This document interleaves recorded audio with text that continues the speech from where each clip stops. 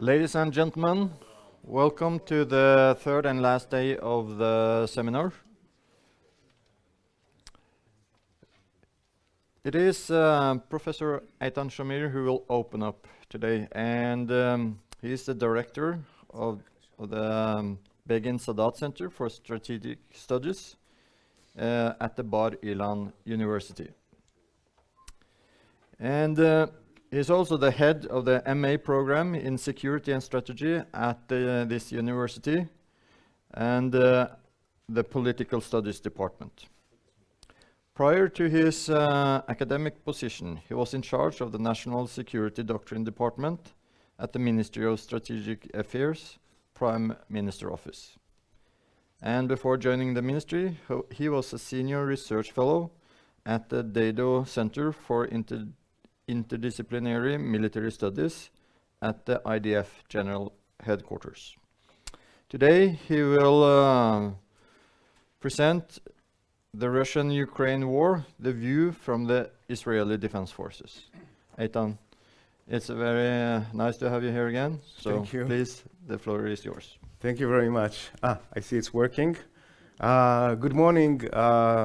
Lovely to be here again, as the Trygve said. And before I start, I want to extend my thanks to you, Trygve, and Thomas, and the rest of the team for really helping us so much and organizing such a wonderful event. Every time I come, you push the bar a little bit further, and it's really amazing. So I'm going to start with a little bit of acrobatic because most of the speakers, when they started, they said the famous disclaimer that whatever the views are not the views, their own personal views, but not the view of the institution that they come from.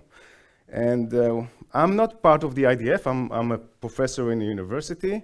But what I'm trying to do is to present the view of the IDF, although it's not the official view of the IDF, of course, and it can deny everything I say. It's my own interpretation. But I'm not an expert for the Russian-Ukraine war. I'm following it very closely, like many of you. But what I tried to do before coming to this conference is really and it was also driven by my own curiosity, to try to understand how the Israeli Defense Forces are now watching it and what sense they are making from this war, what kind of sense they are making out of it. And so this presentation is based on, of course, open documents that they shared with me. Very few more classified documents. Conversation I had with some of the people who are working on it, and the conversation that I had with some of the senior officers in the Israeli General Staff. My presentation is a bit skewed towards, I would say, the land forces. And this is okay, I think, because we're on the land forces conference. But I did speak with people with the senior officers from the General Staff, and it's a joint. The Israeli General Staff is a joint headquarter. But again, I had the impression that those who I speak with are more. They represent more the view of the ground forces and less the Air Force, which is the Israeli Air Force, as you know, is a very dominant institution in the IDF. So as a good academic, by the way, excuse me for my voice, I have a little bit of a cold, so I'll have to drink a little bit every now and then. I have a cranky voice. Like every good academic, I started with asking myself the question about lessons learned. How do we learn lessons? Why do we learn lessons? What lessons we can learn from the war? Of course, this is very familiar to most of you, and this is many of you, I suspect this is what you do in your maybe even daily job in the military. The way we fight is the way we design the force. As Rumsfeld once said, I think, you come to the fight, you show up to the fight with the force you have, or something along these lines, not the force you want to have. or you wish you had. So you have a certain theory, like maybe a theory about center of gravities or something like that, and then you come up with a concept. The concept could be maneuver theory or maneuver warfare or something else. You develop a doctrine. The doctrine informs the force design, the training, and the acquisition. Now, how do you come up with the theory and the concept? You look at military history. You are informed by the military history, and what I called here PESTEL, which is initial, it's a nice initial American, of course, for political, economy, social, technology, environment, and legal. So you look at all these trends, different trends, which have an impact on how wars are conducted and what the various influence that affects them. Boxed warning. When we try to learn lessons, box warning is those warnings that you have on cigarettes.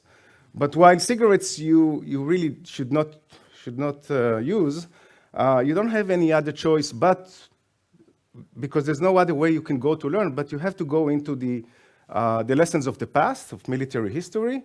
But you have to be and contemporary wars, of course, like the Russian-Ukrainian. But you have to be very careful when you're doing it.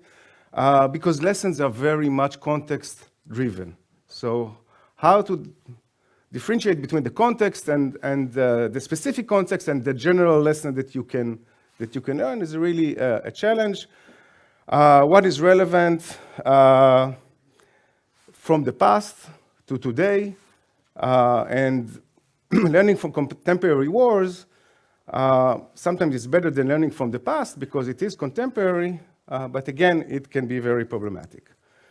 I would like to refer to two very good books. One is Lawrence Friedman book, The Future of War, A History. So the history of the future of war, those people who wrote about the future of war. And in his book, Friedman says the following things. He says, many developments that were awaited either fearfully or eagerly never happened. Those things that did happen were sometimes seen to be inventable in retrospect, but they were rarely identified as inventable in prospect. And another book, which the book is Super Forecasting by Tetlock and Gardner, which deals with the art and science of predictions. This was a bestseller, so again, maybe some of you read it.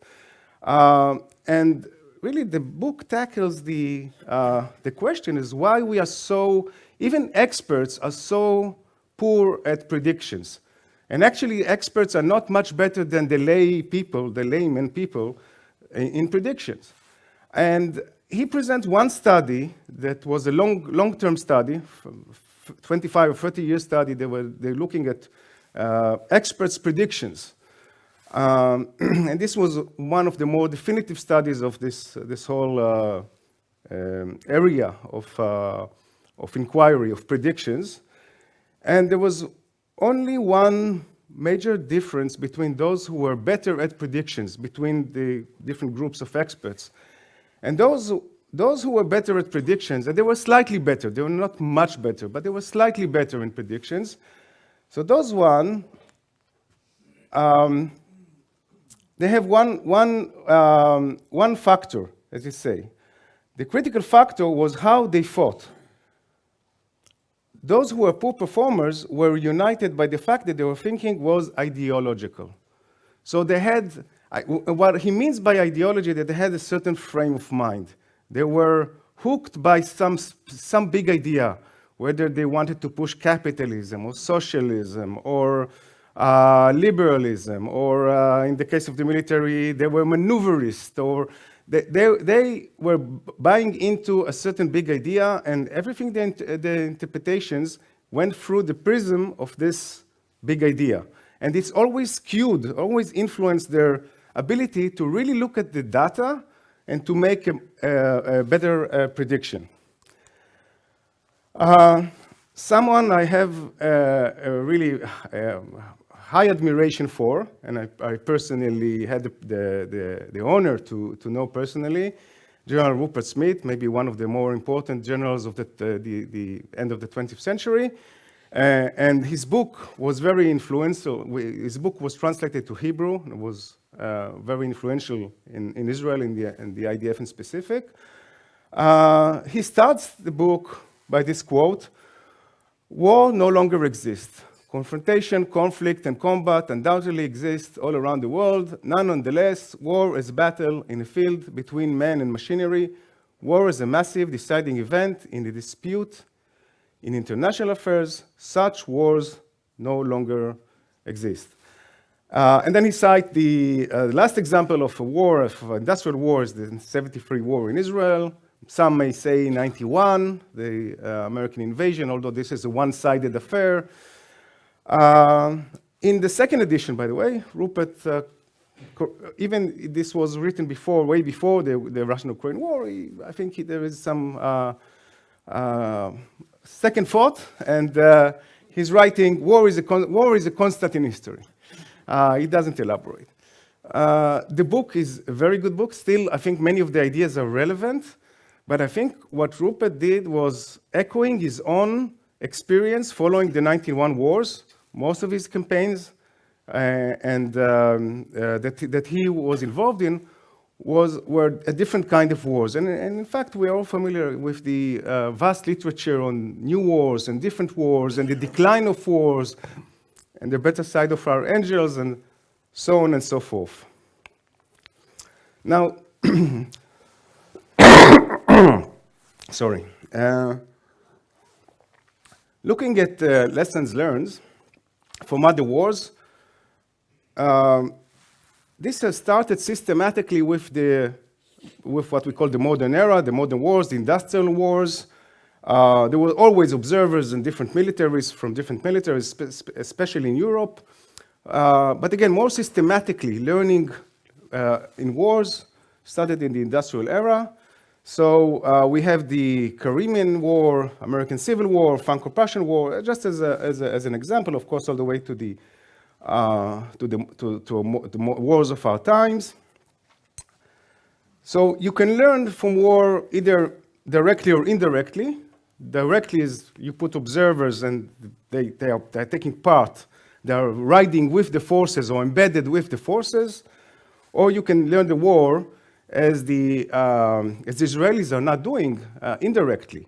So I was making the reference that there's some difference today between the Americans, the Germans, the British, the Poles, who are actually equipping and training and having people on the ground in Ukraine. So they are very close to the events versus the Israelis who are watching from quite afar the war. Another thing is, can you learn from the war while the war is going on, or do you learn post-war?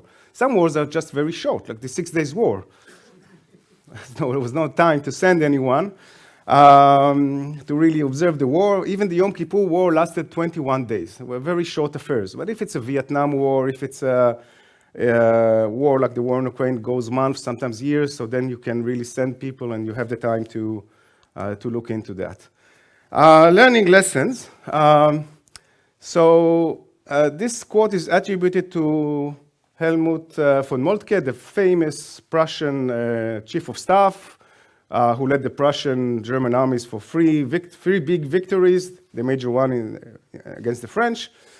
Father of the modern general staff system, of course, Auftragstaktik. You're all familiar probably with his achievement. And he supposedly said about the American Civil War, 2 armed mobs running around the countryside and beating each other up, from which very little of military utility could be learned. Now, there's no proof that he actually said that, but what we do know for sure that there were Prussian officers. One of them is this guy, Captain Schubert. I hope I pronounce his name correctly. And he wrote a report, a very harsh report, saying that the performance of the American military, the North military, the military of the North. It's not the Confederate, it's the Americans here. The Union, right. The Union performance is a poor one.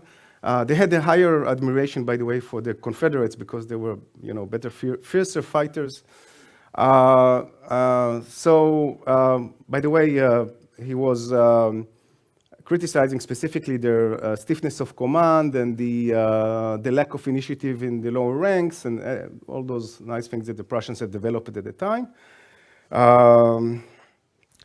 So with retrospective view, it becomes clear that the Prussians were ultimately disinterested in the war. The Americans returned in kind. And General Philip Henry Sheridan, the famous cavalry commander, he joined the Prussian headquarters, and he wrote a report in 1870. And this is what he wrote. Have seen much of great interest, and especially have been able to observe the difference between the European battles and those of our own country. I have not found the difference very great, but the difference is to the credit of our country. There is nothing to be learned here. Professionally, and it is a satisfaction to learn that such is the case. There is much, however, which Europeans could learn from us.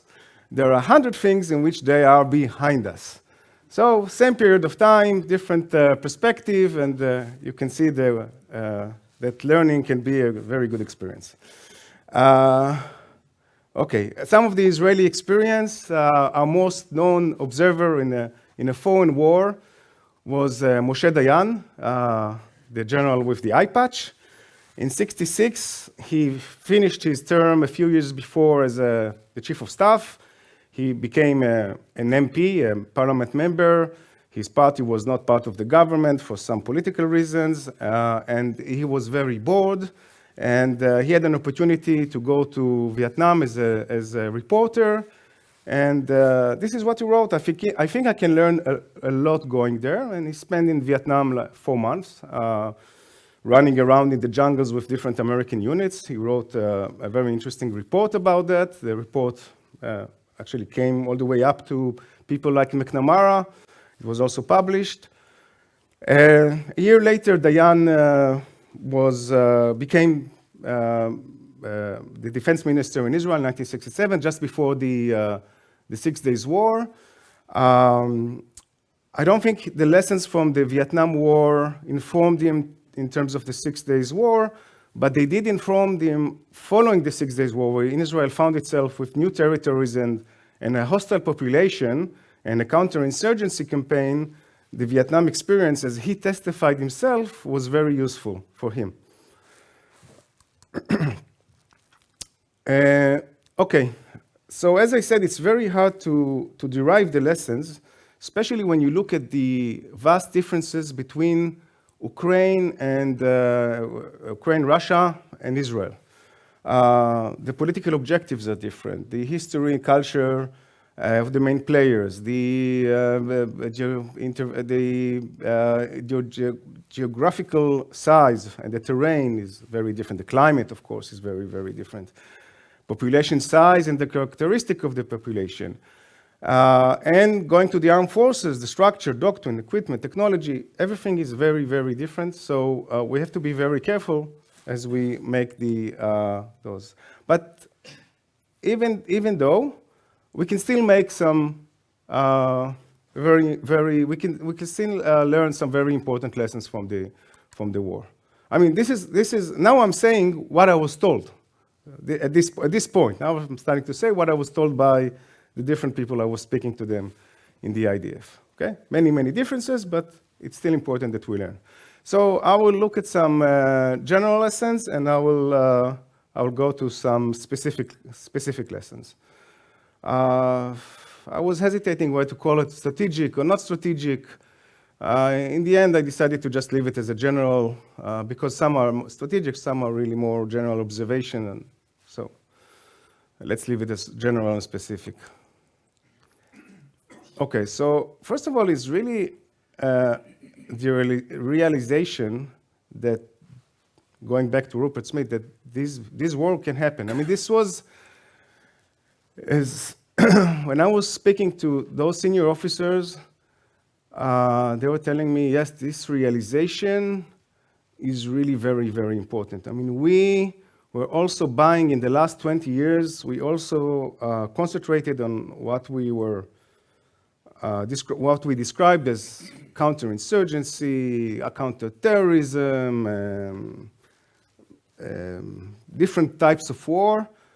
But suddenly to realize that there's a major war in Europe, it's a serious wake-up call. And this theme came back again and again and again, by the way. Even though that, and I was surprised to some extent, because even though that Israel is in a state of war, in some sense,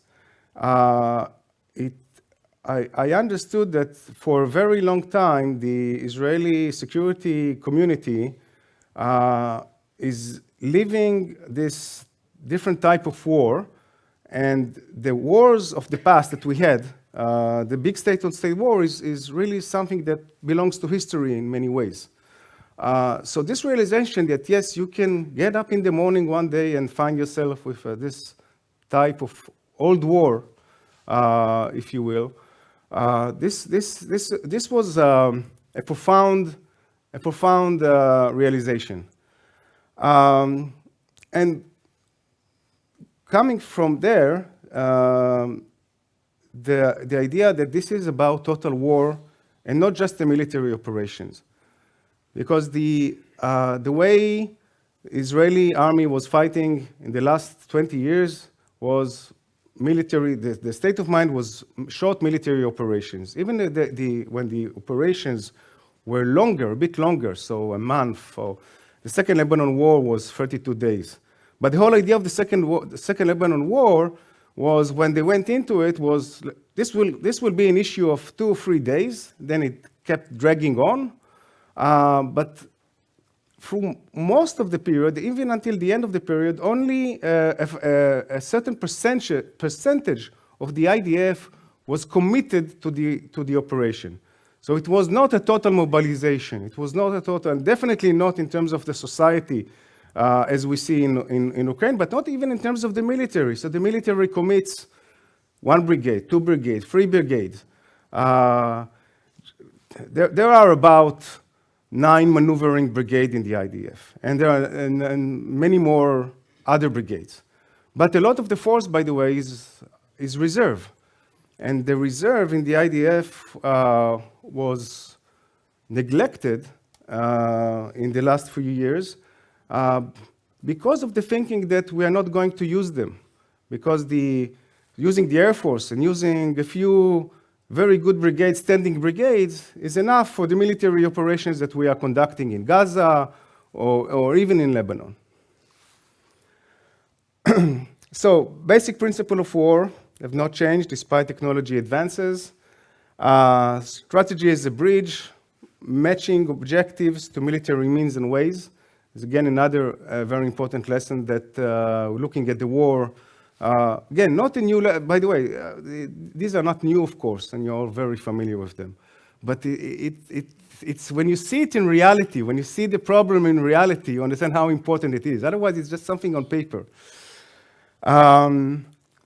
Annihilation versus key terrain, there was a lot of discussion about the Russian strategy was to take, not to go for the annihilation of the Ukrainian army, but to capture key areas instead, which some call it, Clausewitz versus Jomini, or you can frame it in different ways. But again, this is something which is often discussed in the IDF.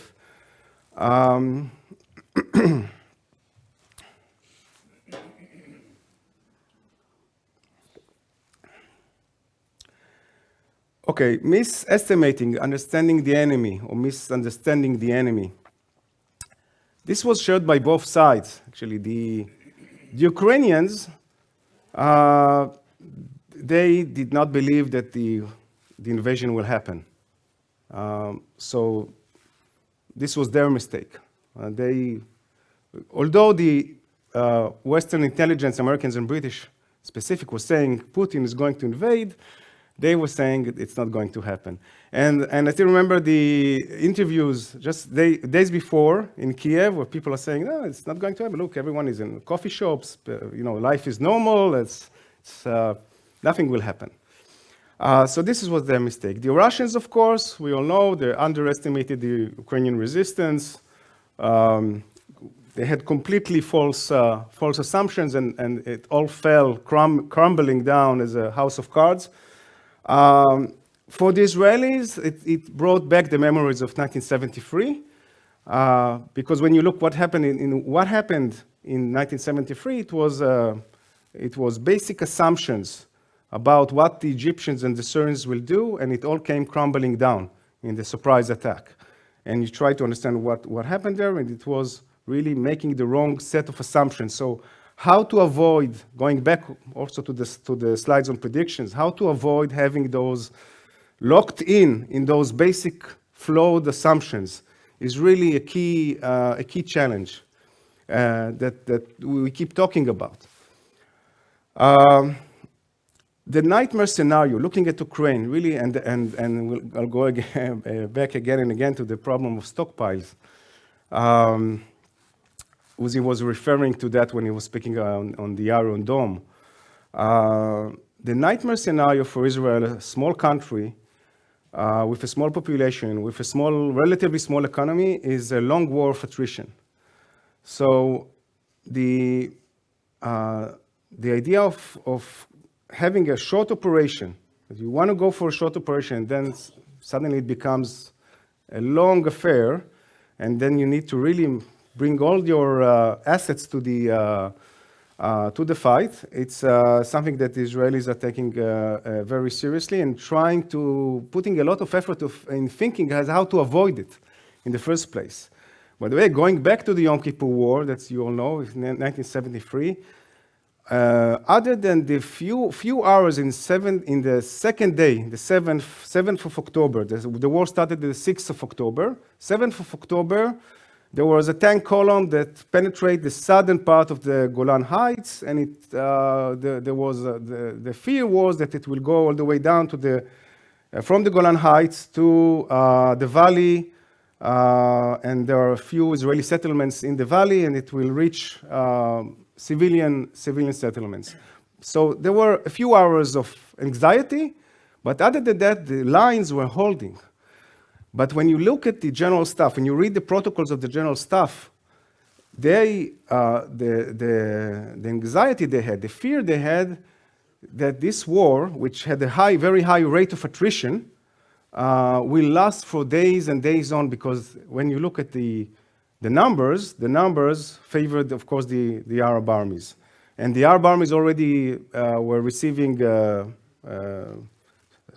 stockpiles of ammunition from the Soviets. The Israeli only received it at a later stage of the war from the United States. So the question is how Israel can sustain it, losing this number of crews, tank crews, losing the pilots, losing, of course, the equipment. You can even count the days. They were counting the days until they get to a red line where the army would not be able to sustain the war. So a long war of attrition is something that you need to think about. And from that, size matters, size of the army. We had the chief of staff who had this short phrase of small and smart army. So having very sophisticated forces, but small forces, but very sophisticated forces with lots of technology, highly trained, elite forces, and they can compensate for the masses of the army, going back to the Lancaster equations. So there is an understanding this will not be sufficient. You need the masses. What Ukraine can afford in terms of losses of territory, losses of casualties, Israel cannot afford. And then be prepared for the worst case scenario. I'm using here the title of Andrew Grove, who was the CEO of Intel, and he wrote a book. The title was Only Paranoid Survive. So yes, be prepared for the war. This is, of course, coming from all of this. War, old versus new. So yeah, we see new phenomenon, and I will talk about it. But you can see here, this is taken from Sky News on my right. So this side, it's the Somme, 1916. On the left, it's Ukraine. And you can see there's a lot of things who are basically constant. A new dimension. This is important. This is very Israeli phenomena. This is important for us. And I'll give the headline. I see that time is running. How much time I have? 10 minutes or less? You have 13 minutes. 13 minutes. Okay. It will be fine. The intervention of private companies in the war, and this is I think a new phenomenon in this war. So we were talking a lot here about the Starlink and its importance in Elon Musk.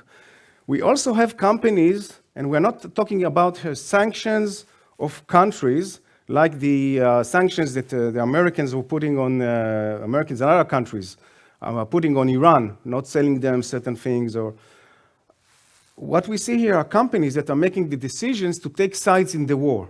So companies like McDonald's and other Western companies left Russia, not doing any more business with Russia.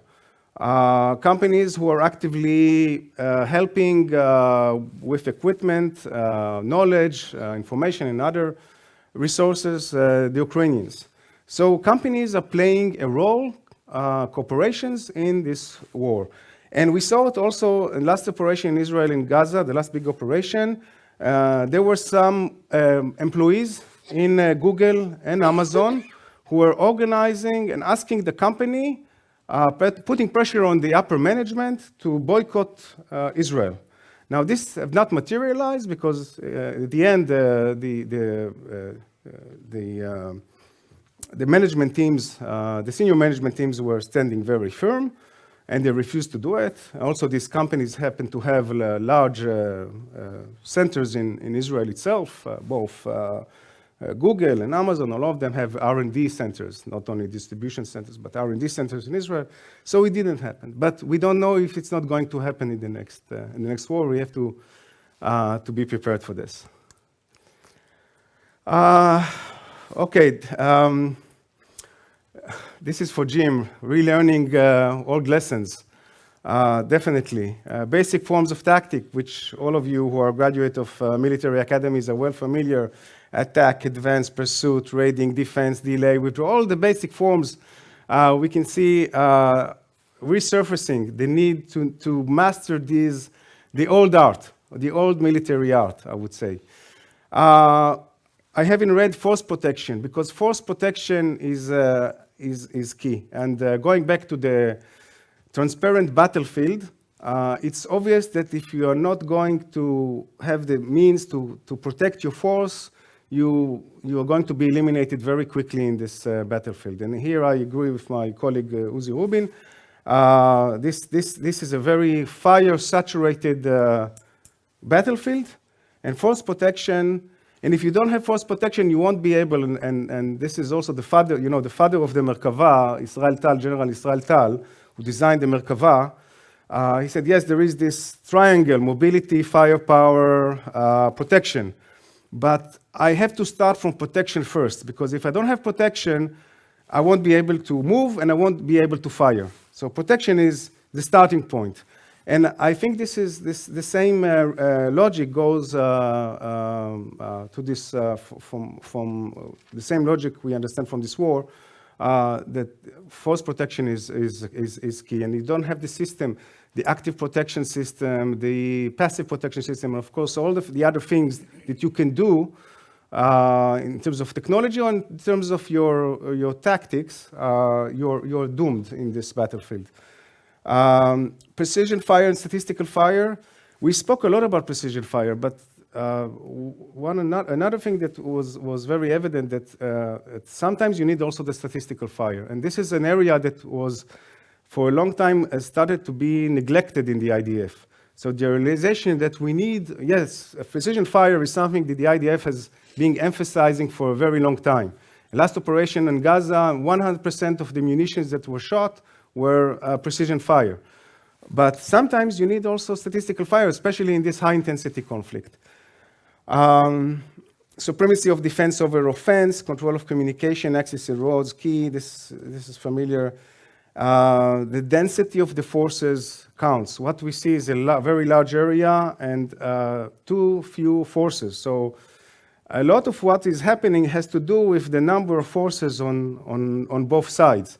So again, going back to the idea that mass is still important in this type of wars. Okay, you can read the rest of it, and we discussed, and some of these lessons and these issues were discussed here in this symposium with some of the experts here who are more familiar with these issues than me. Command, I will jump off command. There was not much that the Israelis were looking at the command. At the end, Israel is one theater, and the general staff is directing the war in the different fronts. We have the southern, we have the northern command, and we have central command, sea, air. The way the Russians were putting together their command structure was not very inspiring, and so I will. It was not. There were no serious lessons to learn from that, especially because of the differences. The first raiding. This was very carefully looked into it. I'm sure also that the rest in NATO and the other allied armies, you were looking at this very well. The opening move in the Antonov airport, the conclusion was that the Russians had made mistakes in almost every aspect of this operation, starting with a lack of surprise in the intelligence, the critical initial mass that they have transport, the access routes were not analyzed properly, the suppressing anti-air fire, which was not taken into account, the follow-up forces. So this was very, very much analyzed, and it was understood that the Russians did it very clumsily, in a very bad way. Okay, tactical UAVs. Again, I'm not going even to try to compete with Uzi on that area.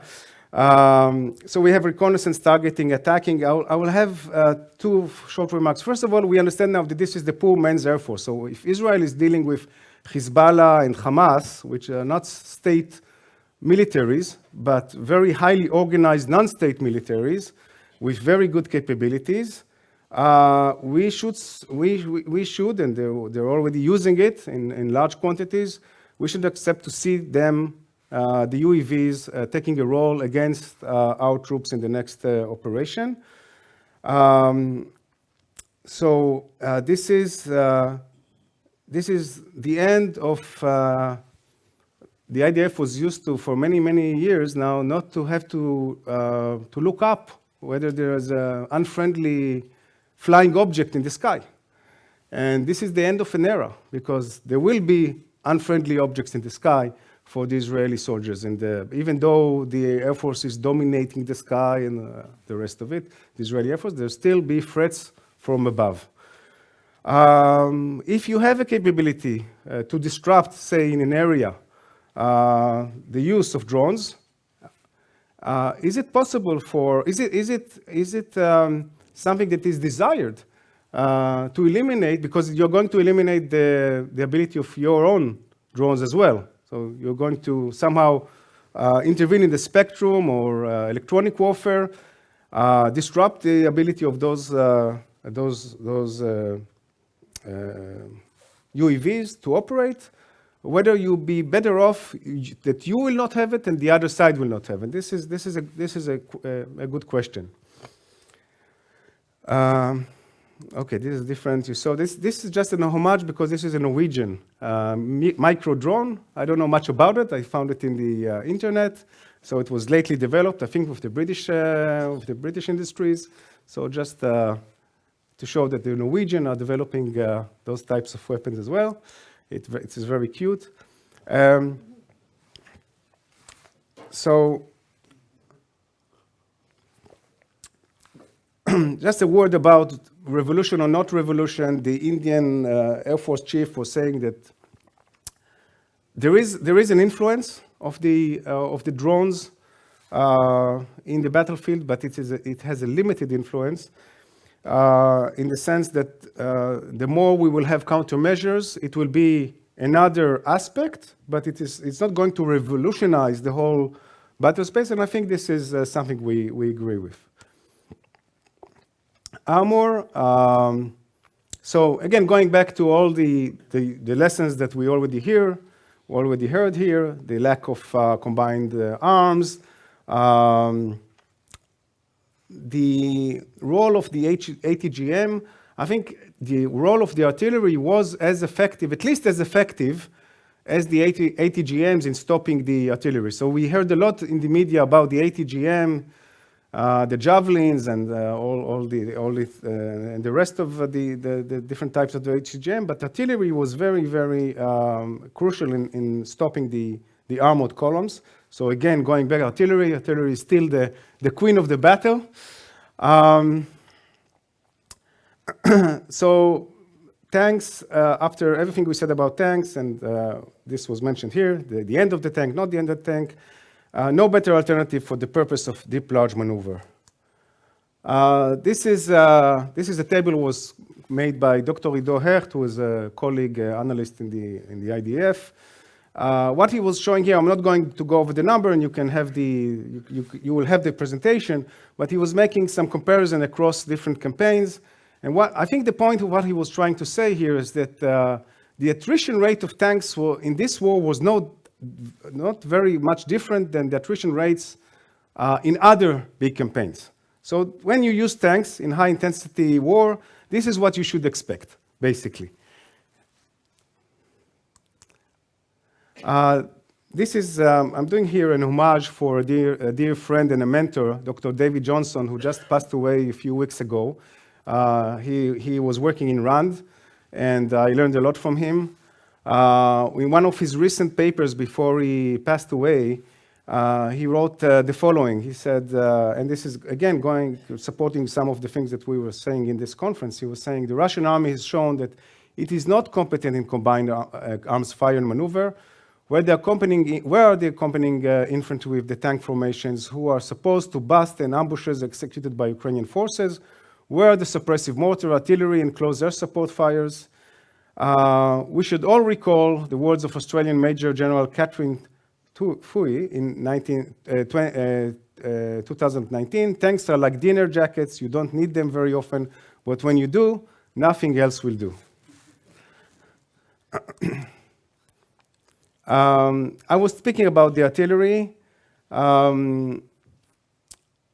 That's just a short note, how to secure the batteries. There is a dilemma here, because if you put assets, anti-air batteries around the artillery, then you want to put them together closely. But if what you anticipate is the land forces will attack the batteries, then maybe you want to disperse the batteries. So this poses some dilemmas how to defend the artillery batteries. But for sure, 2 minutes. Yeah, I'm fine. But for sure, again, force security, we spoke about here in the conference. It makes my life easier that I'm the third day that so many issues were already discussed. That the lifespan of battery are very, very short. Once they fire, they have to move, otherwise they will be attacked and destroyed. Okay, here's my conclusion slide. First of all, no quick victories, and show up to the fight as strong as you can.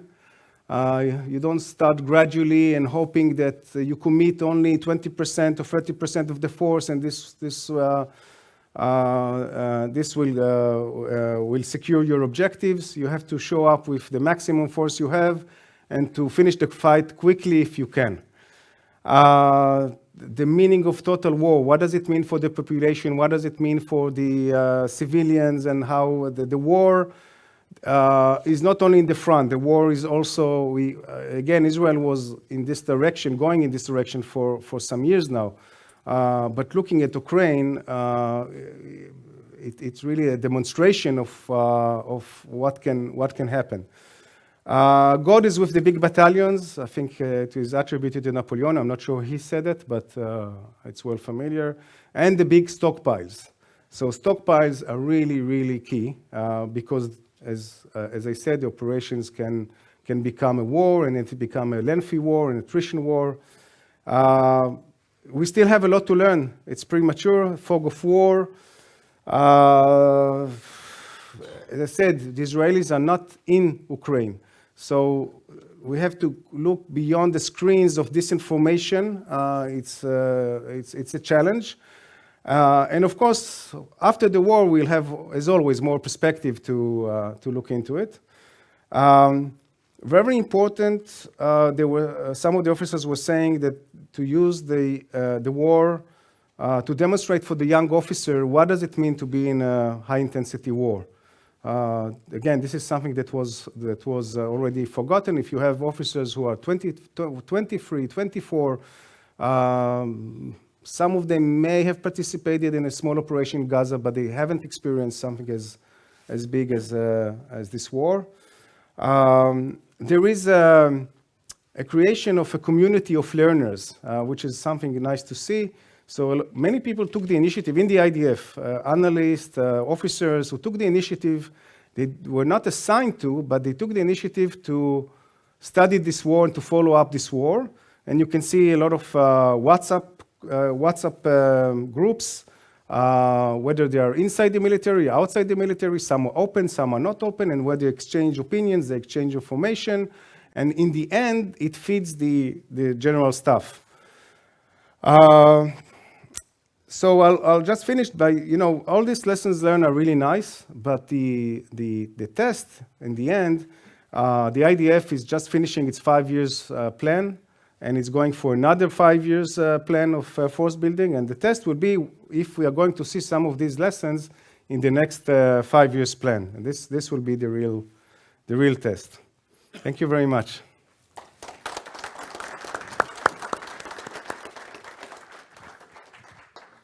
Thank you, Eitan. I think to keep up with the program, we can allow one question, but I would also ask you to make contact with Eitan over the coffee outside. So one question from Erik there. Maybe I'll try to answer quickly, so we'll have time for another one. Thank you for a very good presentation. Thank you. I'm going to ask you about something you haven't touched upon. You once wrote a book called Transforming Command. It's a very good book. Thank you. Where you explain the development of mission command in the UK, US, and the IDF. Have you seen anything about the development of mission command in Ukraine and any similarities or differences with the other countries?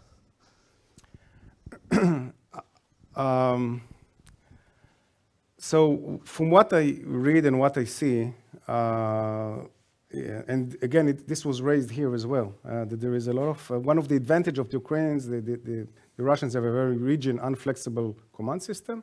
And the Ukrainians is something of a sort of, again, of a community of people who are taking initiative, joining the fight. First of all, the motivation is different in the first place, protecting their country. Second, I think it's a society which has a bit more culture of initiative. What is interesting, I think there's the phenomena that I was saying, we always had this dichotomy of if you do maneuver warfare, then you need mission command. If you do attrition, then it's more centralized command. What we see here are duels of standoff fires, this continuous duel of sensor to shooter, who will find first and who will destroy the asset on the other side. And it's the Ukrainians are performing very, very well because they have this decision, the delegation of decisions in the file and ranks. So it's interesting to see that this mission command is not necessarily ties into maneuver warfare, but it has to do also with this attritional battle, which is a new version of this because of the standoff fire. So definitely. It is a key component there. Hope I answered. Thank you very much. We can allow one more. I'm in a good mood, so. Thank you for a good presentation, Doctor. or professor, maybe I should add. Also a question that is a little bit off topic. What would it take, in your estimation, for Israel to more directly take a side with other liberal nations to support Ukraine more directly than it does today? Okay, I was hoping I could avoid this question. But again, I'm representing only myself. I think Israel is a very delicate situation, as you know. The sentiment in the Israeli public is 100% with Ukraine, in the media and everywhere else, even though we have a very large Russian community. But the sentiment is with Ukraine. The government is very careful because we have the Russians on our border in Syria. I have to explain that Israel is not part of NATO. We are not protected under Article 5. If we are attacked, if the Russians are going to cause any troubles on the border, we might find ourselves dealing with them alone. So this is a major consideration. Plus the idea that whatever Israel, even though, you know, this is, and Uzi can explain it much better than I, that the idea that is publicized in the media that Israel should give Iron Dome, it's negligible. The contribution will not be very high, and the political damage for Israel will be very high. And it's for such a war, for such a big country, you need really the assistance of countries like the U.S., Britain, and in the end, Israel is a small country and it's a country in war. We need all our stockpiles ready immediately, because tomorrow or the next hour there can be an escalation in one of our borders, and there's the whole political. So Israel is trying to, I think, to help. We're sending some humanitarian assistance and some material like helmets or things that are not offensive in nature. But for the time being, I don't see the Israeli policies changing significantly. Okay, I think. By the way, and I think our allies, especially the Americans, they understand it. That's why they give us the freedom of choice on this. Well, thank you, Eitan.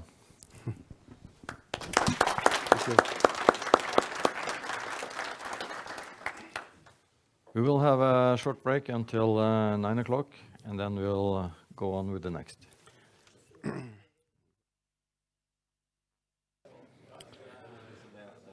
Ladies and gentlemen, I'll soon introduce our next speaker, but before I do that, I would like to mention that now we have two librarians from the Norwegian Defence University and the Military Academy here. And if you would like to know how they can support you in research regarding topics relevant for the Nordic countries, bibliographies for special topics relevant for the Nordic countries and war fighting in the north, etc., they will be outside from the next pause, and you can just pop over to them and ask them whatever, have a discussion.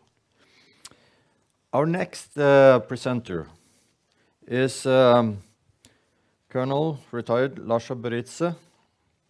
He is a board member and senior defense and security consultant, and working for the Georgian Strategic Analysis Center. He has 20 years experience in the Georgian military, which includes a broad range of appointments at command, staff, education, training, and also transformation of the armed forces. International relationship, strategic liaison, international military operations and management positions, as well as defense industries development and military procurement.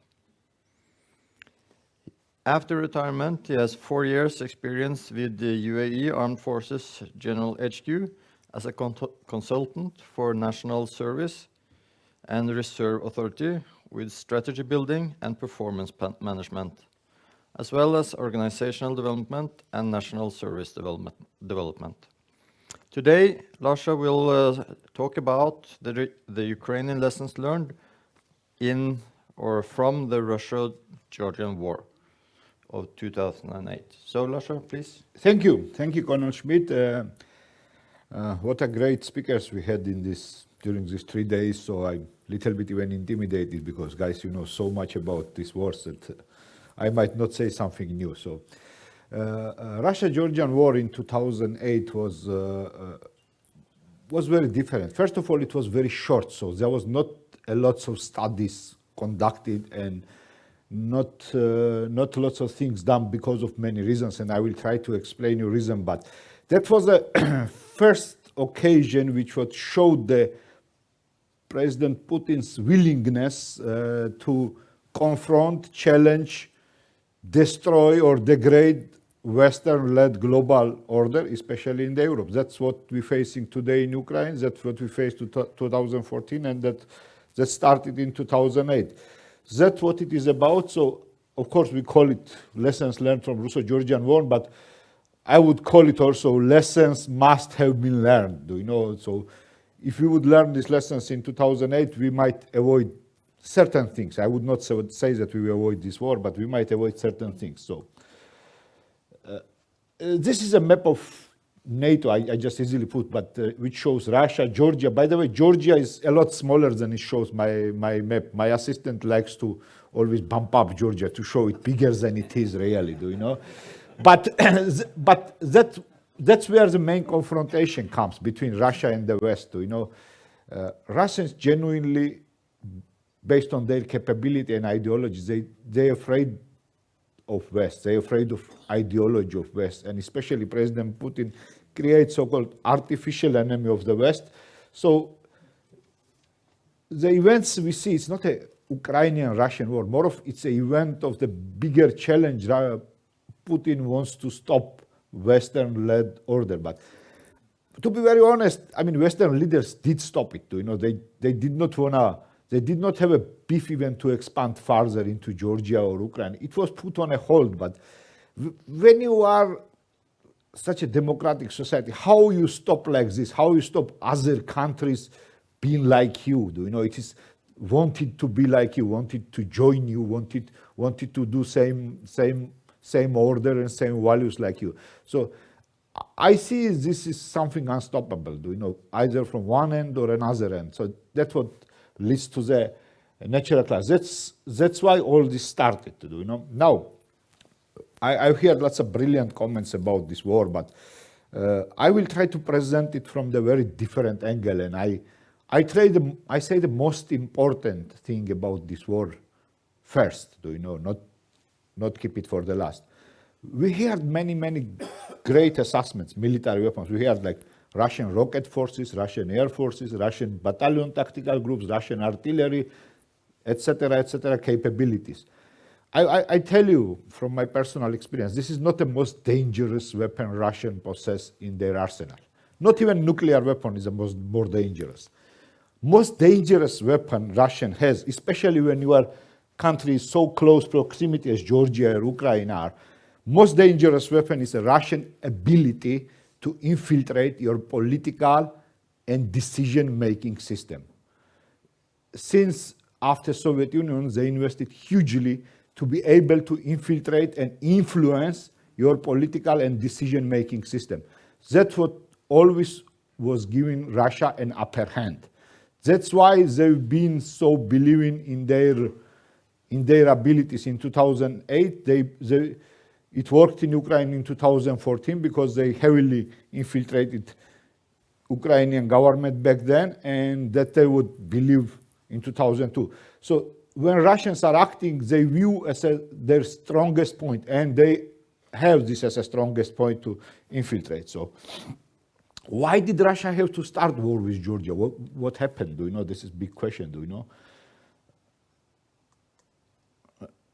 This is a Rose Revolution. In 2003, what happened in Georgia, previous Shevardnadze's government was let go, with a peaceful means. That's called the Rose Revolution. There was no fighting, nobody died, nobody was killed. So extremely pro-Western government came to power in Georgia, which would, you should live in Georgia to understand the changes we were facing. That was just country which was nothing and people were nobody, suddenly become very ambitious and with certain goals joining NATO and EU, but things were happening very fast, I have to say, yes. That was a problem, but again, how you stop it? You cannot stop society, want to have a better life and develop faster, want to have a safety, want to be under protection and Article 5. So Georgian government started moving very fast, so Russians retaliated. Actually, 2008 war is visible war, but first retaliations Russians did it was in 2004. So they tried to use this regional separatists to confront Georgia, and that's when they understand that Georgian armed forces, which been trained by Americans as a part of U.S. Georgian training and equip program, cannot be easily defeated. So they understood in 2004 that they need to use larger force to deal with the Georgian issue. So now let's talk about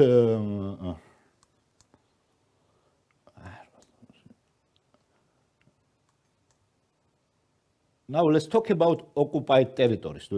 These territories did not happen in 2018. These two areas we see here in green, that's a Soviet legacy. So when Bolsheviks and Soviets came to power, they introduced policy to give some kind of beef to minorities, even inside the Russian Federation, because Russia itself was never a unitary state. So, but in other 15 republics, they wanted to keep big minorities in order to control majority of Georgians. That was a policy, an old imperial policy, let's say this way. They wanted to have, because in this case, they would have allied themselves with minorities, and in this case, they control majorities. So one was Abkhazian Autonomous Republic, which was part of Georgia, and another one was South Ossetian Autonomous Republic. And third one was Azerian, but Azera is minority, but it was religious only minority, not an ethnic minority, how it's said.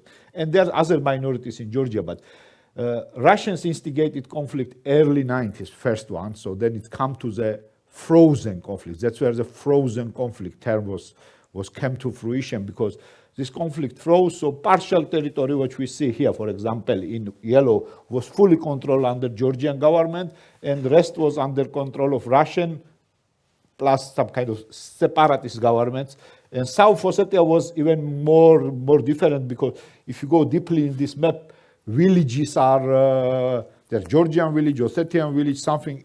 But after 90s, we find a way to stay in peacefully, at least in South Ossetia. Abkhazia was always a different case, because there was very bloody war in 90s happening in Abkhazia, so many people died. So this was different struggle we were dealing. So conflict for Russians and these reliable minorities already been there. They did not invent in 2008. This was already existing. So in order to do it. So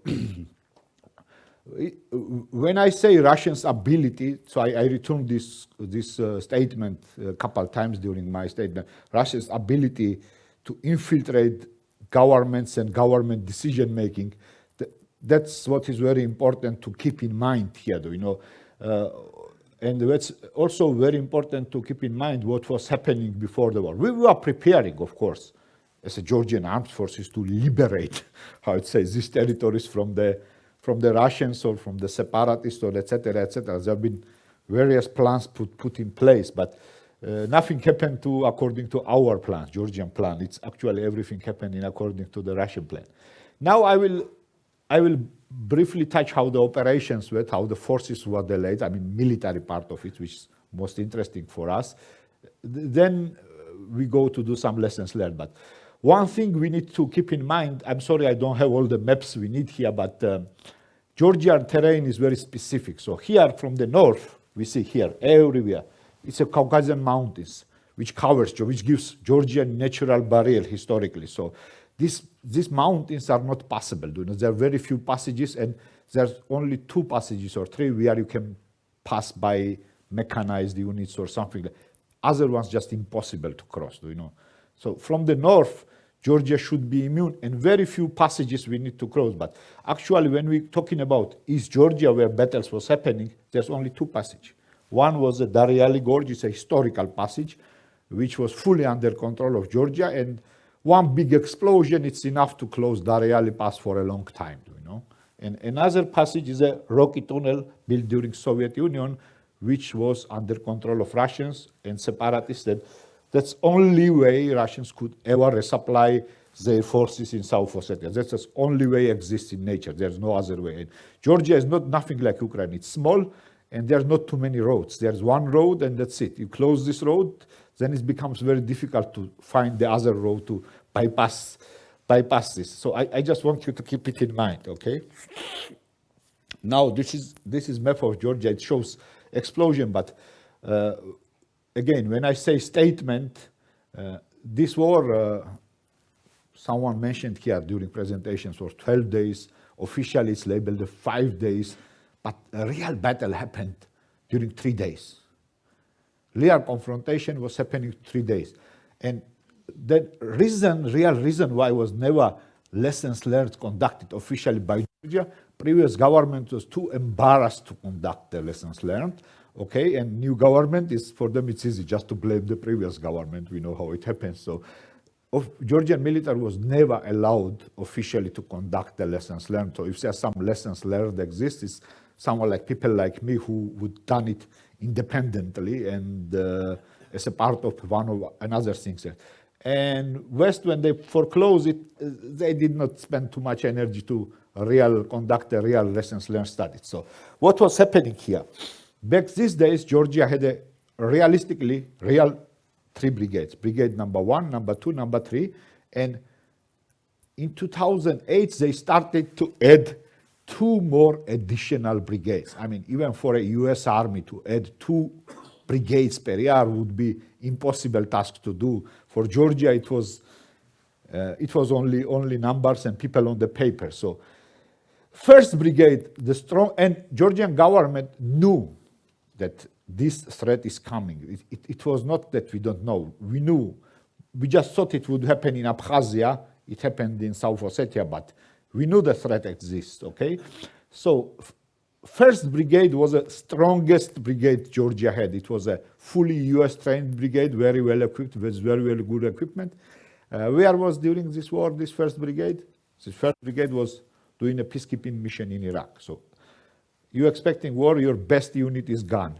And Georgia is very small. So now, this was a second brigade here. It was located near the Abkhazian border in order to stop invasion from this side. So quite well trained also, second brigade, more or less experienced, new but experienced with good leaders, okay? Third by strength and equal to second brigade was third brigade, also located in the western territory of Georgia. So basically in the east, there was 4 brigade, which was new, undisciplined, did not have a proper leaderships, and I could say many stories about this. That's a composition of Georgian forces. And I want to focus my part on Georgian forces because there's not too much interesting things what Russians did. We do analysis of Russian lessons learned, of course, but I just want you to understand this because not many people, even Georgians, especially Georgian militaries or ex-government members, gonna tell you this story because they don't like it. It's too embarrassing for everyone. What also happened before the war, somehow Georgians put all efforts attack from Abkhazia, and they forgot that from here to our capital is only 40 kilometers to conduct operations. Somehow they did not take this operation seriously. Again, this answers questions, Russian ability to infiltrate your decision-making process. So, and also what happened very interestingly, just 2 or 3 weeks before the war, 2nd Brigade Commander, 3rd Brigade Commander, and Special Forces Brigade Commander, because of some reasons, along with the battalion commanders, were just replaced or fired or something happened to the guys. They just disappeared from the decision-making process. Now, how the operation unfolded? There was Russians gave clear warnings. They started exercise, huge exercise, Caucasus 2008. Basically, it was happening here in North Ossetia. So they brought all their forces, invading forces, already in the Caucasus, close to Rocky Tunnel. So that was very high probability that they're gonna invade. You know, that was so obvious already.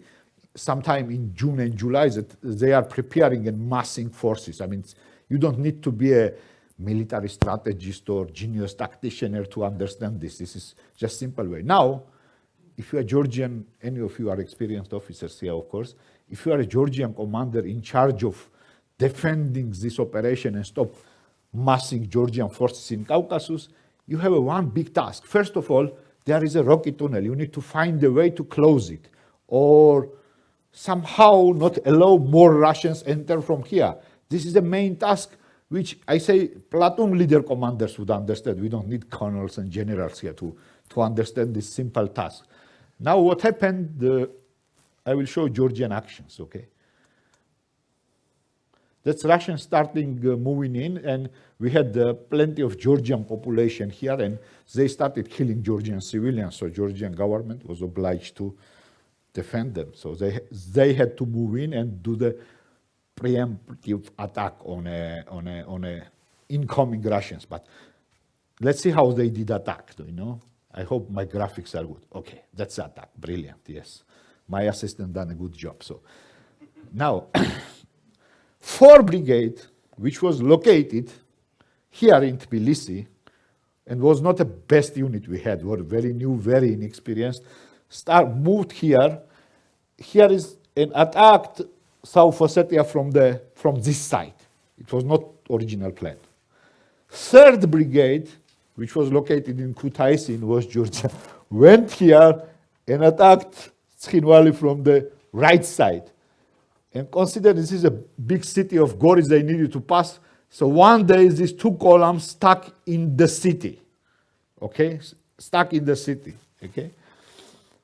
And special forces, which any of you to ask what special forces should have done in this moment, probably they should somehow find a way to reach, and we have my mountain capabilities, to reach the Rocky Tunnel and close this road somehow or do some kind of ambush or something. Here, no, they did not go there. Special forces were attacking Tkhinvali city itself alongside the 15 different units conducting urban warfare, which was very unusual, okay? Now you ask, where the best unit at the time, 2nd Brigade, was not participating in operations. Now, air defense, we had a ground-based air defense systems from Ukraine. We purchased Soviet ones, and we purchased some from Israel. So, which we call a mid-range ground defense, ground-based air defense systems. But ground-based air defense systems were not protecting the forces in the first day. You know, they were not covering, not giving cover of forces during the assault. And 2nd Brigade just stayed in Senaki, you know, unprotected, without mission, without clear stuff. And parts of the 5th Brigade, which was also very experienced, they moved in further Kodorigors to protect this upper Abkhazia, as we called in Georgia. So that was what was operation happening from the Georgian end. Okay. Then, okay, later on, when 3 days already passed and war was lost, they decided to bring 2nd Brigade to reinforce operations, but it was too late. And then they decided to bring 1st Brigade from Iraq, but it was already too late. Okay, too late.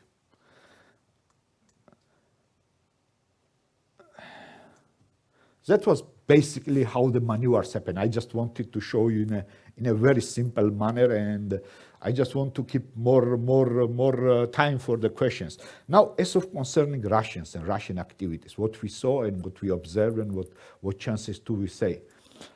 We saw Russian biggest, the way Georgian forces were broken, I would use exact term, because after 3 days, I mean, Georgian forces were leaderless and completely disintegrated. Some units were fighting, retreating in a fashionable manner, but most of them, untrained units, just ran away, just left for home, left for Tbilisi, with organization, with anything. That's why Georgians don't like to speak about this. It's embarrassing, you know. Again, one more time to say. But to be very honest, Georgian military itself was better trained even than Russian military at this point. We had a quite well-trained unit. So if you ask why they failed, I was trying to explain you. So biggest advantage Russians had, that was they used massive air force attacks against military units and against centers. They bombed everything, you know, so the centers of population in order to, how to say, destroy will of Georgians to fight. And they quite succeeded it, because after these 3 days, very few Georgian units were left. I would say 3 or 4 battalions were left who are willing to still take fight. And most of them, they just did not want to fight this war. They did not understand what's happening. They did not have proper leaders. They did not understand what to do. That was on the Georgian side. Now what was happening on the Russian side, what we saw. When we're talking about joint operations, okay, or combined arms, we did not see any joint operations Russians did. There's none, period. We saw Air Force attacking, okay, but Air Force was so much disconnected from their ground forces that you cannot call it joint operation. We even did not see the close air support as it is. Air Force was doing its own stuff. You know, it has its own targets, and it was bombing its own targets. But that was in many cases bombing not valid targets. We had during Soviet era, there was Shiraki airfield. In Soviet Union, it was a big air base, military air base. But Georgia never had the money or energy to maintain this airfield. So in 2008, there was not even this beton cover. This was just a grazing field for a local farmer's cows, this Shira. So Russians went and bombed it because they had, their air force had it on the map that there was supposed to be military airport. It's never was. So many things was bombed because of, they thought it's a target. So Russian Navy came and shot a cruise missile on a Kodori Gorge. I showed in the mountains of Kaz. There was nothing to shoot cruise missile at, do you know? There was no target, they're just shooting it, you know? So that's what we saw. So there was no joint operations, in my opinion. Russians did not have it, could not practice it. That's how things is. Or same applies more or less also to combined arms, because when mechanized units came, or they had to enter the city of Gori, which was already abandoned by Georgian forces, right? They were waiting for 2-3 days intelligence to give them some report what is happening in the city. They did not decide to attack, and only they would attack shooting artillery or something, do you know, at the city, and they did not enter by infantry means or mechanized means until we were absolutely sure that there is no Georgian forces or no Georgian partisans or guerrillas which going to mount some kind of resistance. Russian actions, as well as Georgia, were completely not coordinated. I mean, many things are unexplainable what they were doing, do you know?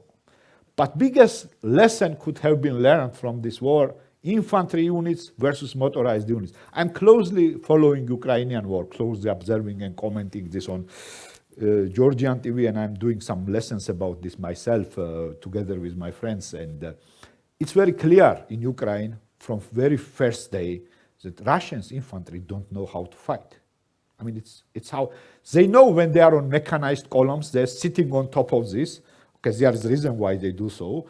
But as soon as they approach urban terrain or some kind of terrain which is not open, which is close quarters, and they need to operate where they need to show some maneuver, they cannot do it. They're completely incapable. They try to balance it with extreme fire, which they have inside. For example, Russian attacking platoon has more firepower probably than Georgian light infantry platoons. They have like probably 5-6 times more firepower. So they use tank as a close fire support, or BTR in this case, which has a quite big gun, or BMP. So they attack it, but as soon as they dismount infantry, they just incapable of doing operations. So why I say this, Georgian infantry units clashed with Russian, superior Russian, already retreating Georgian units clashed with superior Russian units several occasions, and Georgians always prevailed in an infantry battle.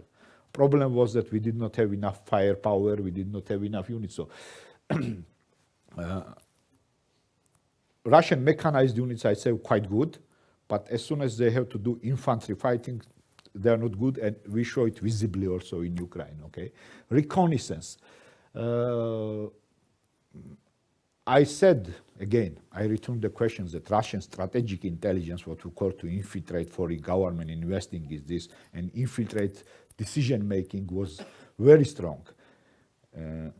But their reconnaissance was also not good. Thanks God, they could not capitalize, they could not get reconnaissance information in time and capitalizing on Georgian retreating troops. Otherwise, they would capture Tbilisi in 2 or 3 days. Do you know? They would really quickly capture everything. Do you know?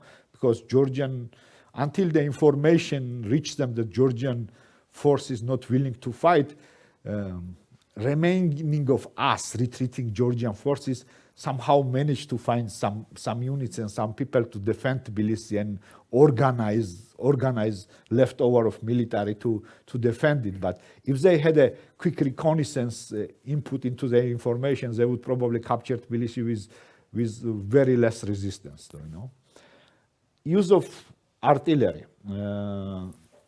Use of artillery, we did not see too much use of artillery from Russian side. Georgian artillery did quite a bit fighting to stop their initial attacks, but somehow, I cannot explain why, but again, Russians had many opportunities to fire at retreating Georgian forces, but again, they did not do so, or their air force did not do so. It could be a result of 2 explanations. One explanation, reconnaissance did not reach them fast enough. And second reason, they wanted to topple Georgian government, so they thought that retreating Georgian forces, which were demoralized and destroyed morally, would be asset for them to topple the Georgian government by, how it's a nicer or more beautiful means. So their mission was to take out this pro-Western Georgian government. Their mission was not to kill all the Georgians. I guess that explains why they did not attack retreating Georgian forces with artillery. Air power. In Georgia, Russian Air Force did a job. You know? They did everything. Russian land forces did nothing. I mean, they just entered already empty cities and empty villages. You know? Russian Air Force did this to scare and destroy Georgian morale to fight. They did a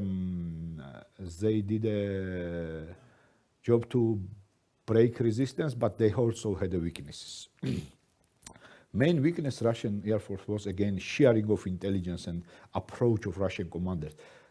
Pilots they have in a Russian Air Force, they did not know that Georgia has a ground-based air defense system. So when they learned, then they started bombing some remote areas in Caucasian mountains because they just wanted to get rid of their load somewhere, not to return with full loaded planes, but they did not want to come and face ground-based air defense forces.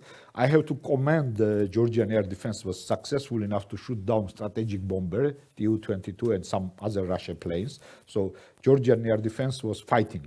They were not ones to give up as soon as they were given opportunity to fight. Pilots we captured, this was not real pilots. The pilots we captured, Colonel Zino was working in a Moscow metropolitan. This was guy in his late 50s and was retired from the Soviet military 20-something years ago, Russian military. So they did not have pilots for the planes in 2008. They did not have enough. So they had to bring some retired pilots, unpracticed pilots to come and bomb Georgia, because when the Russians learned that Georgia possesses ground-based air defense system, then they somehow were scared, and many pilots refused even to fly over and attack Georgia. So they had a chaos. Now, I tell you exact number, from 60 to 70% of munitions they dropped on they destroyed all military airfields in Georgia. So they dropped on military airfields on the cities. They just did not explode because they were old, they were not properly maintained, so they simply did not explode. I remember my former base's airfield in Senaki, they shoot a beton destroying bombs, whatever it's called. It went through beton, but it did not explode because it was not properly maintained munition. So 60 to 70% of munitions did not explode. Again, this is Georgian flag. That still all resulted in a very dire occupation where most of the even villages are separated, and its crawling occupation continues every day. What's the consequences of this? So in 2012, I don't think that I'm blaming West or Western policies. So this is not like this. West, if not West, the Russia would not stop where they stopped, and they would not retreat and recede. But in the West, mainly assumption was that these aspirations of like countries like Georgia, Ukraine, something, it should stop. It should be put hold. It was put on hold. Right now in Georgia, we have a, I would say, de facto pro-Russian government. Guy is a Russian, Russian oligarch, ethnically Georgian Russian oligarch who runs country. It looks like a democratic state, but it's a police state. And I return, biggest weapons Russians possess in this area, it's their ability to infiltrate and corrupt or seduce or induce, or whatever word we use, political systems and influence decision-making that you get defeated by your own military. That's what in my opinion, their biggest hope was in Ukraine, that they could use this same method in 2014, they did. In 2022, they hoped they would use same method with infiltrating government decision-making. It seems they did not succeed at the Kiev level or national level, but they still did some successes at the local levels, in my opinion. I mean, some city levels. Kherson would be some more or less visible example to this. So that concludes my presentation. Thank you, and I just want to leave some time for questions in case you have one.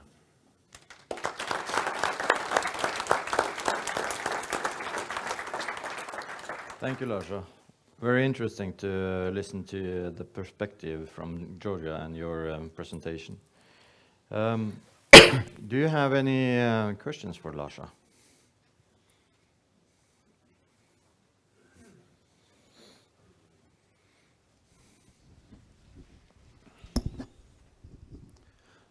Sir, in Norway, we are approximately 5.5 million people. We have nearly 1 brigade. You are 3.7 million people, and you said you now have 5 brigades. Is it correct? Yes. They're fully manned, fully equipped? No, 3 brigades were fully manned, fully equipped. 3 out of 5 brigades were fully manned, fully equipped, and more or less trained. Okay, thanks. Yes, sir. This is probably due to me not remembering what happened. Why did the Russian army stop? Could they have gone all the way and taken Tbilisi? Stop happened because of pressure from the European and US government, because US government sent the ships to the Black Sea in order to do the humanitarian aid. There was president of France, Nicolas Sarkozy was president of European Union, so they did a quick steps to stop Russian advance and taking Tbilisi down. But Russia, if they had chosen to accept the political consequences of continuing, could have taken Tbilisi. Yes. Okay. I think main reason for them stopping, they were not, they understood themselves that they were not prepared to, at that point, they were not prepared to conduct, because Russian military, even though they were successful against us at the first stage because of reasons I mentioned, if they would have taken Tbilisi, then they should have also faced, besides Western reactions, they should have also faced very, very bad resistance fighting inside Tbilisi or inside the other areas in Georgia. So would have been very difficult for them to continue this way. So they were not fully prepared to take over the country. That was not their mission. It was just first step to stop some kind of advance and await to have political changes in Georgia and societal changes versus to change everything brutally by military means. But they did have the option to Yes, they did. conquer Georgia at that Yeah, point. yeah. They would have done easily, actually, to be very honest with you. Yes. Sir, you said there were no lessons learned, and I understand the part of the sensibility and the embarrassment, but is that the same that you have no restructuring of your forces at all since 2008? No, we did restructure, of course. Since 2008, I was made commander of training and military education, so I know this very well. We participated, we done huge changes. First of all, we built a cohesive defense plan, so how we would stop any next invasion, so which would be combination of means at our hands and weapons what we had left. We started procuring more anti-tank and engineering weapons to stop any future Russian advance. We tried to procure more air defense weapons, but it was not easy. So that was unofficial. So what happened in US, Obama government came in power, and that was kind of decided that it's better not to give Georgia more weapons and not aggravate situation with Russia. To keep it like a status quo, Russian would not attack further. So we could not procure many new weapons. At a certain point, it was so bad that we wanted to buy blank ammunition for our forces deploying in Afghanistan.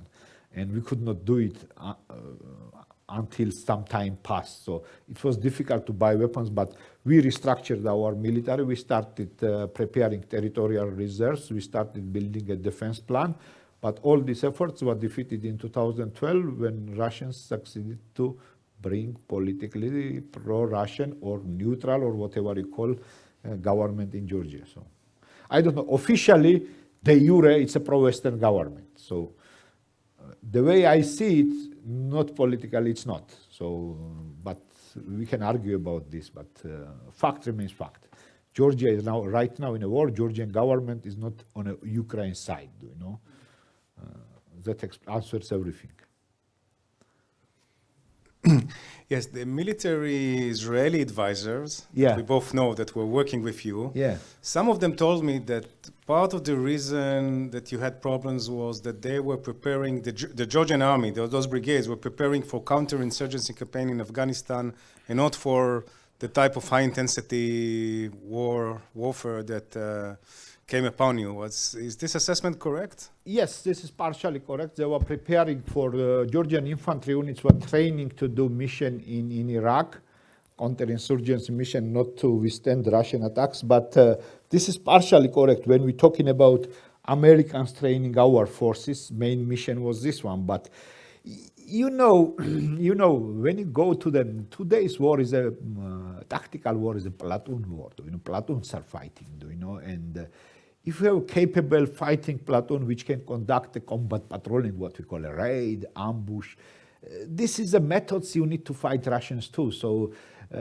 strategically this is correct, but tactically it does not matter. If you have a trained units, you can, in my opinion, you can fight Russians or anyone. You know, it's a matter of strategy, equipment, yes, but main core and strengths of Georgian military was light inside the well-trained, US-trained tactical infantry battalions, which were quite good in my opinion. I had the honor to command one of them. So, and these units were much better than Russian units in many ways. So I think that tactical battle could have been done quite successfully regardless of this. But this was one of the factors. So yes, it is. Sir, did you see a sign of that the Russians were running out of supply even then? No, no, we did not. We did not see that sign back. As I said, this war was too short. Georgia was too smaller target to run out of. Now we see it in Ukraine. It's a huge country. It's a very strong country. But in Georgian case, no. But what we saw, most of their ammunitions they fired at us. We see like .U rockets. Air Force bombs like 250 kilo, 500 kilo. Most of them did not explode. They were not combat ready. They were not ready to even fight Georgia's size of enemy. And their military units were extremely incapable of conducting maneuver. They had to bring, actually only battalion was capable, and they bring in the combat was a Chechen war experienced battalion Vostok, manned by Chechens mostly, who managed to outmaneuver Georgian units at the end, do you know? They were not able to conduct land maneuvers. Yes, sir. Conversely, Did the Russian army make any changes or improvements after the war in 2008? Did they learn any lessons from that? Yeah, yes. We were followed closely by intelligence. Yes, I mean, we say that battalion tactical group, we hear this often, right? But yes, it's an old concept. It's not nothing new about this, but Russians started to destroy their divisions in the far east of the country, in the China borders. We see this, they were demolishing their division structures, and they started to move more on a brigade structure and battalion tactical group structure. So they started investing more in a smaller, more agile units. We saw, for example, Russian introduced 2 mountain brigades in a Caucasus in case they needed to do the war. So they've done a lot, and I think they invested a lot in Air Force, especially ammunition development. And I mean, based on very limited intelligence Georgia had, we've seen that they're conducting, especially in the Caucasus, they were designing forces for next assault in a way that they introduced first. They did not have brigades before. They had division, and they call it polk, which is regiment. So they removed this system, and they started introducing the brigade system and battalion system, and which eventually led to the battalion combat team system. But of course, internally, it was still a regiment type of battalions, not a modern infantry battalions with 600 infantrymen.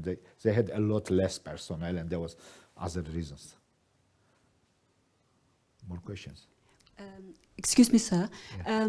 You said earlier that one of the most important weapons, or the most important weapons that Russia actually has, is the ability to infiltrate the governing process and decision-making process.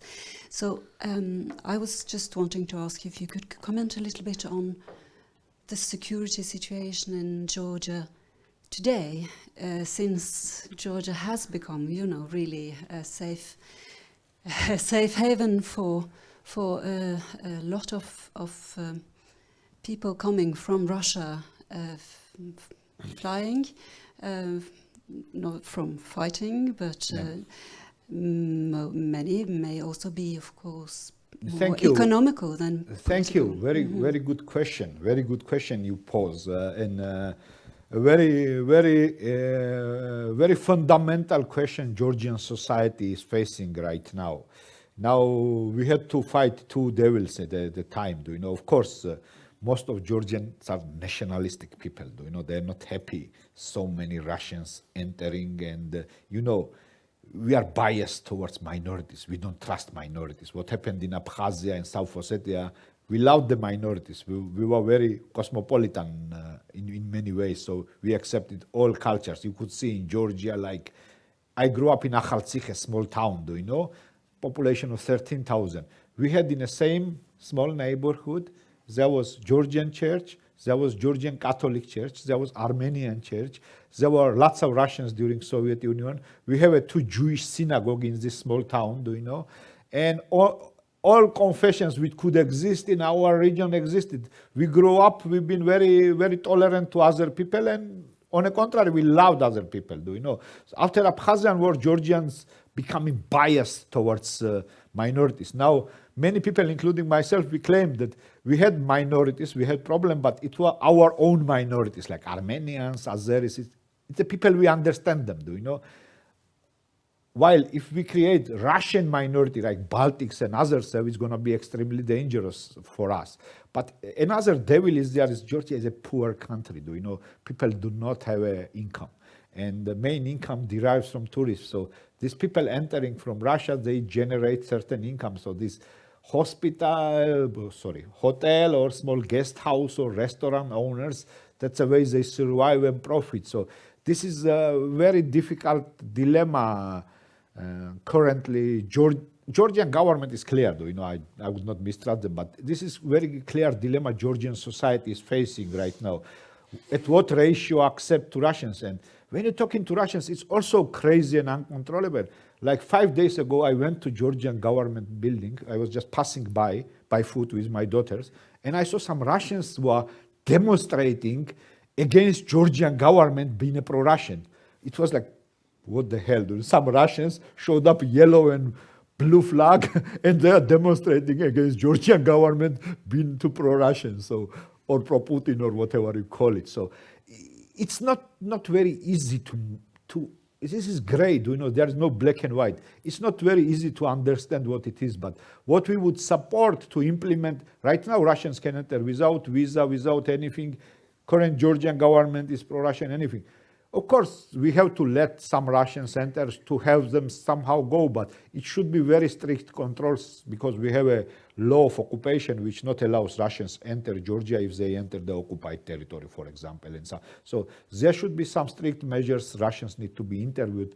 What kind of ideology, who possess? Yes, there are Russians who running away from oppressive regime. I think we should, regardless of our economy is not so good, we should find a way to help them, But Russians who are just running away, the conscription, and avoiding their duty, I don't have sympathy for this kind of people, to be very honest, If they wanted to fight winning war, let them fight losing war too, so let them experience it. That's my attitude, Hope I answer your question, man. More or less. I'm not very political, so if I try to answer as a simple guy with a military language. Well, Lasha, thank you very much. Yeah. Thank you.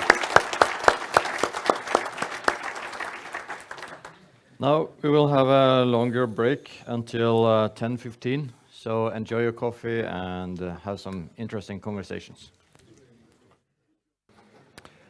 Ladies and gentlemen, our next speaker comes all the way from the United States, and it's Dr. Kirklin Bateman. He is the Chief Academic Officer and works at the Expeditionary Warfare School at the Marine Corps University. He was here before, last year, so thank you very much for coming again. Kirklin, he was previously an associate professor and chair at the Department of War and Conflict Studies at the College of International Security Affairs of the National Defense University in Washington, D.C.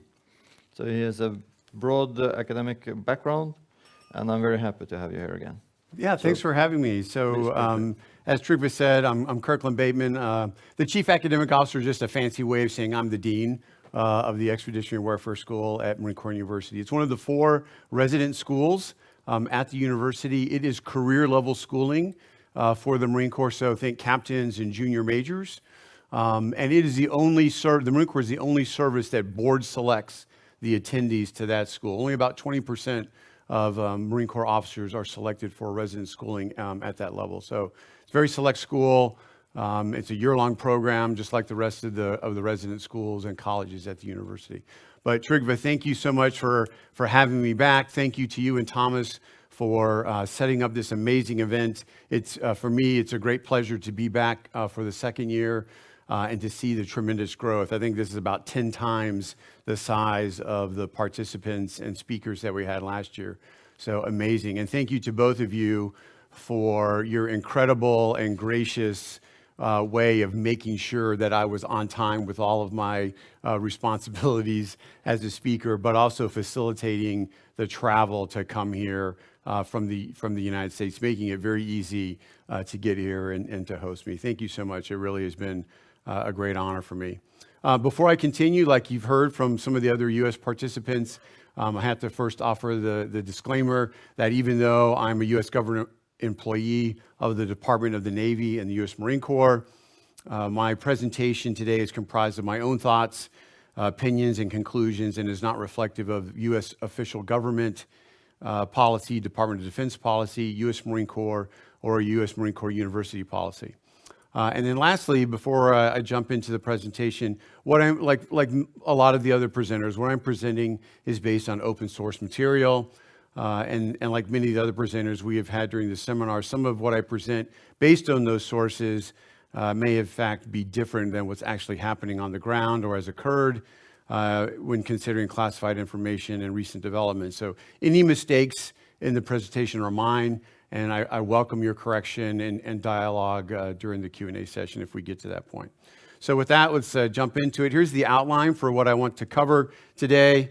As you can see, the purpose, I'm going to really use the three different events: Russia's invasion of Georgia in 2008, and then Russia's first invasion of Ukraine in 2014, and then the second invasion in February of this year, as a case study to help us consider how Russia's use of offensive cyber and information operations has evolved over the last decade and a half. And so my hope is that I'll help us understand what Russia has done, both in Georgia and in Ukraine, and how it's using all three of those case studies, the Georgia invasion and then the two Ukrainian invasions, really as a test bed to test out new techniques and policies and procedures of getting after things within the cyber and the information operations domain and function. And then what does that mean for the future? What does that mean for us in the West? And how might we be prepared to face those challenges at the strategic level? So with that, my purpose, what I kind of already stated, but this chart, the table that you see there, that comes from an analyst at the consulting firm IronNet, which was founded by General Keith Alexander. He was I think he was the first commanding general of U.S. Cyber Command.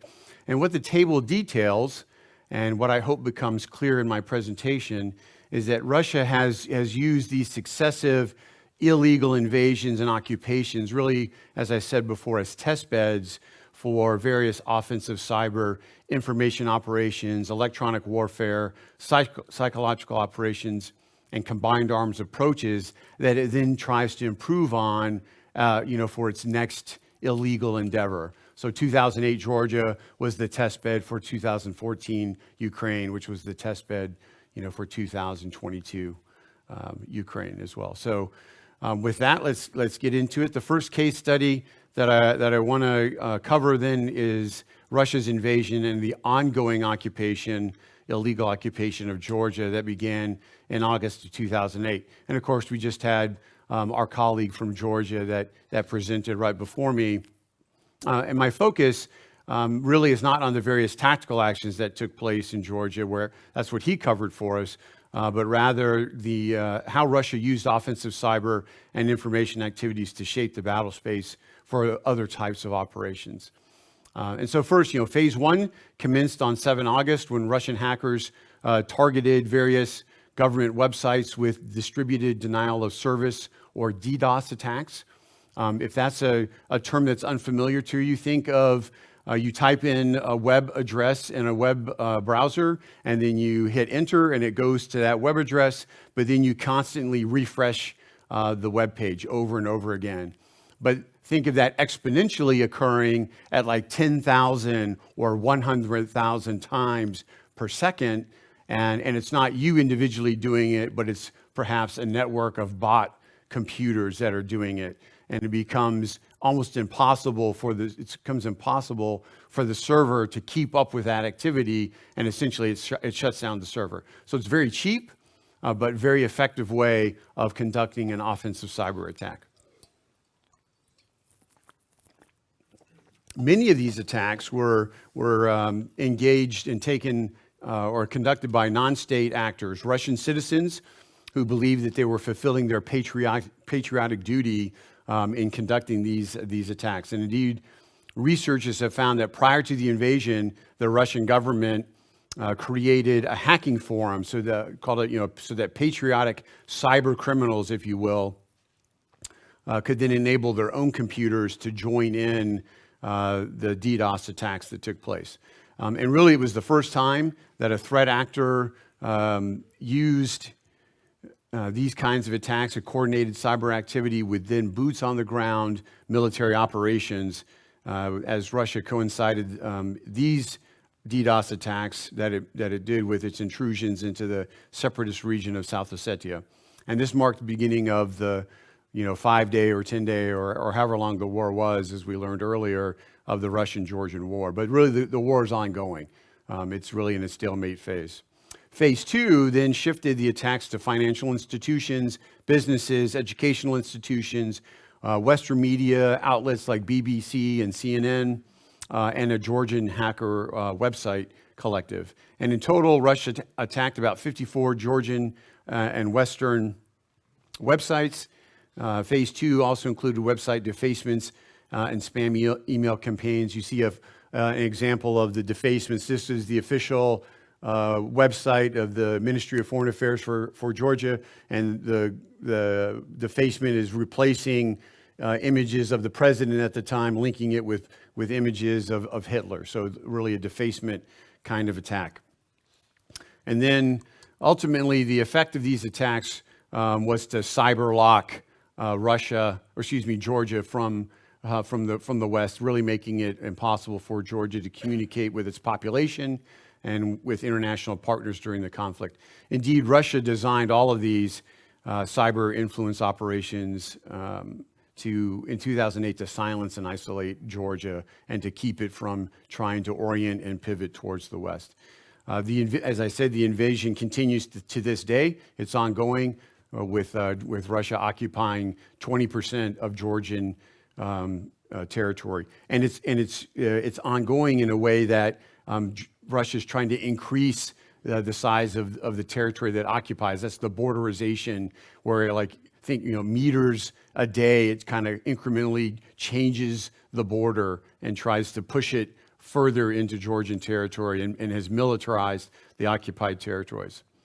It's engaging in ongoing influence operations through disinformation and continues to target Georgian government, the armed forces, and society, all in an effort to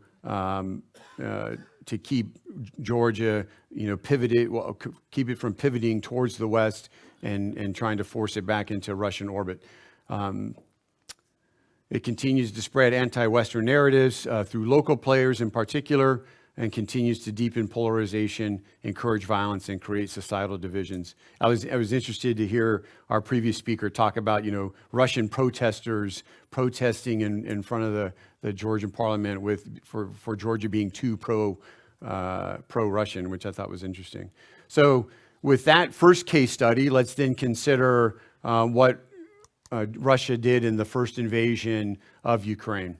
And so, like the Georgian case study, my intent here is not to illustrate what was happening on the ground necessarily. We've had a lot of our speakers already do that, but to focus more on how Russia has used offensive cyber coupled with information operations to influence, achieve decisive effects both in shaping, but also to facilitate kinetic waves in support of tactical, operational, and strategic objectives.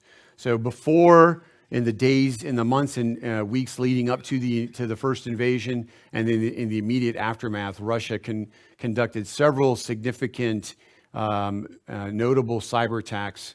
The first one that you see there listed was Operation Armageddon, and this was a cyber espionage campaign that Russia devised to provide a military advantage. This happened in about mid-2013, so leading up to the first invasion. Russia's trying to gain advantage for Russian leadership by targeting Ukrainian government, law enforcement, and military officials to steal information and to provide insight into near-term Ukrainian intentions and plans. The next attack that you see listed there is Operation Snake that began in early 2013. It involved those same DDoS attacks that Russia had used in Georgia to great effect, and targeted governmental websites, mass media, communications.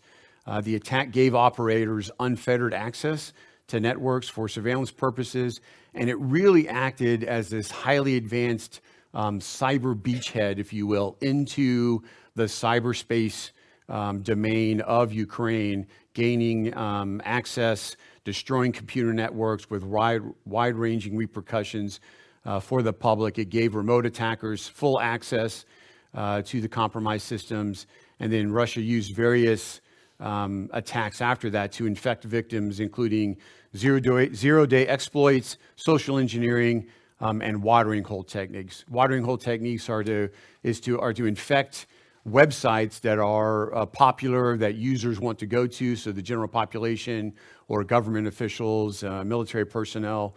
Think of the websites that you generally go to, the social media sites that you normally go to on an everyday basis, and you put a little bit of malicious code into the website, and then like a watering hole that draws in, animals on the safari.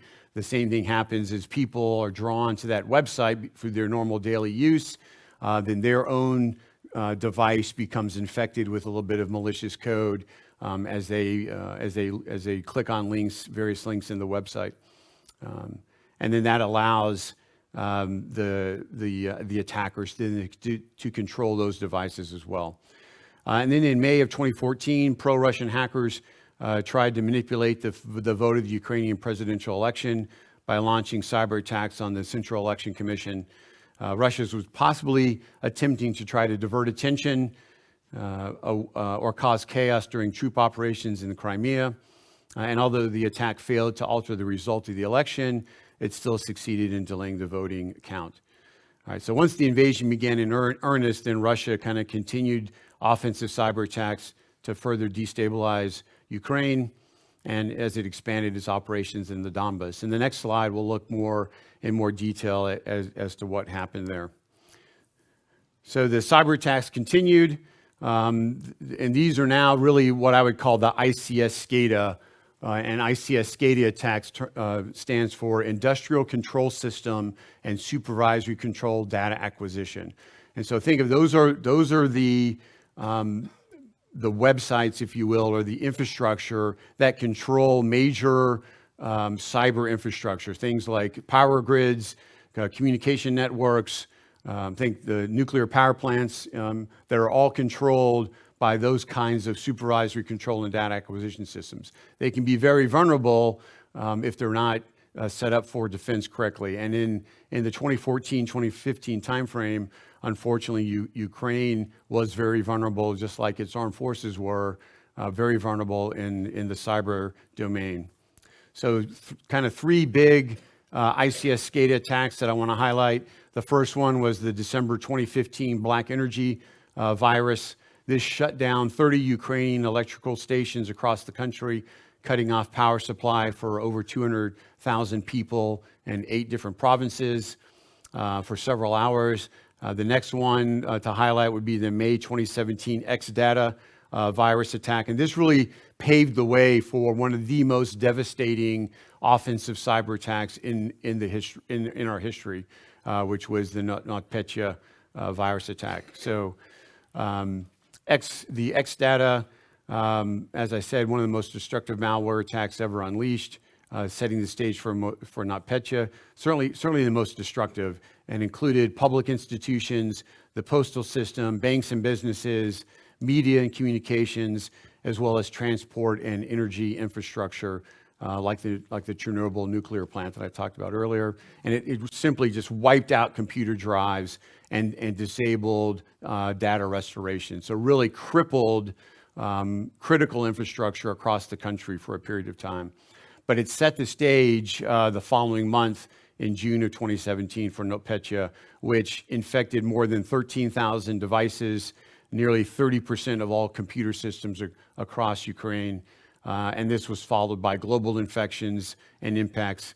Indeed, I think a total of 65 different countries across the globe were infected.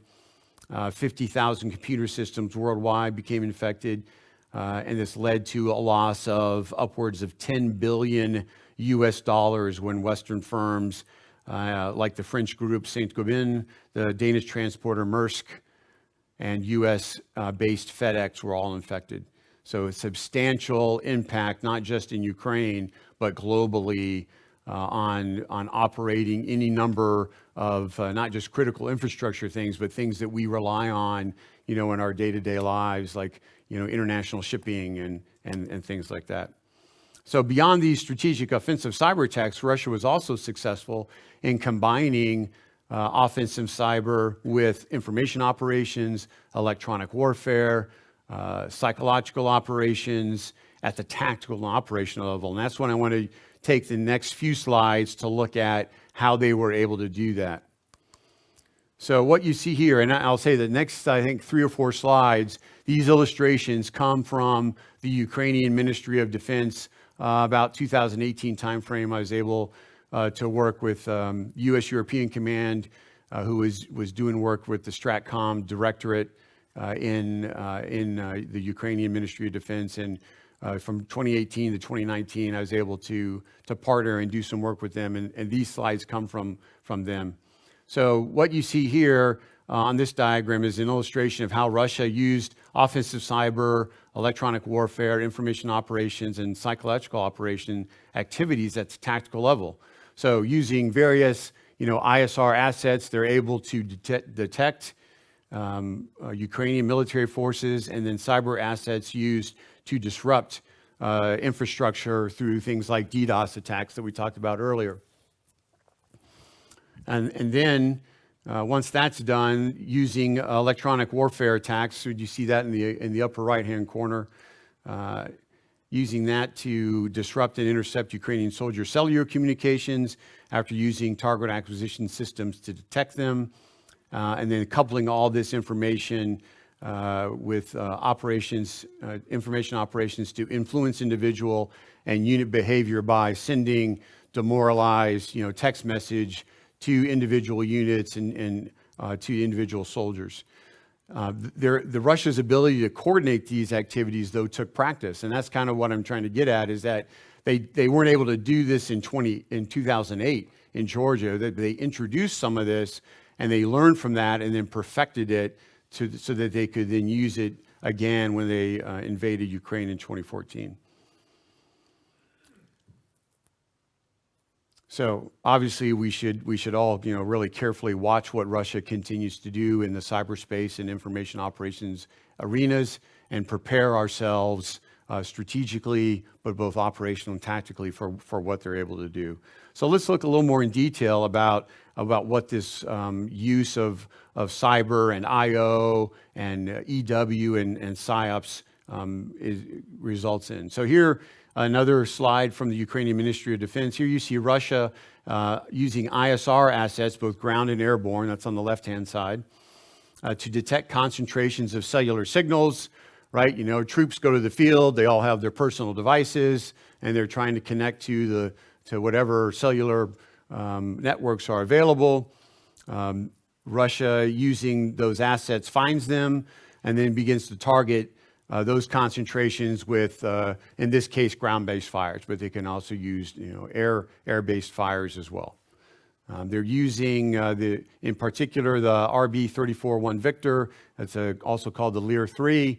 It consists of a control vehicle plus two unmanned aerial systems, and the operators then monitor the GSM networks that the soldiers are connecting to. Once they find those concentrations, they target them, as well as satellite terminals that are in use by Ukrainian forces, and then target them with fires. So pretty straightforward. A lesson certainly for all of us on electronic signature management and discipline when you get out there and you're operating, to try to limit what the threat, in this case Russia, is able to do. So again, let's break it down a little bit in more detail. So another Ukrainian Ministry of Defense slide, and so what you see this in real time, this timeline on the left-hand side of how Russia goes about doing the kind of attack where they're coupling offensive cyber, information operations, EW, and PSYOP with kinetic fires and maneuver forces. So first, they find the GSM network, and then they they find the concentration of soldiers that are using the GSM network. They send malware, to the soldiers, send them an email or a text message with a link, and the soldier's not supposed to, but he or she clicks on the link, and then all of a sudden malware is in their device. The Russian operator then has access to the contact list of the soldier's device, and he looks at, well, who are they contacting recently? Probably family and friends. So they send demoralizing text messages to the recent contacts, like your son's been killed, your his unit is surrounded, they're about to die. And then what do the families and the friends, the contacts do? They immediately begin contacting their soldier, and that just floods the zone with more cellular signals for the Russian operators to then find. And then soldiers then get demoralizing text messages. You need to abandon your position, retreat, and you'll live. Your commanders have left you. There's no hope, those kinds of things. And then really within 20 minutes of the first initial contact, massive artillery strike and aerial delivered fires coming in on that position. And then that's followed up probably another 15 to 20 minutes later with combined arms, infantry, and tank attack to get onto the ground and complete the destruction of the Ukrainian force. So our next slide then will detail sort of how Russia uses kinetic strikes and how that's changed over time in the first invasion from kinetic to more cyber related. So let's look at that in a little more detail.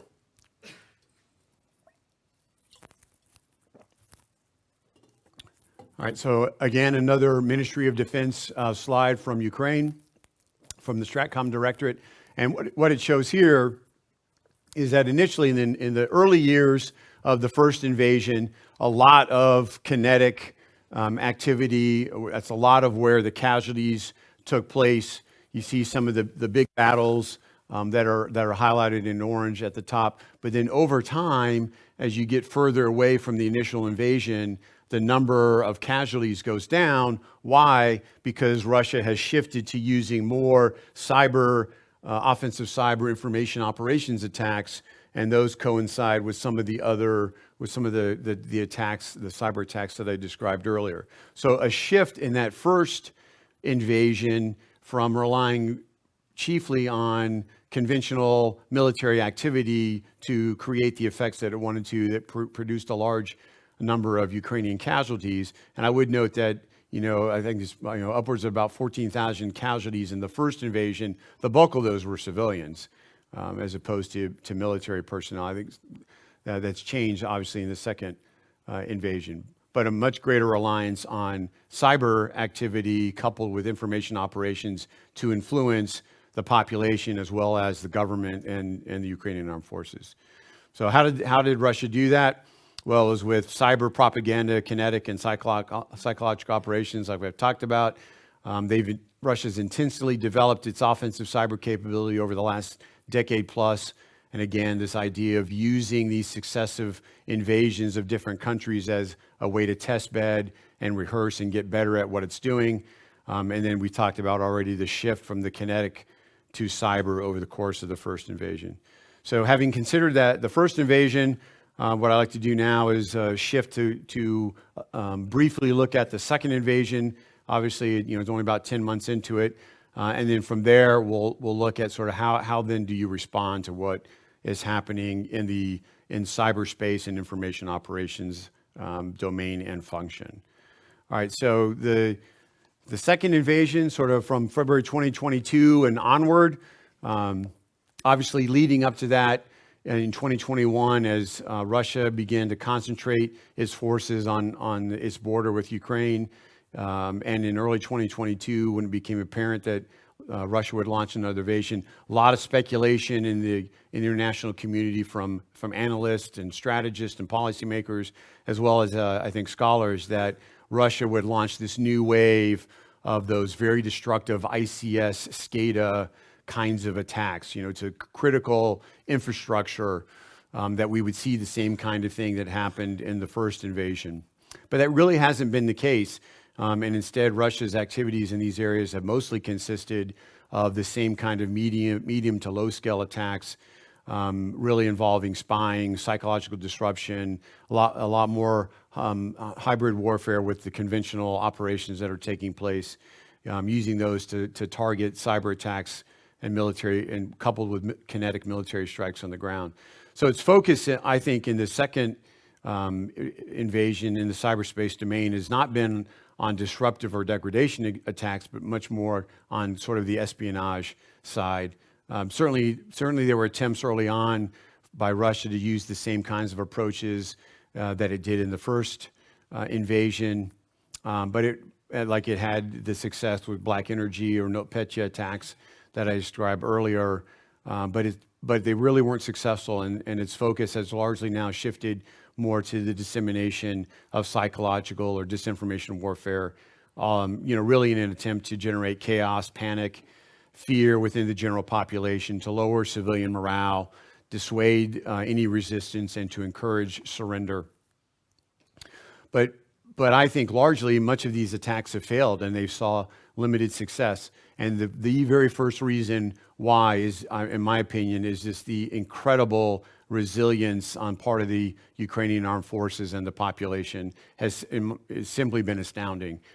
Ukraine, both its armed forces and population, has demonstrated remarkable resiliency across all domains, and in particularly in the cyber domain has just been really a decisive factor. Kyiv, leadership in Kyiv, they've learned from their past mistakes at the strategic, operational, and tactical levels of war. And just like the Ukrainian armed forces in the land, maritime, and air domains not being the same today that they were in 2014. 2014, very much, kind of a third world country's kind of ability within the armed forces. They have graduated into really a developed country in terms of what they can do with their armed forces. That's obviously come with great partnership from the West, the United States, and other countries. But what I'm amazed about is the way that Ukraine has transformed itself, really over not even a decade yet, 8 years, to become, a very formidable adversary, for Russia in this case. So other contributing factors to the lack of widespread Russian ICS Scadia attacks in the second invasion is emergence, I think, first of hacktivist groups, collective, anonymous, and others that, in conjunction with the IT army that Ukraine has fielded, IT army, mostly like a lot of just civilian Ukrainians coming together, kind of in an organic way, have interfered with pro-Russian hackers, the Russian government, Russian military cyber capabilities, and really exacting a price from the court of public opinion for what Russia is doing. And then I think also Russia is very wary of response in the cyberspace domain. It's difficult to avoid attribution in offensive cyber attacks, especially at ICS Scadia attacks. And so Western capability in the United States and other countries is substantial in the offensive cyber realm. And so I think Russia is wary of that. All right, so I know I got about 12 minutes left, and I definitely want to have time for Q&A. So we're going to shift to perhaps a broader understanding of how threat actors, Russia and other competitors, engage in cyber activities and influence activities. Before getting into that, why are those activities and influence so effective? Well, because there's no patch, hardware, or technical solution. And just like all war being political and occurring in the human dimension, influence activities very much right in the cerebral, in the perception, in the memory, and the language, effectiveness of influencing on emotion.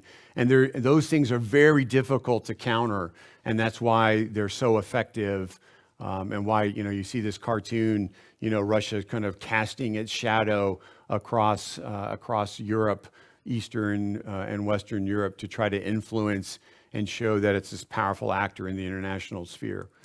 Another thing to consider, here are like two different cartoons, one from 1900 and one from 2008. But you can see how Russia views itself, its position in Europe, in the world, and its designs on Europe have largely unchanged for over 120 years. Here's Fred Rose, and this is Graham McKay, two political cartoonists separated by a century. And pretty much this is how Russia sees itself, still trying to maintain control on former Soviet bloc countries, pull them back into its orbit. So it should be no surprise, to us in the West on what Russia wants to do and what Russia intends to do. So the next few slides, I want to detail kind of three types of offensive cyber attacks and influence activities that different state actors engage in. So the first one that you see up here, disruption attacks. These are normally done by declining states, those that are declining in their power. Russia certainly fits in that category versus the West, and then Georgia and Ukraine. But other former Soviet bloc countries, Romania, Moldova, Poland, are all suffering from these kinds of cheap signaling, political warfare, other propaganda information operations, all done to isolate those kinds of countries in the former Soviet Union, pivot them back towards Russia, and then also to try to dissuade Western countries like the US and other NATO, European Union countries from getting involved. The next two types of attacks are degradation and espionage attacks. Degradation attacks normally done by more powerful states, rising states like China, but certainly Russia as a regional hegemon would engage in those kinds of attacks against those states that it wants to maintain in its orbit. So you see trying to influence behavior of other states. These are the most destructive. We talked about ICS-SCADE attacks earlier, but also least likely to occur on a larger scale, primarily because of what happens in response from countries in the West. Then the last one would be espionage attacks. Also, Russia's not up here, but it should be, because that's primarily what Russia now is doing, more trying to influence economic, military, industrial, technological espionage, influence populations and governments and militaries, in this case in Ukraine, to try to prevent them from continuing their resistance. We're running short on time, so we're going to talk real quickly about response. So obviously, at the strategic level, you have to have a strategy. You can't just do things unconnected and uncoordinated, and that's really where Ukraine found itself in the first invasion early on, but has over time done remarkable. So first, the strategy is required. You have to assess and understand what's happening in the cyberspace domain and the information operations warfighting function. You have to understand what's happening, know the threat, and then you have to construct an ends, ways, means approach. Strategies are conducted or comprised of ends, what you want to accomplish, the ways, how you're going to go about accomplishing it, and then the means, the resources that you have available. And of course, any strategy must include an assessment of the risk and then mitigation ways to mitigate that risk that you've identified. All right, so in a little more detail, in response, most importantly, operating the network and defending the network. Those are two things that states have to be able to do before they ever think about being prepared to conduct offensive operations. I'd say the biggest threat to state networks is individual users. Of their own governments, of their own militaries, of their own populations. For example, the 2008 malware attack that resulted in the U.S. Department of Defense engaging in a year-long Snapshot Yankee was the name of the operation to cleanse itself of the malware, cost millions of dollars. That resulted from a user on a base in Central Command in the Middle East, picked up a USB flash drive that was laying on the ground outside of the facility and said, "Oh, what's this?" and stuck it in their computer, and just like that, the malware infected, attributed to either China or Russia. But again, individual users are probably the biggest threat on any network. Preparing to conduct offensive operations, but always have to consider unintended consequences and second and third order effects of those offensive operations that you might conduct. And then lastly, consider public and private partnerships. There is contention between the private sector and the public sector based on privacy concerns. Obviously, the private sector is more driven by profit than they are necessarily by the public good. So you have to convince them that partnering is a good thing. And then one of the biggest challenges, I think, in partnerships is that the private sector is after the same talent pool that the public sector is. The private sector can offer a lot more compensation. We in the United States, especially in the military, it's very hard to keep cyber professionals, soldiers, airmen, Marines, sailors, in uniform because they can make so much more money and get such much greater compensation on the outside world. And then lastly, addressing intangible and tangible space. Tangible things that you can measure, but a lot, just like influence activities are so effective in the intangible space, that has to be considered as well. Some potential responses, always have to think about how to respond in the cyberspace domain and how to respond information, warfighting function, and influencing. So whether the threat is conducting an infrastructure attack, a financial attack, a communications attack, you have to think about both a cyber response, and the response often should first be defending the network and making sure that it's hardened and you can protect yourself in the first place. Armed Forces Ukraine as a model. These are some of the things that the U.S.-Ukrainian partnership has resulted in since 2014. Deployable cyber platforms that requires funding, but regional CSOC, cybersecurity operations centers, and having capability to go out and conduct forensics and figure out where the attacks actually took place. Laboratories so that you can test and practice and rehearse responses, and then education. At the Naval Postgraduate School, we have Ukrainians that are going through master degree programs for cyber defense. I think in conclusion then, because I'm almost out of time, adversaries like Russia and then competitors like China will continue to seek new ways in attacking us and using offensive cyber and information operations to conduct influence activities. Priority of states, as I said, should always be first on operating and defending the network and developing comprehensive strategic communication strategies so that your public knows what you're doing, and then being proactive and integrating your responses across all of your interagency, across your whole society, government and population. Creating, maintaining, sustaining capability and capacity, and then creating, sustaining regional and international partnerships.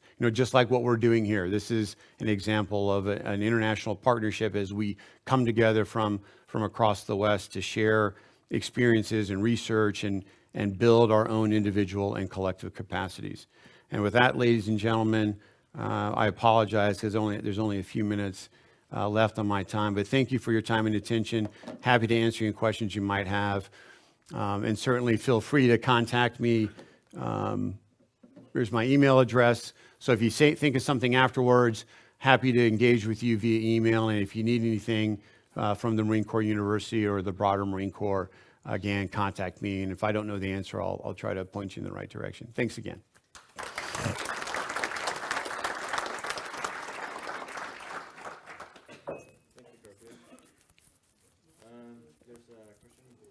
From Jim.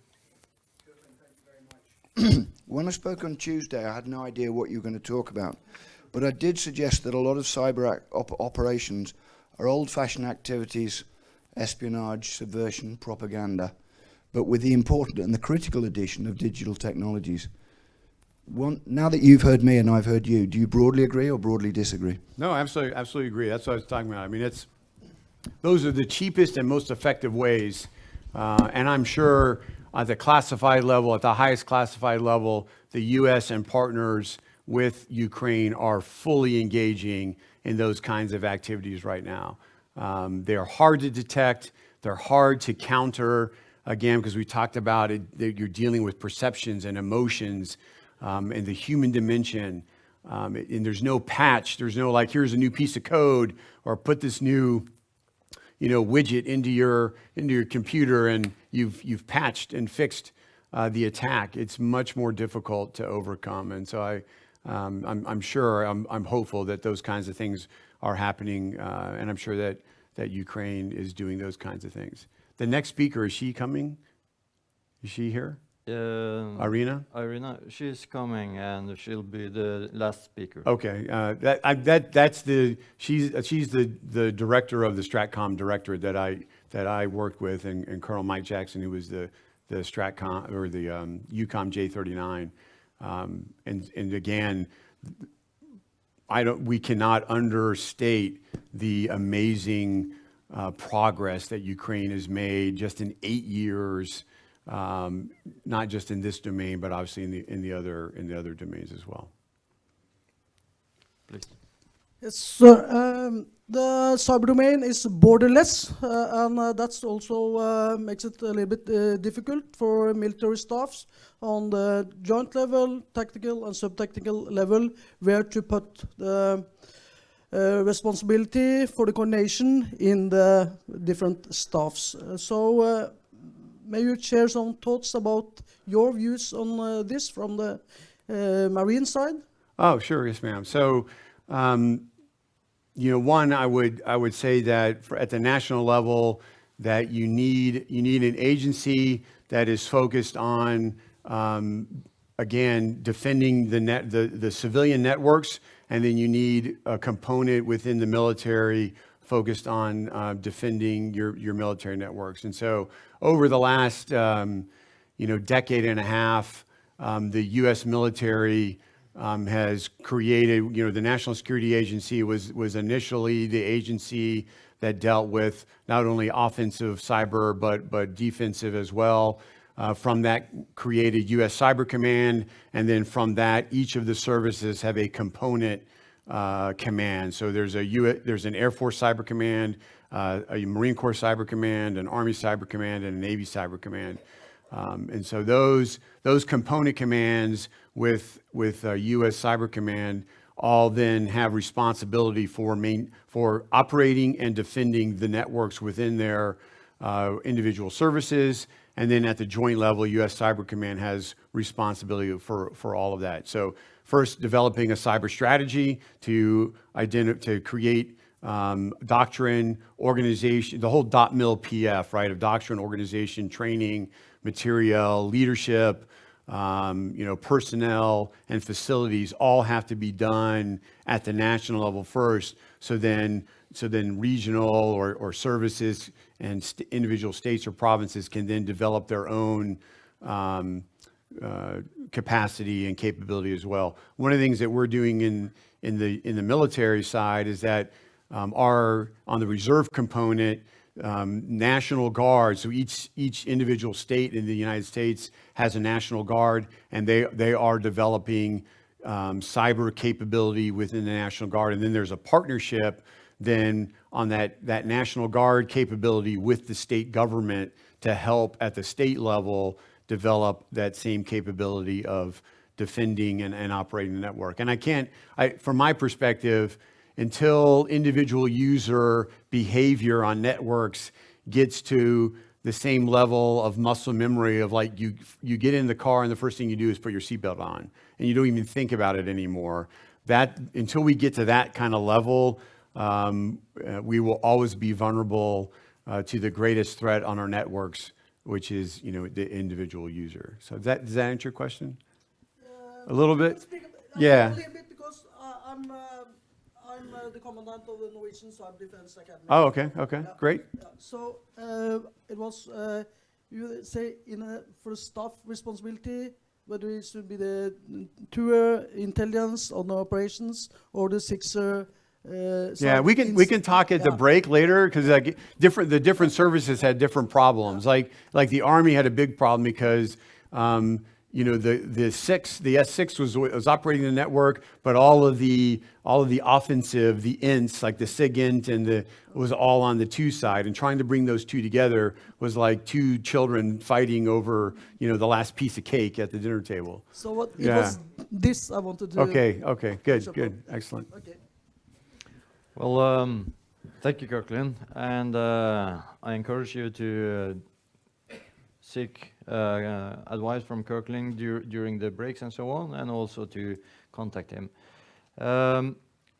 We will have a short break until 11:15. Before that, just before we go to lunch, I would like to gather all the present speakers.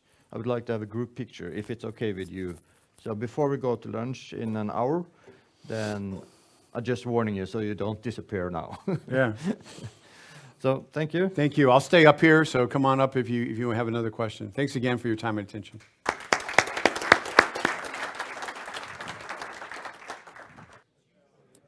Ladies and gentlemen, we are now preparing for the last presentation before lunch, and we have Professor Antulio Echevarria II. He is a professor of strategy. He is the General Douglas MacArthur Chair of Research and also Editor-in-Chief of the U.S. Army War College Press. He's been teaching several of our generals in the Norwegian Army now at the War College. He is also a visiting research fellow at the Oxford University's Changing Character of War program. He holds a doctorate in modern history from Princeton University and has authored 6 books on strategic thinking. I'll not run through all the titles, but I'm sure if they Google you, they will find a lot of interesting literature. He is a graduate of the U.S. Military Academy, the U.S. Army Command and General Staff College, and the U.S. Army War College. He also completed a NATO Fulbright Fellowship, a senior research fellowship at the Foreign Policy Research Institute, and an adjunct fellowship at the Modern War Institute at West Point. He serves as the editor-in-chief of the U.S. Army War College Press, which includes the U.S. Army's quarterly strategy journal, Parameters. So he will speak today about a study on lessons drawn from the conflict in Ukraine, and I also know that he is interested in talking with several of you to have interviews if you have done research on this subject. So please, Professor, the floor is yours. Thank you. Everyone hear me okay? Great pleasure and honor to be here. Thank you very much. Despite my best efforts, those Norwegian officers who've come through, survived my instruction, have gone on and thrived. So, but happy to be here again. So let's see. This morning, I'm going to talk a little bit about this, but before I do, I need to say, once again, the disclaimer, these views are my own only, not my government's in any way, shape, or form. And I hope this is a little bit provocative, but I hope also justifiably. So, next slide, please. All right, thanks. So before I get into that, though, a little bit of background. So I'm part of the U.S. Army War College research team that's looking at the Ukraine conflict, trying to draw insights from it that will help the U.S. Army with its defense policies, perhaps DoD even at a larger level, Department of Defense, and so on. So I am one of about 5 members right now. My slice of the research effort is integrated deterrence, and I'm particularly interested in understanding what happens in the first 4 or 5 days of the invasion, and because I want to be able to see if there's something replicable there that can be used in the Pacific theater or elsewhere. The most vulnerable period for any alliance and any deterrence mode or any defense concept is the critical 4 or 5 days when people are trying to sort out what is actually happening, where the main effort is, and all those sorts of things. So, so that's my focus moving forward. And however, since that research is just underway, what I want to do is talk about something else. And part of that has to do with a 2-part article that Dr. Steve Biddle and I have agreed to put together. We've been reading a lot of the commentaries in War in the Rocks and other places about the death of offensive maneuver.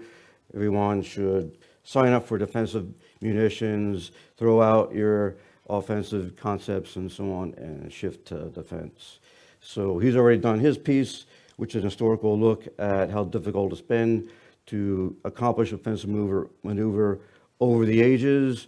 Never really been an easy thing to do. So now it's my turn to do my part. So what you're about to see is something of an outline for an article, commentary of some sort, perhaps War in the Rocks or perhaps somewhere else, that will argue We need to think more strategically about logistics in terms of looking at it as volume instead of sustainment, sustainability, and that sort of thing.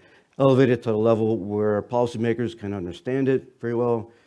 Not wrap it in military jargon, which we have a tendency to do, which makes it indecipherable to the people whom we need to make the key decisions for us as we go forward. So, and that is basically part of SSI mission, the Strategic Studies Institute of the Army War College, which was established in 1954, right after the Korean conflict, because Army defense policy going into the conflict was to cut back on the organic infantry elements available at division, regimental, even battalion level, which led to problems in the rugged terrain in North Korea with Chinese infiltration tactics and so on. So the Chief of Staff of the Army at the time stood up as a SSI and said, you're going to help me avoid these kinds of mistakes moving forward by studying these things. So we don't replicate other organizations in the Army like the Center for Army Lessons Learned, which look at a conflict and then revise doctrine. We try to provide advice to Army senior leaders directly, and our job is in some ways to head off potential train wrecks, to get out in front of a potential problem, identify that problem, and hopefully scope out some sort of responses for it or solutions in advance. So that is essentially what I'm trying to do in today's presentation, is present a potential train wreck and what I might offer as a solution to that. So next slide, please. Yeah, so next, the green button. Yeah, got it. Thank you. So should volume become a principle of war? Well, let me see. Yeah, a couple of issues there, but let me try to unfold that for you, unpack that a little bit. So eons ago, when I was writing my dissertation, I encountered a 2-volume study by a General-Leutnant Wilhelm Balk, done after the First World War, and he said something that was different from what we were led to believe, so I set that aside, and I got to come back to this after I'm done with my dissertation. And he said that what caught us all off guard was we were not prepared for the volume, the consumption rate of everything, all material, troops, everything else that went into this conflict. So it was different from mass. It was talking about volume, being able to generate from home station and flow the material forward all the way to the front lines and so on, which we heard yesterday is really important. Logistics is not complete if you can't get it to the front line. So if it's disrupted anywhere along the line, and essentially you have failed. So volume, emphasis on volume there, which was different from what other generals were saying about tactics in the First World War.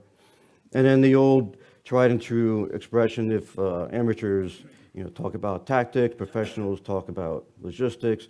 So let's see if we can get back to talking about logistics a little bit more. And why? Well, because there's an emerging crisis in some ways now. The U.S. Stocks are running low across the board on everything from HIMARS munitions to you name it, 155 ammunition and so forth. We have global strategic responsibilities, so we have to look at deterring possible aggression in Asia, elsewhere, and we also have to try to balance the conflict in Ukraine, of course. So our defense industrial base right now is not geared to produce the quantities necessary for various reasons, partly because in the global environment, lots of the components are made elsewhere, outside of the countries. Some of those countries where things are made may not necessarily be friendly to the home station.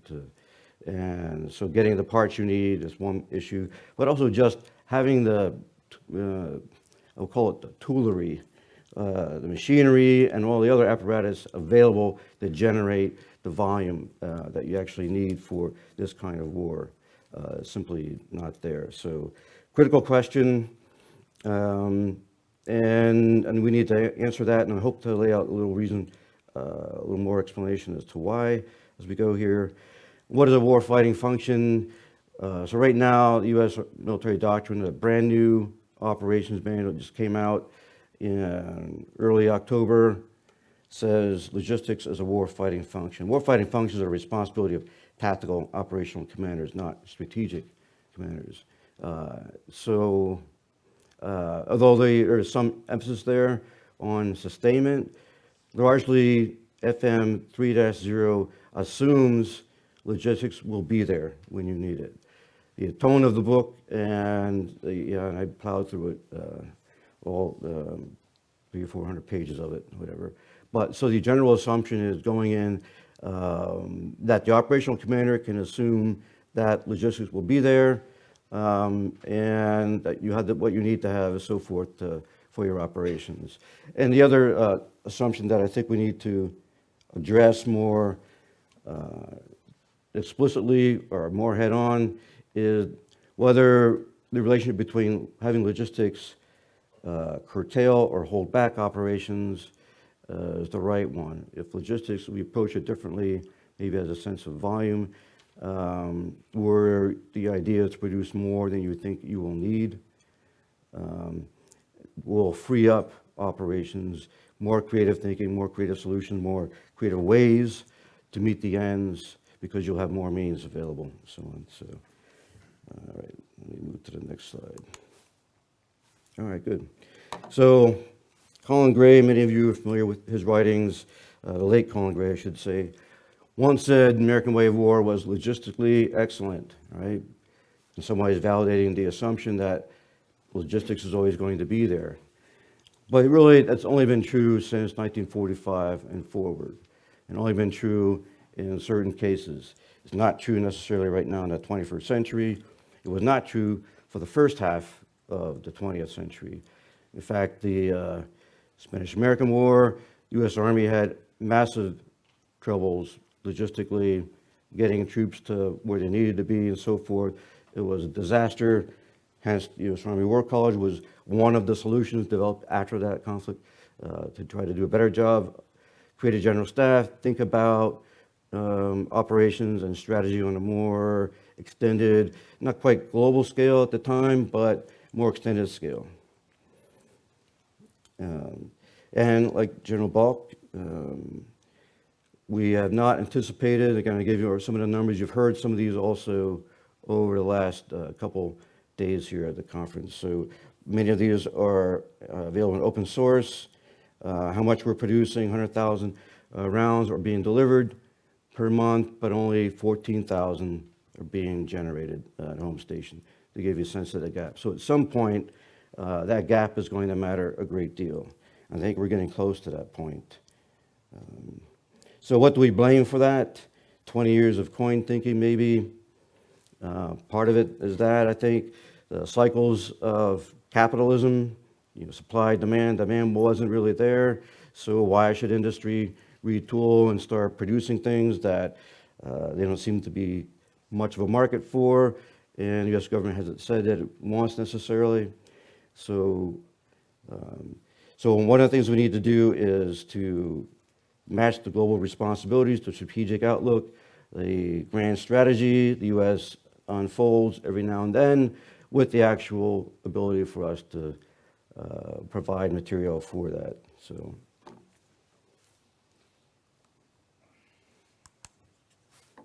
Okay, so what does the demand is increasing for volumetric and precision guided munitions, and why might that be at this stage of the conflict? Well, aside from the basic desire just to reach out and hurt your enemy at greater and greater distances, which always makes sense, it gives you an opportunity to execute at least 3 of the 4 U.S. defeat mechanisms that have been defined in FM 3-0. Those are destruction, dislocation, isolation, and disintegration. The longer and longer range of your munitions gives you an opportunity to do destruction for sure. Dislocation, not so much. Isolation, absolutely. Isolation by fires. The Kherson campaign is an example of that, being able to isolate your enemy by fires, and then disintegration, of course, is gradually happening across the board, the Russian forces, as we can see. So greater and greater demand for precision munitions, precisely because they are so effective. One of the assumptions back in the 1990s was that precision munitions would allow us to cut back on our logistical tail to a certain extent. You, in theory, wouldn't need as many. If you had very accurate munitions, you wouldn't need as many. The Russians have been firing big salvos and so on, area coverage and so forth, and which creates a massive logistic tail, which can be targeted, of course, easily. So what we got is a wrong assumption in the 1990s, which led the U.S. to cut back on the amount of munitions it thought it would need for something large-scale combat operation like this. And these long-range munitions also give you the ability to do what is now called enabling operations, which used to be called something more like condition setting. Condition setting is taking out enemy command and control centers, ammunition depots, and artillery sites, all of those things that in order to launch an offensive, you need to do. Otherwise, you are sending good troops probably into situations where they will be treated at a rate that would be unacceptable or unnecessary. So,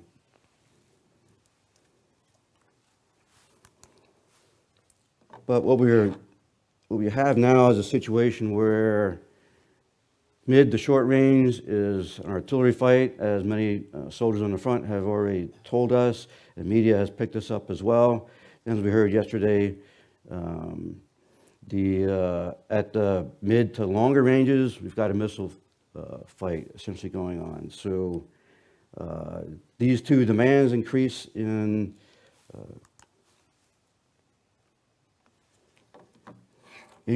precision munitions and their effectiveness, their desirability, is that increased demand married against the increasing difficulty of getting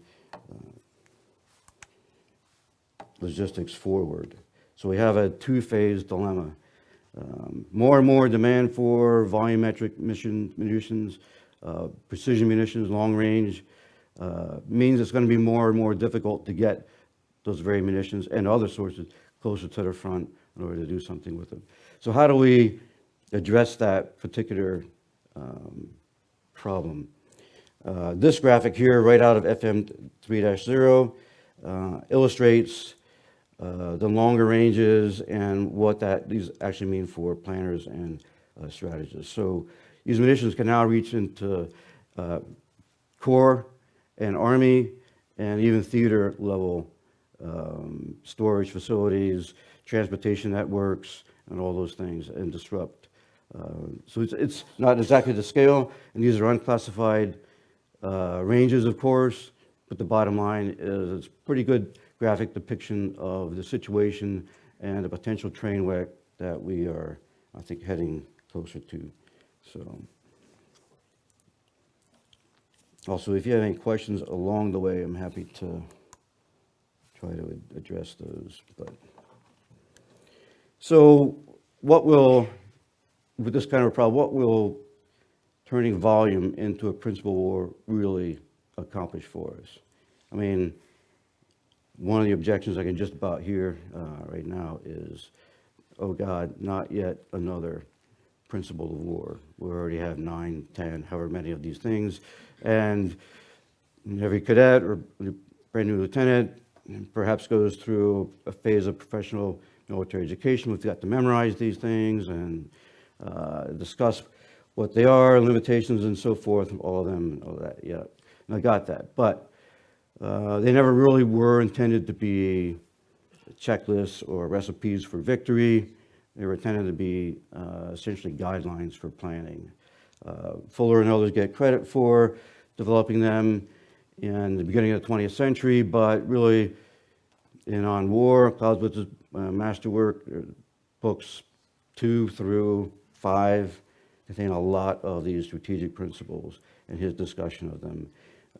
And really, the idea was to educate military commanders' judgment by using historical examples, some principles that stood to be defensible advantages, not necessarily recipes for success, but they provide advantages as long as you can understand their limitations and so on.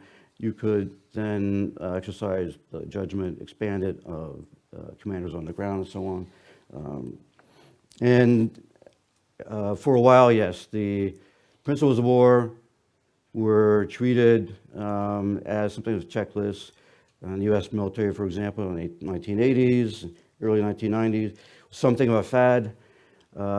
Lots of talk about revolution military affairs and whether the old traditional principles still fit, whether these principles work for counterinsurgency and other kinds of operations, big debates, lots of ink spilled and all that.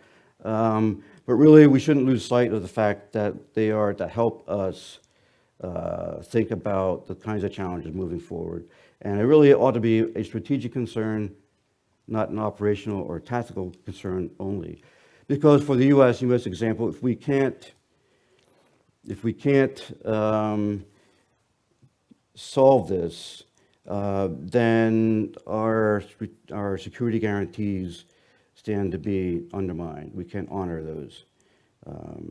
If we can't solve the volume problem, then our ability to deter will also be undermined and potentially compromised.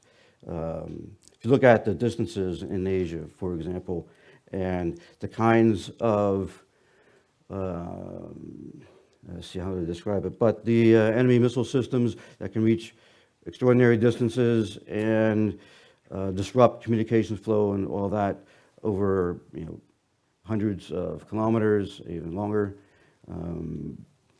Many of the war games that we've run of late show that we have tremendous challenges getting enough combat power forward to do anything, and try not to cross over any kind of classified information here. But the problem is, in a nutshell, is extremely severe in the Pacific theater where distances are much greater even than in Ukraine. But I think that we're seeing now movement towards another phase of the war here where we are probably going to see the continuation of an artillery fight, the continuation of a missile fight.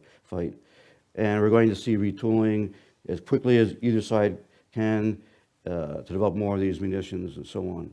It only makes sense in some ways, particularly if attrition or disintegration is about all you can really accomplish in the way your military is structured. So sustainment and sustainability don't go far enough, really, because they imply steady state or just enough to get sustain, keep your operations rolling forward.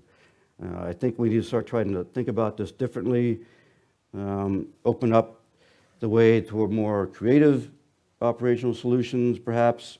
And the only way to do that is to make sure we have more means available as well, or one of the better ways to do that. So. Elevating volume to a principle of war and keeping it within the first 3 or 4, and keeping it simple, plain language, easy to understand by policymakers and others who don't have the professional training necessarily or the experience and are not appreciative of, don't have the time to slice through military jargon and try to understand what it means. I think will be in a first step, a small step in some ways, but an important, critical step. So, and let us see, I think that's kind of the point I wanted to get through. So it's sort of an outline for commentary, argument of sorts that I hope will see the light of day at some point. Although if you disagree, then I'm happy to hear your objections, your questions.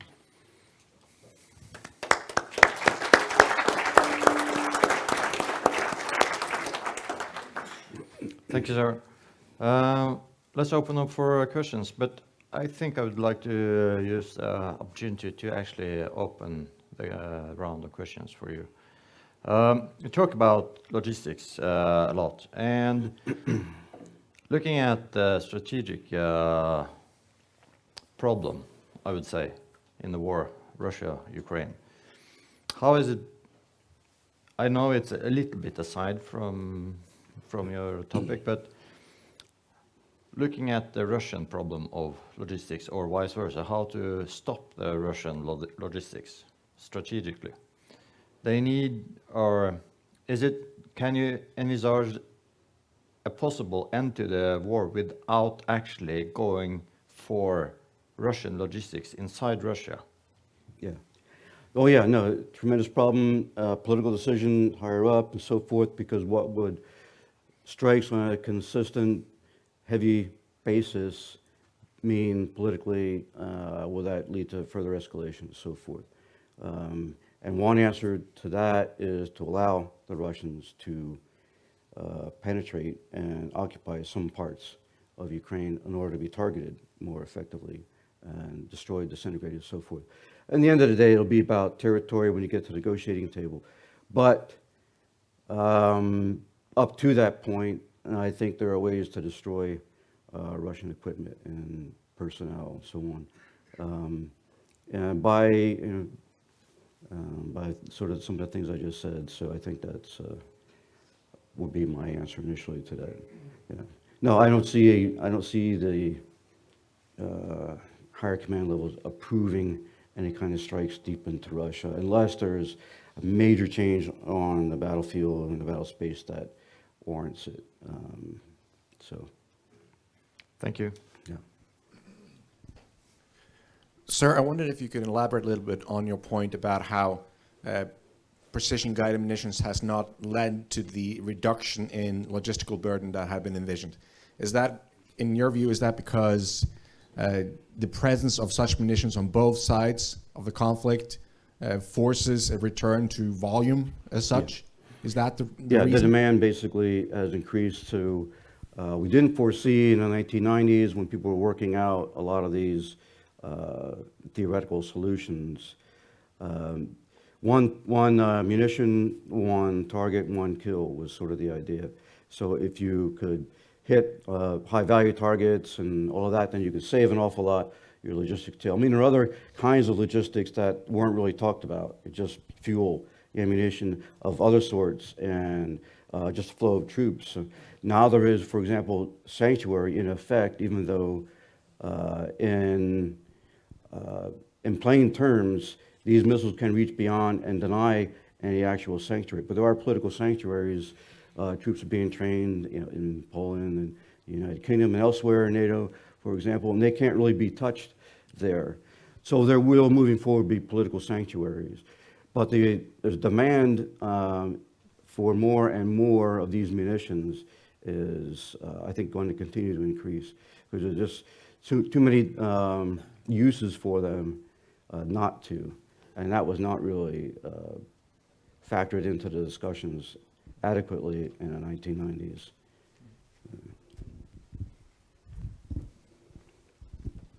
Sir, thank you for your conversation here about logistics. I think right now in the United States, policy leaders are under a little bit of pressure to balance costs as rising costs for their population continue. How would this, and that manifests itself in the just-in-time logistics that we're used to stateside. How would using volume, and how would senior leaders use volume to communicate better to the policy leaders? If you were in a room of senior leaders, what would you recommend to them to get this point across using this new principle of war, per se? Yeah, so, great question. So I can imagine a discussion where people are talking about courses of action, how much support can we provide to country A in its time of need. And discussion goes along the lines of, well, to maintain a really rigorous volume of support, we need to have access through countries A, B, and C, and cities X, Y, and Z, and along these lines, we need C lines of communication open here and there, and so we need political agreements with those countries and those territories to allow the free flow of material. We need agreements to allow flyovers, for example. A lot of these things happen at a very fast pace right before a crisis happens or as it's unfolding. So I can imagine adding the word volume to the discussion I think, brings a little more clarity into what actually is needed here. So when military commanders start talking about tip fids and things like that, they lose their political audience almost right away, because it's, you know, that's just too technical for them. So, yeah, does that sort of answer? Yeah, thank you. Thank you. Dr. Rubin? I'm not sure it's a question, or maybe just to share a thought, as your reaction to that, that precision weapons may have not reduced the demand for volume for certain amount of munitions, but it may have reduced the volume requirement for munition that became obsolete because of that.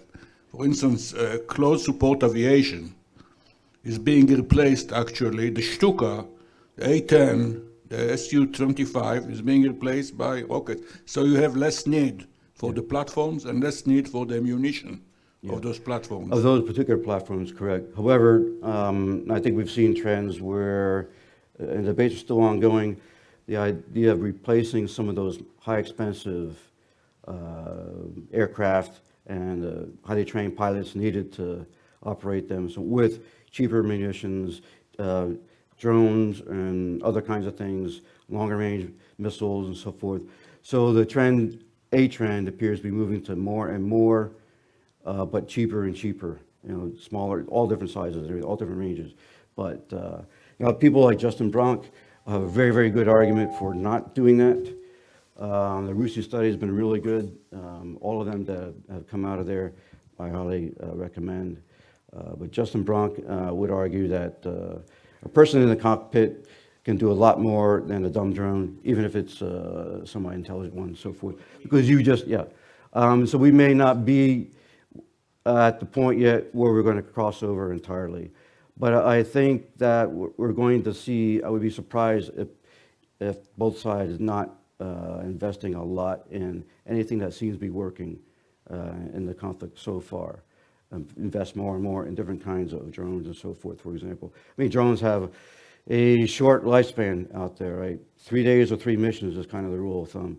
And then they're taken out or they go down or whatever. So, but people still want more of them. If you talk to some of the Ukrainian soldiers, will say, and this goes back to antiquity, to fly things over the enemy, drop stuff on them, and stay in a protected position. You know, so, yeah, so why not? So I think that we'll see more and more investments in a lot of the things that are working now. What's going to come out on top down the road is impossible to say right now, but why not invest in things that are working and more of them, right? If this goes on for another year or two, as people have projected during this conference, I can't imagine why people wouldn't be buying more and more of the long-range stuff. Hurt your enemy at a long range and preserve your own combat power to the extent possible, right? Pretty basic. Other questions, comments, any disagreements, any violent disagreements with... We have Paul here. As we head towards lunch, I'll move it away a little bit from the practicalities and a bit more to the sort of ethereal philosophy. And so when Fuller created his 6, 8, 9, 10, 6 principles of war in the period 1916 to 26, he originally gave them as a single word. Each one of them was just one word, and that format allowed him to talk about many different things under each thing. So when he was talking about mass, he was talking about mass in many ways. And as we've moved on, our use of the principle of war, our reinterpretation of the principles of war, have made the situation more complicated because we've become more specific in what we mean, and that has lost some of the meanings. And I would argue that when he is talking about mass, he's talking by extension about volume, and also there's part of economy of force, and he's talking about economy of effort. And so he's talking about the whole idea of management of mass, both in a physical way, but in many other ways. What would you have to say about that? Is our problem that our poor interpretation. That we've overdefined. Yeah, our things. poor interpretation Yeah. has left us in this situation. Yeah, keeping things simple would be desirable in many cases. Well, the principles, I mean, it wasn't just Fuller, obviously. It was also Mahan at the turn of the century. The idea of having principles in the first place was to establish a first military science, the foundation of which was Germany's. Those principles copied by Mahan for the most part and applied to something, naval strategy, naval science. Having a science established legitimacy for your profession, and with parallels across the civilian world, economics at the same time, sociology, psychology, all of them were looking for principles. The age of positivism, right? So things could be positively known, and if those principles could be linked to a foundation, a scientific foundation, then you have something you could teach at an academy or at a war college and so on. You could have a legitimate profession at the end of the day, as it were. So the big interest and wave in that was not just a military thing, it was very cross-societal, cross-cultural. We get to the middle of the 20th century, and we have Karl Popper saying, positive approaches to learning have problems because there are lots of false positives that you can come up with and so on. So, but so today we have the knowledge by negation, right? A falsifiable hypothesis, and you eliminate those things that probably don't lead you to the solution. But that method only tells you what is not part of the solution. It doesn't really tell you what the solution is at the end of it. So we're still sort of struggling for that. But and the officer corps across the board got carried away with principles, and Fuller gets discouraged eventually with them because officers of all sides just dove in and started creating recipes for success or theories or formula, and treated the principles as absolute, unvariable, and all of that. In most cases, they're actually across cultures. John Alger's book kind of misses the mark because they do touch on something that is defensible as an advantage. Even though rhetorically, in different languages, they may have been, in different periods, they may have been described or couched somewhat differently, but they come about close to it. I mean, the Russian ones are, well, that's why the Russian military is where it is today, right? They're obtuse in some respects, but they had different strategic challenges to deal with, a vast land mass to get it across and to do combat operations and so forth. But so simple is usually good, but simple can also lead to all kinds of misinterpretations as well. So I guess there's a trade-off of some sort there we'll have to deal with. But good, thank you for that. I'm going to add a bullet or two or sentence or two into the article at some point, kind of addressing that. Thank you, sir. So thank you for a very good presentation. Drawing both of your work on deterrence and what you said about volume,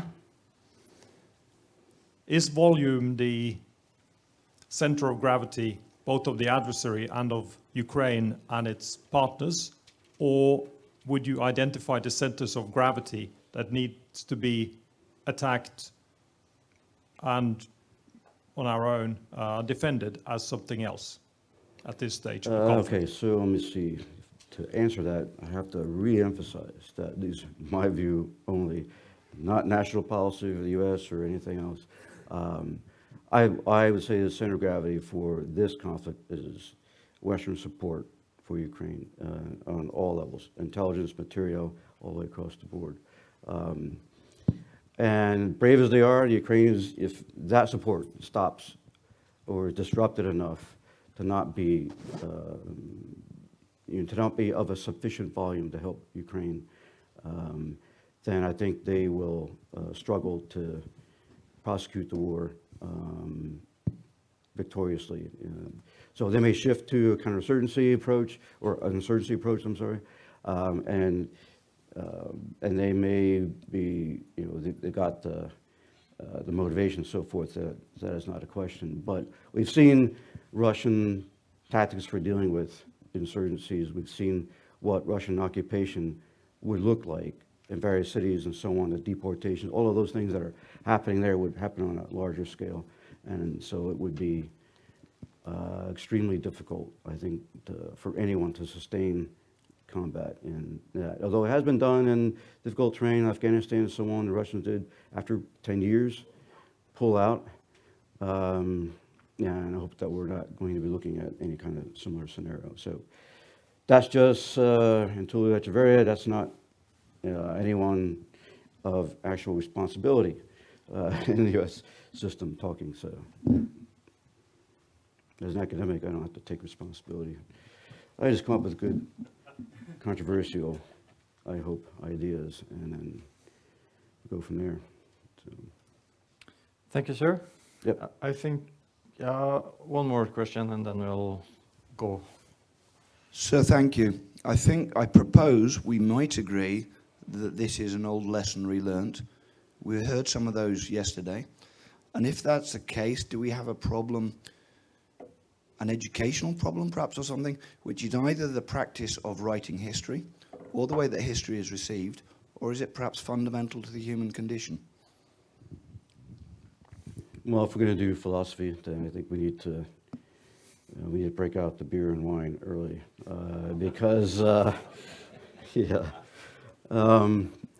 Yeah, you know, what does it mean to learn? What does it mean to learn a lesson? What does it mean to read history and get something out of it? That and how much is actually new in the way we fight wars or cycles, right? Or because they're after the same kinds of things. It just happens that a millennia ago, whatever, the technology available was maybe different, or understanding perhaps, way of communicating was somewhat different, but the recurring patterns in a lot of this, which makes it possible to do things like strategy. History is as an historian, you know, I love it, and but highly subjective, but that doesn't mean it can't be right. Just because your point of view is subjective doesn't mean it's necessarily automatically wrong, right? It just happens to be, as Plato said, you can have right opinion and you can have right knowledge. At any given point in time, as long as you have one of them, you're in pretty good shape probably.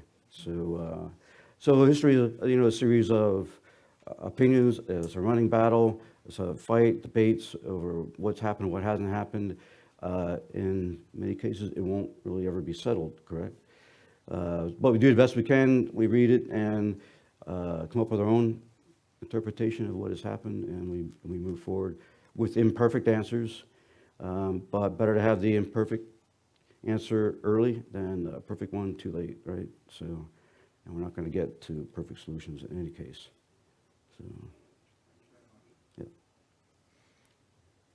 Thank you, sir. Yep. Thank you.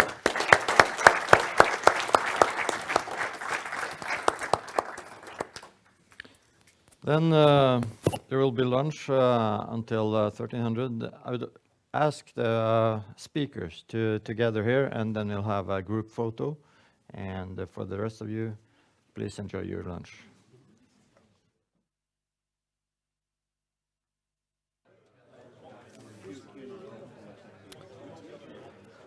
Ladies and gentlemen, we are now heading off for looking at the last presentation of a Norwegian presenter. This is Lieutenant Colonel, retired, but still in uniform, Palle Ydstebø, head instructor of land power at the section for land power at our academy. He serves as a senior faculty advisor at the Norwegian Military Academy, and he holds a PhD in war studies from the University of Glasgow, and has co-edited several anthologies on Norwegian, German, and Russian military thinking and operations. Palle has served in the Norwegian Air Force, the Corps of Engineers, Army Headquarters, the Intelligence Service, and the Staff College. He has deployments in Afghanistan and South Sudan, and staff assignments in both Germany and UK. So today we will present wrong-footed out of balance and in the wrong direction. Strategic and operational perspectives on the Russian 2022 invasion of Ukraine. Palle, please, the floor is yours. Thank you very much, Commandant, distinguished guests, colleagues. This is my kind of tabloid title, but I hope to get to do it afterwards. It will that's a typo. I will not say anything about tactics in insurgency and regular warfare. That's something that shouldn't have been there. But I'll start to present my framework for the analysis, and that's linked to strategies of annihilation and exhaustion, and some might recall that. It's a rather old-fashioned approach, but I think it's still valid. And then say something then about two phases of two latest phases as I see it of this war, and we'll see how we get through this. We won't get away from this fellow, Karl von Clausewitz, and it's one of these kind of quotations, and he is very much quoted. Unfortunately, not that much read, but. The point here is it's all start with policy, and it then trickle down, and you won't get away from policy no matter where you are in the entire system. And I think he's quite optimistic when he says that political considerations do not determine the posting of guards or the deployment of patrols and so on. And everyone that's heard about the strategic corporal or the tactical prime minister, seeing what's been political details had gone into some of the counterinsurgencies and peace support missions, knows that he was quite lucky in his time not to have a modern networked command and control system that could detail guards and patrols from the Prime Minister's office. Anyway, the point is that it will trickle down and it will influence not only the campaign, battles, but also operations that came after Clausewitz. And that's where we're ending up. So to get hold of the operations part, we'll go to this chap, Alexander Andreevich Svechin, origin Russian officer, general staff officer from the Imperial Russian Army, changed side or entered the Red Army as a military specialist during the beginning of the Russian Civil War. And was then a leading military theorist, strategist in the 1920s, before he was more or less put aside, before he was taken out or killed by the NKVD in 1938. His book Strategy, translated and published in English in 1991. Later edition 2004, and he was known as the Russian Clausewitz. He was and he also later translated Clausewitz into Russian, and also wrote a small biography on him.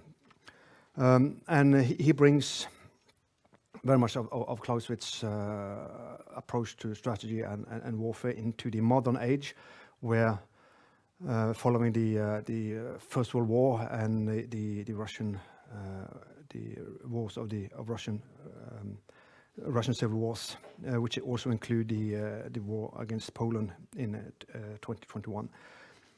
And so the role and function of strategy, and snag here is that it's beyond the political issue. It begins with strategy and the roles of strategy. And here he kind of takes some of the challenges from Moltke. I see some of these issues have been mixed there, but never mind. So the point here is that strategy is that issues directives and direct leaders of operations. So strategy is giving direction to operations. That's the way strategy emerged after the First World War. It was no longer just using the battle or the engagement for the purpose of the war. War had become much more complicated and complex, and now it was more about using the operation for the purpose of the war to paraphrase Clausewitz. And then the strategists must then have the idea of what's feasible for operations, or what's operational art that are supposed to plan and conduct operations. And again, resource aspects coming in. And as we always say, you need to know 2 levels down. So the strategists, they also do have a good eye for what tactical actually can achieve given the campaign and operations planning. And this is very much the top-down logic of conducting war that came out of the First World War, especially, and it continues this one with bringing also in policy, and that actually a politician also need to know, or at least be told very clearly, what can be expected by both strategy and not least also operations. So that when the political decisions are made, they must be funded properly in the realities, what actually can be done, and also then how will policy affect this.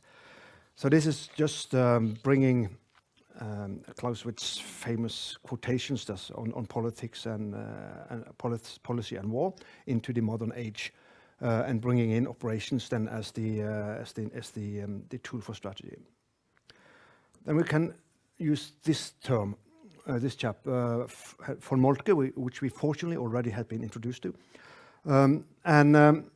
This is strategy seen in the very early phase of industrial warfare.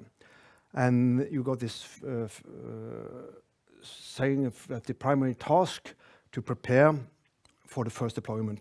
And that's linked to the von Moltke's most famous quote that no plan survives first contact with the enemy, which I think is a bit optimistic, because I hardly think any plan will survive first contact with logistics, as we've seen now. I was told that by my colleague that was the logistics officer of the engineer battalion once. And then comes another of the more well-known observations by Moltke following the German wars of unifications, that a mistake in the original assembly of an army can scarcely be rectified in the entire course of the campaign, which meant if you get wrong off in the beginning, you're stuck with it. That was Moltke. And then, so the point here is the role of strategy. As soon as you're set, and you will normally deploy primarily due to logistical reasons, as Moltke did when he deployed the 3 armies against Austria that ended up in the Battle of Königsgrätz, but also when they deployed the armies for the invasion of France in 1870. So in that case, I think that's also one of the reasons that they never planned beyond the deployment, because you hardly know how it's going to turn out. And back to Svechin again. He challenges Moltke quite a bit, and he does this explicitly in his book, that it's not only the operational deployment that's the primary task of strategy, very much because of railroad maneuvers as they had become in the 1920s, and as you've seen especially in the First World War, and the availability of operational reserve. Actually, in modern armies, you could develop an operational reserve quite a bit. That actually can rectify deployment errors. It takes quite a bit to do it, but given the modern condition for war in the 1920s, with aided by the industrial logistics and much more developed railroad network, that the initial deployment error can actually be rectified according to Svechin then. And he followed up here with, which also was a development that had been observed during the First World War, and especially then, that its strategy is much more than just to execute a plan made in peacetime preparations for the next war, but it involves, as he says, the energetic adjustment of the deployment, updated on information what the enemy does, and you need to continue those work and adjustments, which then is possible because of the new means available. And this is also with some caveats, because there are some limitations in transferring from one strategic purpose to a different one. If you're set up for one kind of a war that are supposed to be short and brutal and destroy the enemy, and you are, for various reasons, forced over to another kind of a warfare, that might create quite some problems, especially dealing with logistics, as Echevarria was talking about. So despite that these observations, and that it's possible, as we've seen in larger wars, it's possible to transfer from one direction to another, it's still quite hard. And we'll then go to the final part of the introduction phase and introduce another German, Hans Delbrück, the first real modern historian, military historian that used the new historical methods, source criticism, and so on in military history. He got involved in the so-called German strategic debate or quarrel. He tended to be quite quarrelsome himself, and that began in the late 1880s and continued more or less up to the World War I. So it was quite a long debate, and it centered around doctrine very early on, and it began with a critique of an analysis by the General Staff on the campaigns of Frederick the Great, where Delbrück took that to tasks, and they began the debate. And the debate was very much over whether Frederick fought a war of annihilation, that means destroying the enemy in battle, and by that winning the war, or if he was conducting a war of exhaustion, that means to avoid losing and fight when he had to and avoid when not, and that he actually was not just going for the great battle. And that centered also upon a doctrinal debate, what kind of wars were Germany going to fight. And it's a bit tabloid, but we'll get the point of it. The General Staff's argument was, of course, did Frederick go for a war of annihilation, because that's our doctrine, that's how we're going to fight. And in those days, history was very much used to bring legitimization to doctrine, and the quite famous or infamous later chief of the German General Staff, von Schlieffen, stated that history was the means you had to when you couldn't, it was history that will kind of enlighten the future for you. So it was very historical in a way, and kind of history was quite an argument then.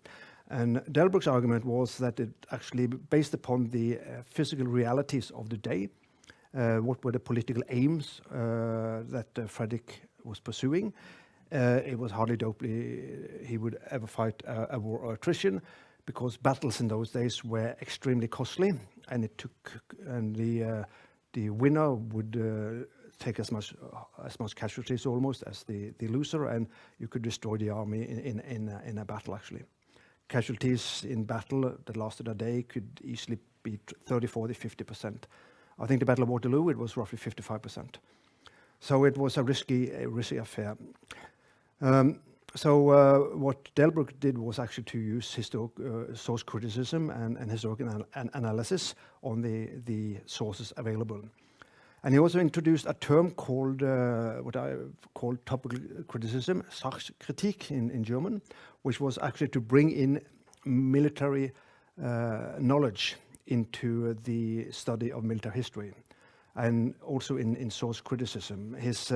One of his typical examples was looking upon the Greek classical history, on in the Greek sources on the Persian Wars.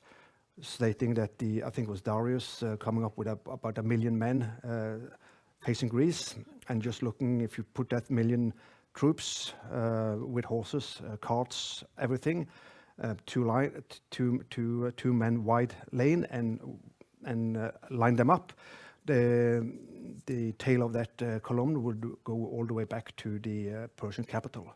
So there were some kind of physical and logistical impossibilities in many of the sources. So he introduced that professionalism, military professionalism, if you like, into reading and criticizing sources, which he also did when he was arguing regarding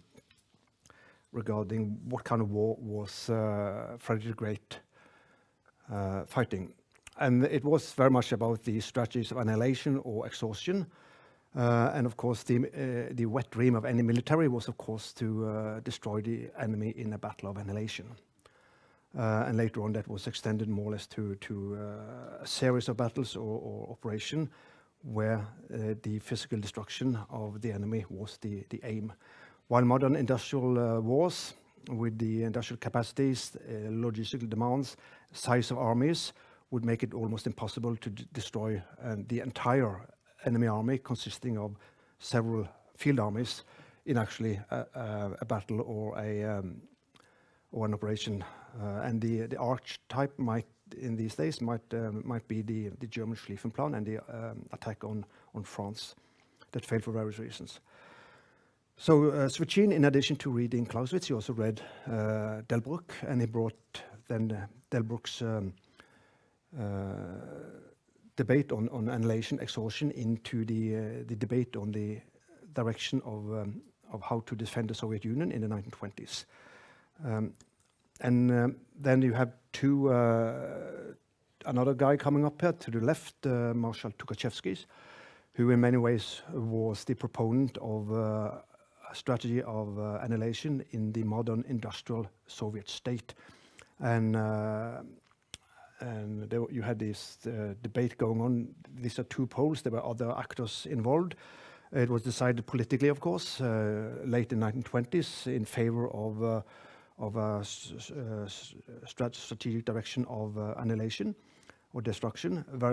That's also linked to the industrialization of the Soviet Union to construct these mass mechanized armies that were coming up.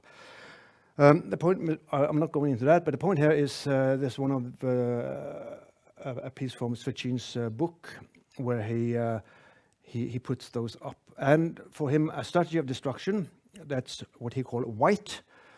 That's the left white bar there.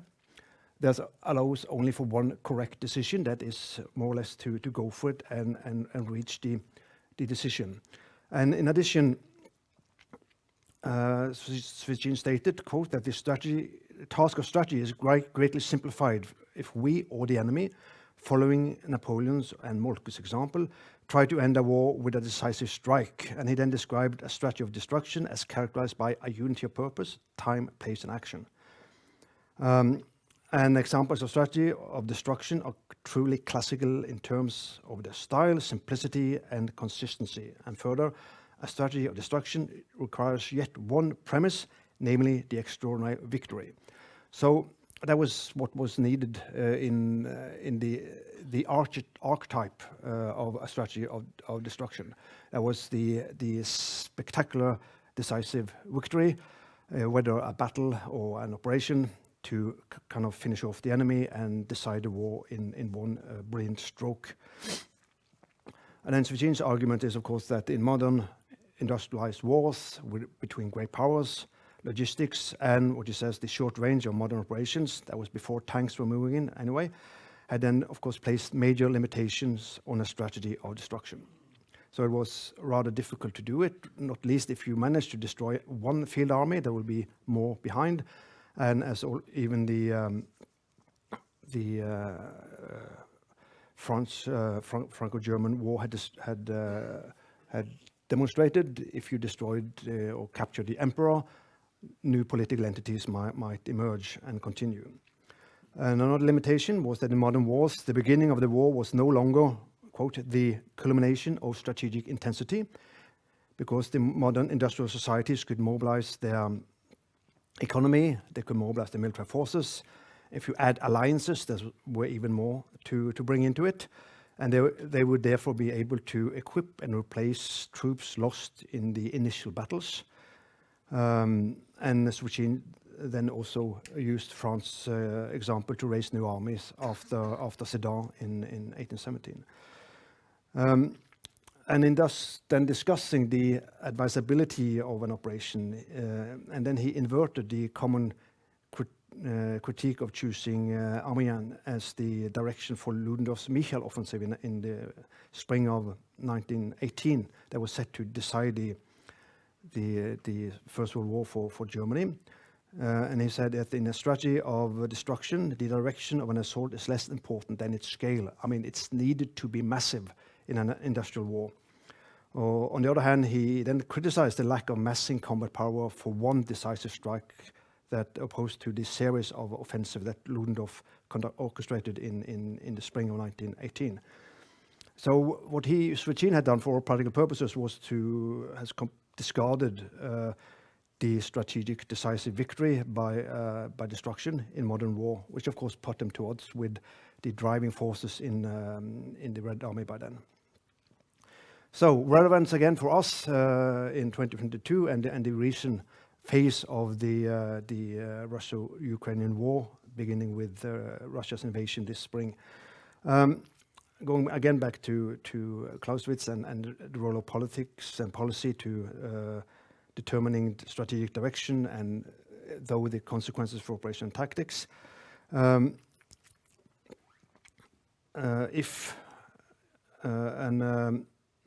As Svechin said, that if you only got this one correct possibility for a proper disposition and decision in a strategy of destruction, if that fails, you are by default more or less forced into a war of exhaustion, perhaps the kind of war you absolutely would avoid because you would not have the resources to continue it in a way. And then you would, if you then enter a war of destruction, comes out wrong because you cannot manage to pull off that initial victory. You do not manage to destroy the enemy in that one brilliant stroke. You are actually wrong-footed because you are not set in for it. You are also in the wrong direction because you will then have to turn around, possible but hard, to face a different kind of war. And in doing that, you will partly be off the balance because in a war of attrition or exhaustion, it's all the rest of both the state and any allied resources that are put into play. And there will be, of course, military operations. Of course, there will be victories, but they are just many of them. There will be economy. It will be policy at large, industrial mobilization, allied policy. I mean, you get all these other elements that you find in modern societies. In these days, computers, global systems, and so on that will be a part of this. And then, of course, war becomes just one of means of policy. The military part of it will only be one part of the policy. Others, as we see now, with sanctions, boycotts, and arms deliveries to Ukraine, political support, and so on, and then you have a complete different point. So to get to it, I think this tension between destruction or annihilation and exhaustion is actually a valid tool here. To get into the current war, it began, of course, with in 2014, and you had and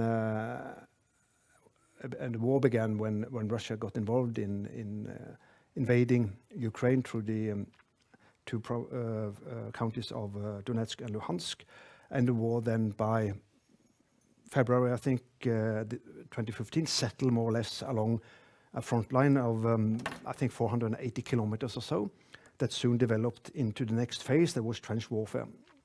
and we'll still see some of that trench warfare going on in the Ukrainian defense against the current Russian offensive in Donetsk. And that was a war that's very soon, surprisingly soon, disappeared from Western media. And despite tens of thousands, I think numbers between 14 and 18,000 fatal casualties during these years, it stood more or less under the headlines, under the news radar. And a good example was that on that issue was, of course, when Russia was deploying troops again. Media was asking, will there be a war? Which was, of course, wrong question, because there were already a war. But so it had lasted too long and had been too low intensity that it lost any news value, actually. So these deployments, that's one of a number of maps that come out on the Russian deployments along the Ukrainian border in beginning in roughly early November, late October perhaps, and in February also moving troops into Belarus. And that was the one of several of these deployments. The first one was already back in 2014. There had been one in 2020, in March, April last year, and before this deployment coming up in November, December, and over the winter. And the big question that everyone was asking was, will that be war again? There were already a war, and will it then be an extension of the war with a full-scale or large-scale invasion of Ukraine? And as other speakers in this conference has mentioned, it was deployed was these battalion tactical groups, BTGs, that are, as we've seen, are made for speed and shock. They are not the kind of unit you will use as the prime unit for a war or a war against a prepared enemy. Was it coercive diplomacy going on? Was there an invasion, and an invasion against what kind of force did they expect to meet in Ukraine? We've heard quite a lot of it earlier. And there were some peculiar oddities. First of all, for me, that they actually deployed in broad daylight, forfeiting the element of surprise. I mean, where was the famous Russian Maskirovka? Were they actually deploying in the open and then actually plan to move in with the entire world's satellites and TV cameras on them, especially given the element of surprise as a prime criteria for success in both Soviet and Russian thinking. So that was kind of peculiar, actually. And then also if they were to invade, the force ratio was not necessarily that in favor of the attacker, given what the Ukraine had of standing forces and what they could mobilize quite quickly, and that actually had a large reserve with that have experienced war in the Donbass in the previous 7 years. So, at least for me, there was some kind of confusion what they actually were up to, and we heard the messaging from Moscow, and I had problems to accept that they actually believed that Ukraine would collapse more or less overnight, as had happened to Crimea in 2014. So I cannot say I was surprised when they invaded, but I was a bit astonished. And going back to these strategies, seen when it happened and in brief hindsight, for me it was a Russian strategy of destruction or annihilation that failed. It began failing the first day, and within the first week, it was obviously that something had gone absolutely wrong.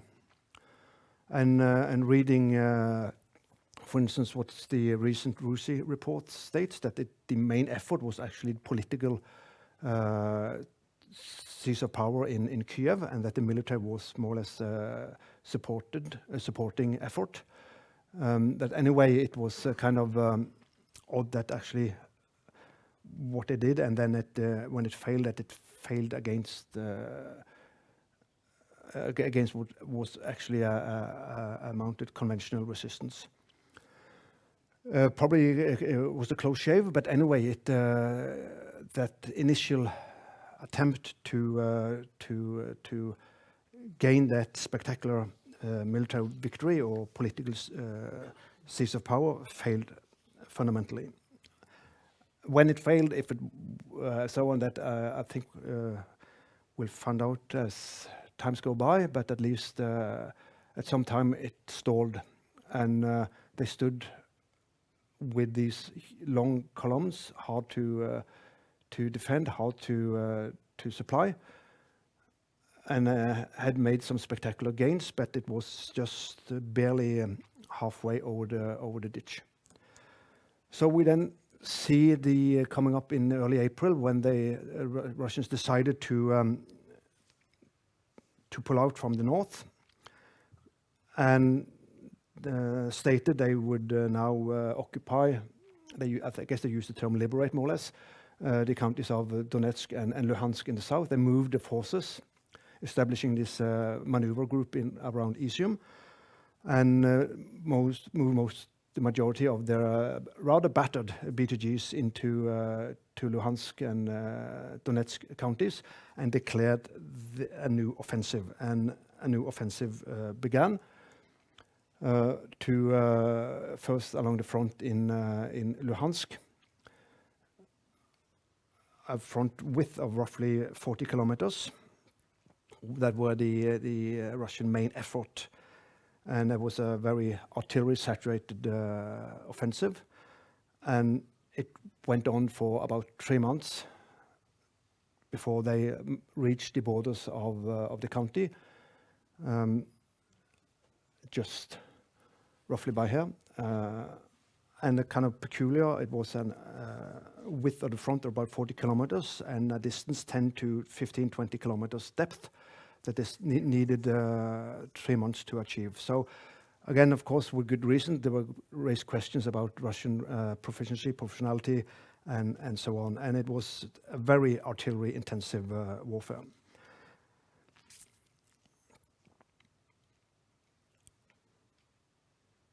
And while this was going on, other things also began to happen, because, of course, also the Ukrainians moved their forces, reserves, when they were reasonably secure of the northern areas, and that the phase 4, which I call then a war of exhaustion, continues. So we just switch map. The point here is the context for this strategy of exhaustion is that you now have the Western political, economic, and military support to Ukraine. That's pitted against Russian economy, equal of Italy or Spain, that are weakened over time. It takes probably a long time by sanctions and boycott, and Russian war industry limited by lack of access to Western high technology like chips and other things, optics and so on, and perhaps more important, machine tools. They don't make their own machine tools, they import them. So when they are worn out, it's hard to continue. It's a very big picture, but just a sketch. But the point there is then the operations going on. And while the Russians shoot their way through Luhansk in, I think it was early May, there were a small Ukrainian offensive north of Kharkiv. That seems to have aim for pushing the Russian artillery away, so they, at least the center of Kharkiv city got out of range for regular artillery, Grad or tube artillery. And there was a small, limited offensive that did not consisted of a series of minor attacks along the entire front, seemed to be quite good coordinated in time and space. So they managed to push the Russians some tens of kilometers away until the offensive seems to culminate. But at least they were able to get the central parts of Kharkiv out of range for at least regular artillery. And the strategic importance of that small offensive is that, as I see it, was the beginning of a struggle for the strategic initiative in this war. Up to now, it had been the Russians that had got it. Now the Ukrainians was beginning to challenge it. Later on, we got a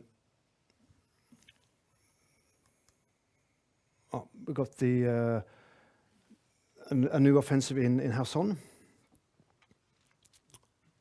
That was not actually declared. It was just observed by these various open source analysts. And that began also with the introduction of the HIMARS, the GPS-guided rockets that cut the bridges by Kherson and the dam at Novakakhovka. There were 4 bridges, 2 road, 2 rail bridges, and by that isolated between, see numbers varying between 15 and 30,000 Russian troops on the north side of the Dnieper River. And there were constant Ukrainian attrition by artillery and smaller attacks. And Russians had then also declared an operational pause when they closed their offensive and reached the border of Luhansk.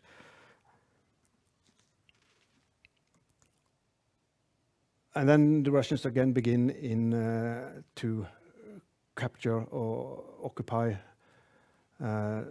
Donetsk county, strike this one, and it began on the front further south of main effort further south. Cities like Bakhmut is one of these cities they're still fighting on, and it's now the Ukrainians are using the HIMARS system to degrade Russian artillery ammunition and their storage and forces their logistics further away, and by that reduces the superiority of Russian superiority in artillery to a more manageable phase. And they are still the amount of progress that the Russians had made since July, August is not particularly impressive. And they are still fighting around the city of Bakhmut. It had always been in the news, and they have reached it, but never been able to enter it. So that's going on as we speak, to use that term. And there were then, and in August, there were some official Ukrainian messaging, I think I say that, regarding the Kherson offensive. And that was then threatening the access to Crimea, and that could be threatening. So the Russians moved troops and ended up with roughly 60%. That's the number I've seen, the closest I get, of their troops had then been deployed to the south to prevent a Ukrainian breakthrough and to threatening Crimea. It appears to. And of course, thinning out the front up here, so they were taking some kind of operational risk in that sense. And then, of course, we knew what happened. The Ukrainian moved in with the second Kharkiv offensive, which, as we've seen, made this particular breakthrough. And you saw something very rare in modern warfare against 2 rather equal opponents. A breakthrough, pursuit, and collapse of the entire Russian front, all the way to the Oslo River, and that happens within a week. And it was consolidated within the next week, and the large Russian maneuver group in the Izhutova were forced to pull out also. So that was kind of one of the more spectacular things that was going on there. And then, as we know, the Kherson offensive continued, and in October, the Kerch Bridge was struck by something that severely damaged the rail logistics for Russia into Crimea, which further made the situation for the troops around Kherson logistically more difficult. And a month later, they decided to pull out in early November.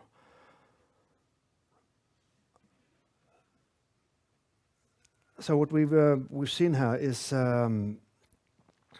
then a series of from the Ukrainian side of small operations. We had defensive operations going on in Donbass area, Donetsk, Luhansk, and then there have been offensives that have been strategically coordinated. Obviously, I think there's a mixture of opportunism and strategic planning, and we see here strategy in a modern sense as actually directing operations. So the Kharkiv offensive is still going on, it's grinding much more slowly. What they plan to do and so on further on, I have no idea, but it seems still that the Ukrainians have the strategic initiative. The Russians have constructed fortifications from Luhansk along the front further north there. That seems they will go for some kind of winter position and try to rebuild behind there. And the response we've seen by Russian offensive recently is the missile attacks against civilian infrastructure and some kind of terror bombing in order to force the civilian population to give in a way or another. And a couple of a world war of terror bombing has shown that that doesn't normally not work properly. So, falling back to the destruction, exhaustion strategies, it seems that the initial Russian attempt to decide this war, 7 years now, 8 years long war by a strategic strike and a spectacular victory or political takeover, whatever they were aiming for, had failed, and they have then been forced into this resource war that's actually now going on. And how that's going to turn out, we'll see, but my point is that these rather old ways of analysis might be quite useful to see explain the development of things. And I see there's 18 seconds left, so then we go for questions. Thank you.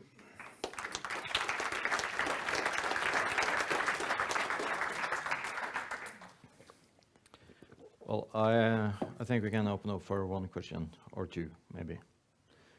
So, are there anyone who would like to present any questions to Palle? No? Good. Well, thank you very much, Palle, and we will have a break until 1400, and then we will have Iryna to come and talk about information operations seen through the Ukrainian eyes. So, enjoy your coffee. Ladies and gentlemen, I have the honor to introduce to you Colonel Iryna Izhutova, and she is from the Ukrainian Army. She is the chief of the training section at the Strategic Communications Center at the National Defense University of Ukraine. She has previous experience from the press office of the Ministry of Defense of Ukraine, and she has a PhD in public administration from the Kyiv Taras Shevchenko National University. Her areas of interests are strategic communications, media literacy, information age, and public affairs. A warm welcome to Iryna.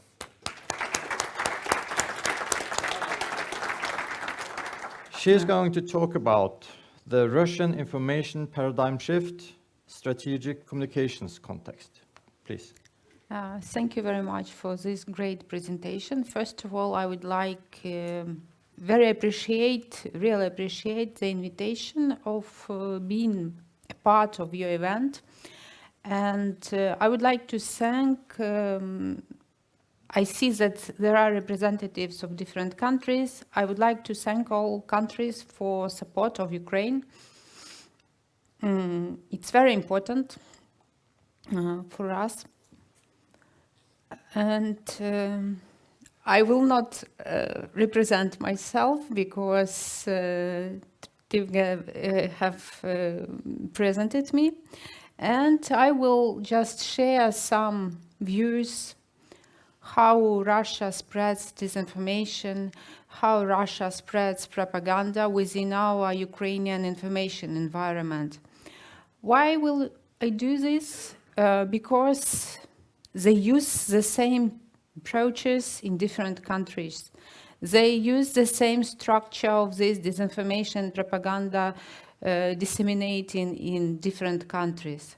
So the approaches are the same, and we need to share the ideas. We need to share some thoughts about what we see and what should we do in this sphere.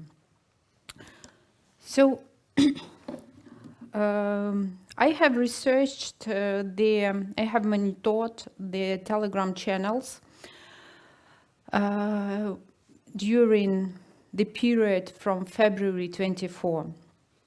All of us know that during, since this period of time, hybrid warfare was transformed in full-scale armed aggression against Ukraine.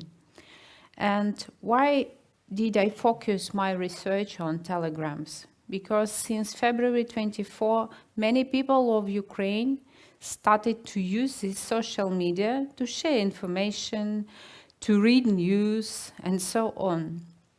That's why it's very important to focus on it. And Russia uses Telegram channels to spread disinformation and to influence our people.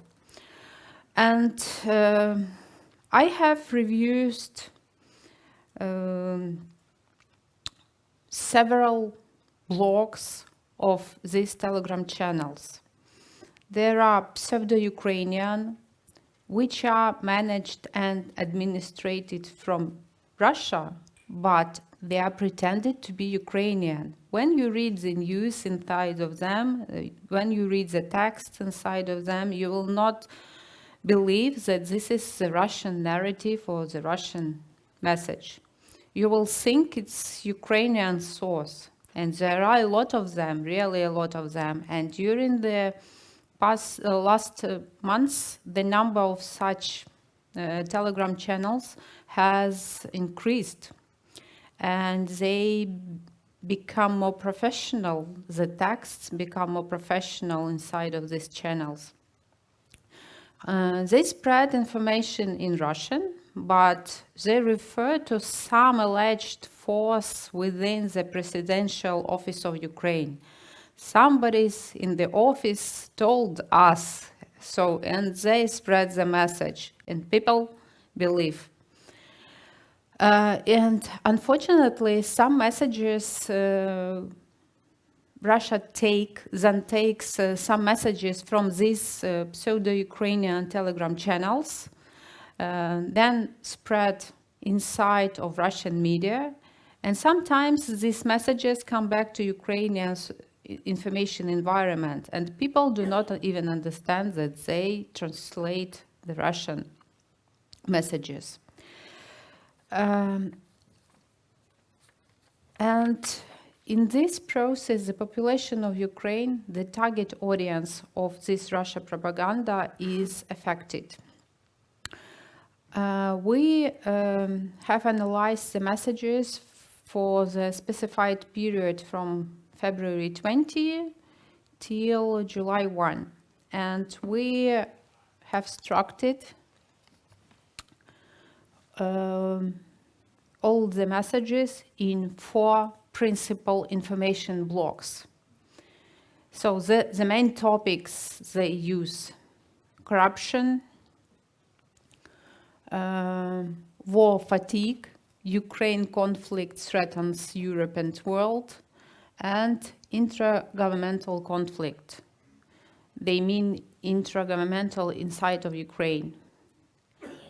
All of you have seen these messages, and unfortunately, they are sometimes they are translated by many people, but the source of all these messages was inside Russia. They try to translate the message. There is some conflict between the president of Ukraine and the general staff of Ukraine. Conflict between military and office of president. There is no conflict. It's fake. But unfortunately, they use this topic all the time. But this topic was not interesting because the target audience of this topic was just military, because it's not interesting for ordinary people to know who is chief of staff or commander-in-chief and so on. And it was more interesting for military, so they skipped this topic. It's not interesting. Sometimes they try to do it. They take it when they have some problem with some information vacuum, some information gaps. They try to revive this topic, they spread it, but they do not see any interest to it, so they skip it. You have seen the messages that Ukraine conflict threatens Europe and world. You have seen it, because they try to translate this message that Europe will have a lot of problems. You will freeze because Ukraine waves this war, and so on. You have seen the messages about war fatigue. But the target audience of this message is more for Ukrainian audience, that, look, they will not help you, they will not help us because they are tired and so on. But the source of these messages was Russia, not Ukrainian source. And corruption. Corruption is a dominant topic in this serial. They use all these information blocks, they turn them around all the time.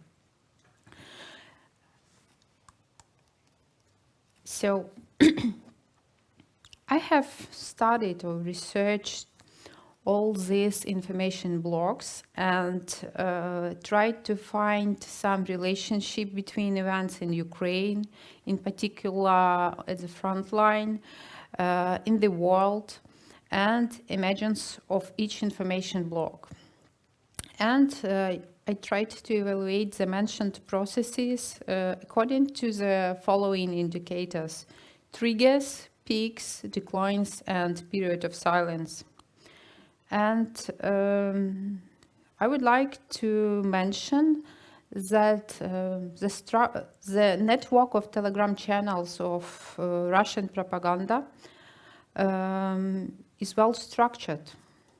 And there are several lines how do they spread this disinformation. They have bloggers, military journalists, военкоры. Who knows Russian, you have had this term, military journalists. They used official statements, surely, and the most dangerous thing, as I mentioned, pseudo-Ukrainian Telegram channels to spread the information. To my opinion, we should pay attention to it. Because even I guess in September, our Ministry of Information Policy and Culture, they published the list of these pseudo-Ukrainian Telegram channels. The list was included about 100 Telegram channels. but people still continue to read them. And the scope of audience, the number of subscribers of these Telegram channels is about 1 million people. So look, and when we have a network, each of channel has 1 million, so we can see the number of people covered by these Telegram channels. Unfortunately, the last their attempt was after shelling our critical infrastructure. They used these Telegram channels to spread the panic inside of Ukraine. There was a message that Russia was not behind all this critical infrastructure destruction, and we have now problems with electricity because we sell power supply, we give power supply to Europe. We would like to earn some money. They spreaded this message through these Telegram channels for our audience. There was even official statement of our government that it's not true, it's fake. And some people, unfortunately, some people believe it because they think they read through Ukrainian Telegram channels. They read through Ukrainian sources. Why do they use, sometimes they shift their information blocks, to my opinion. Firstly, they just want to divert attention. They want to switch it from one point or from own failures or defeats at the front line and to spread this message not only for Ukrainian audience, for their audience too, just to make a new focus. Another point, to reduce aid from partners. When they tried to discredit Ukraine, blaming in selling weapon systems in black market. You know, all of you know the story which was in summer concerning all these weapons scandals.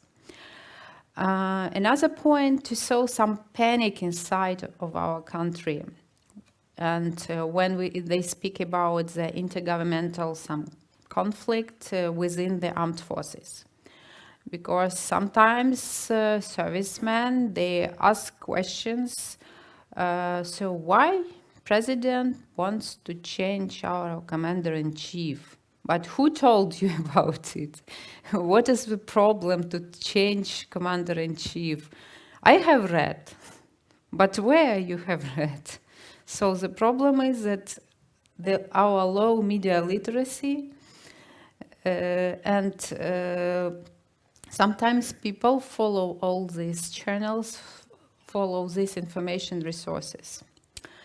In the beginning of this active phase of full-scale Russian aggression, the life cycle of information blogs was short. They tried to spread a lot of them. Simultaneously were spread several blogs. Just they tried to find out what blog was more appropriate, what topic was more appropriate. As I mentioned, the topic of corruption remained and remains dominant. Why? Because people are interested in this topic. And topic of corruption covers many audiences. It covers international audience, it covers our internal audience, it's interesting for their audience, and so on. That's why they try to use this topic and formulate some messages within it. Another point, that sometimes they skip all these indicators I mentioned. They didn't use in reproducing their messages all the indicators. And in some blogs, after trigger phase, there is silence phase. No peak, no decline, just silence. The justification can be a lack of interest in the stated topic. Just they provided information, no interested, they close it. They need to switch quickly the attention of the target audience, and they need to provide another topic. They test a new topic, and sometimes they try to test it. And what is interesting is the fact that some messages are repeated every once without changing the text. If you will see, they just take the text and they repeat, spread it in a month, on a monthly basis. Just to remind their narrative, just use it to get target audiences used to this message. It's psychology. So, according to my research of the trends within the social media, especially in Telegram channels since February 25, I have made several conclusions.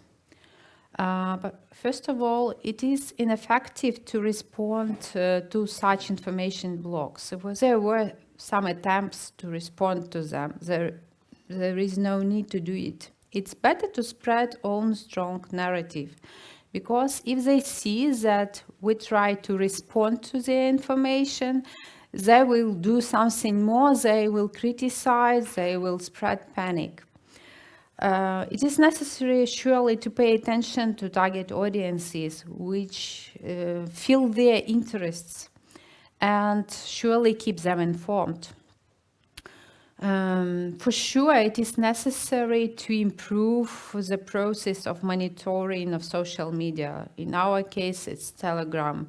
It sounds bizarre, it's impossible, surely it's impossible to cover all the Telegram channels, but we need, and you need for the future, to follow these lines, to see them, to see triggers.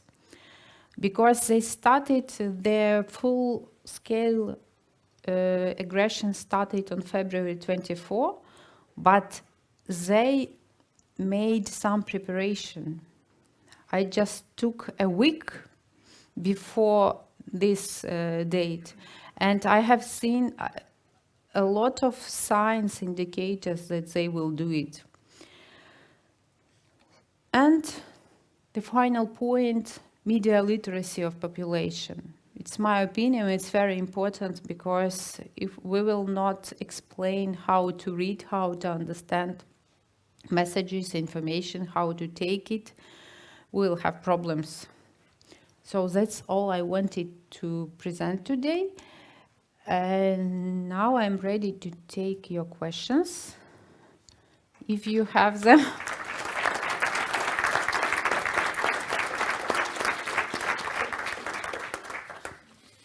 Thank you, Iryna. I'm sure there are some questions from the audience. Who would like to go first? Yeah.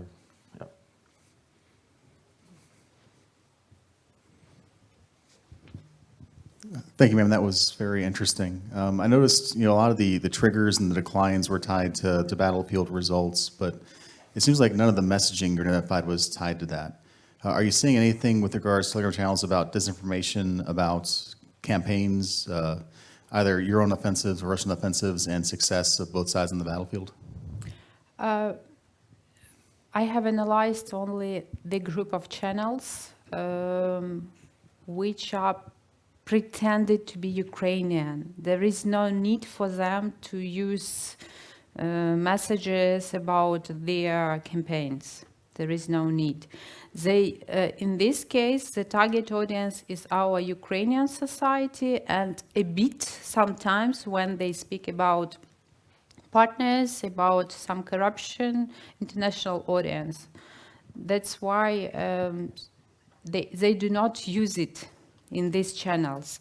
They use it in their in the group of channels of their military journalists.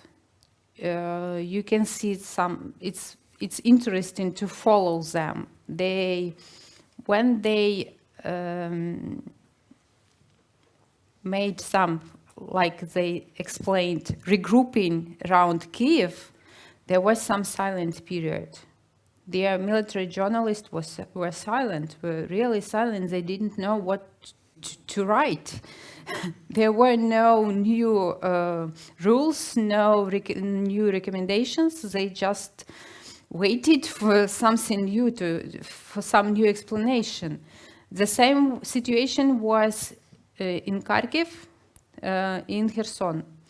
But sometimes in summer, the military journalists, they started to criticize military leadership.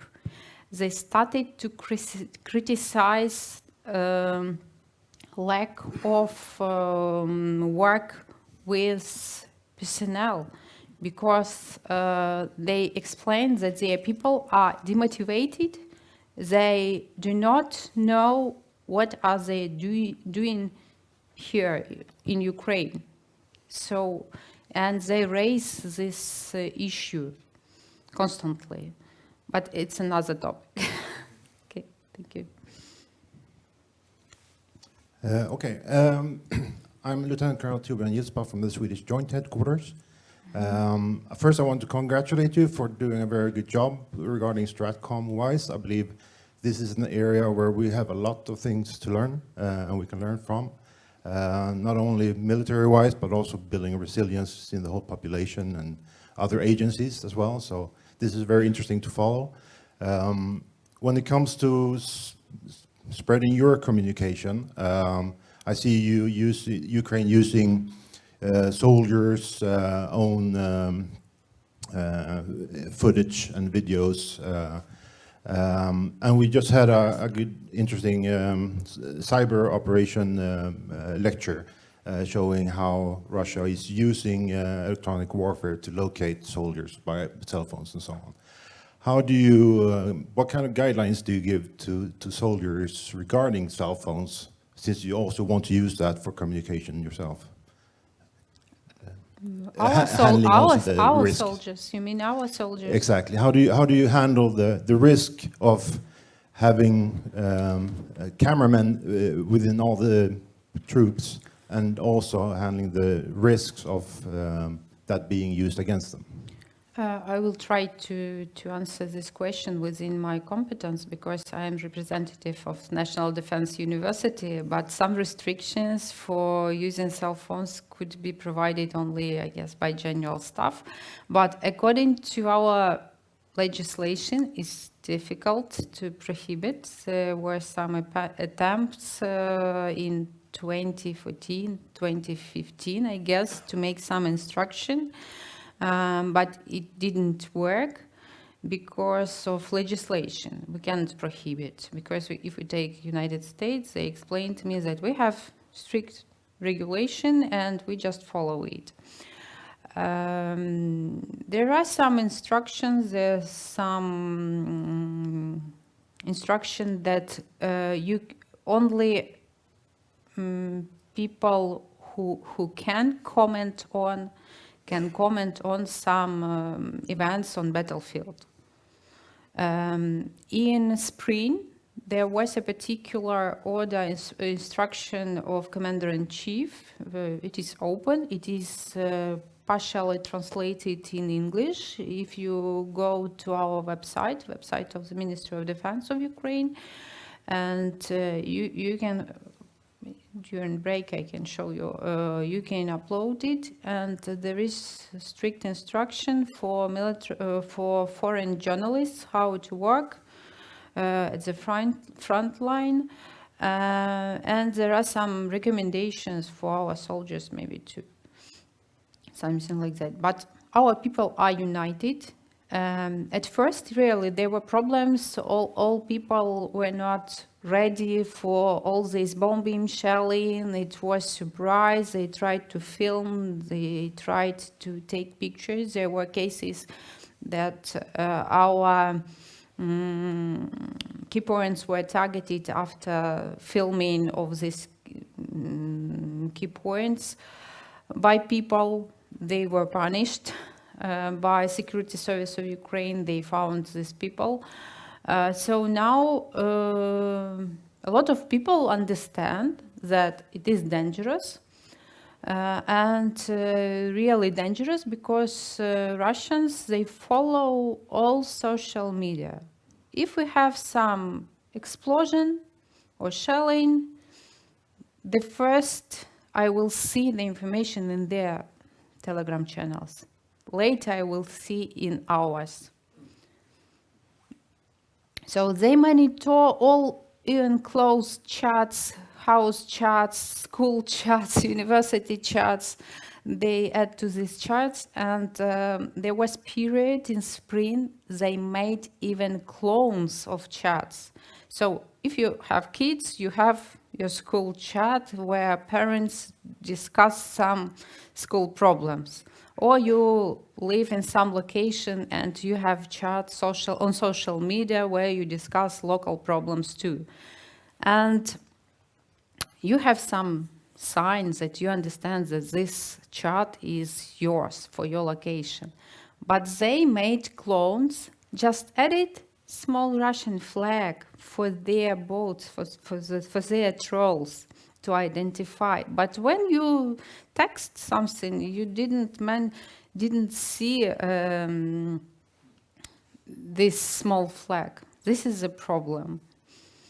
So usually our soldiers, servicemen, they understand and realize the danger of using cell phones. Now we do not have these problems. I cannot remind any case. Welcome. Thank you. I think there's someone here who would like to. No?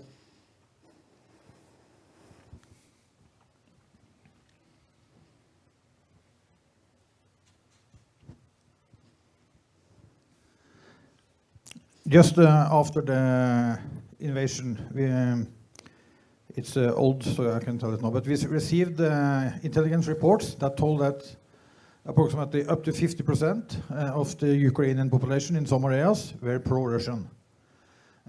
If you look through the campaign now, and when you have entered December, do you know anything if the opinion or the support to Kremlin has changed in the Ukrainian population during the campaign, so they are more resistant and more willing to fight for Ukraine now instead of Russia, especially in the areas where they have had the support earlier?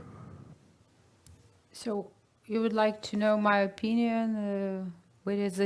Is there any difference in the support of Ukrainians to European trends? Yes, the race. No, if the opinion in your population has changed from be pro-Russian to be pro-Ukraine during the war. Also, it will be my opinion. We need to focus on regions. In this, it's difficult question.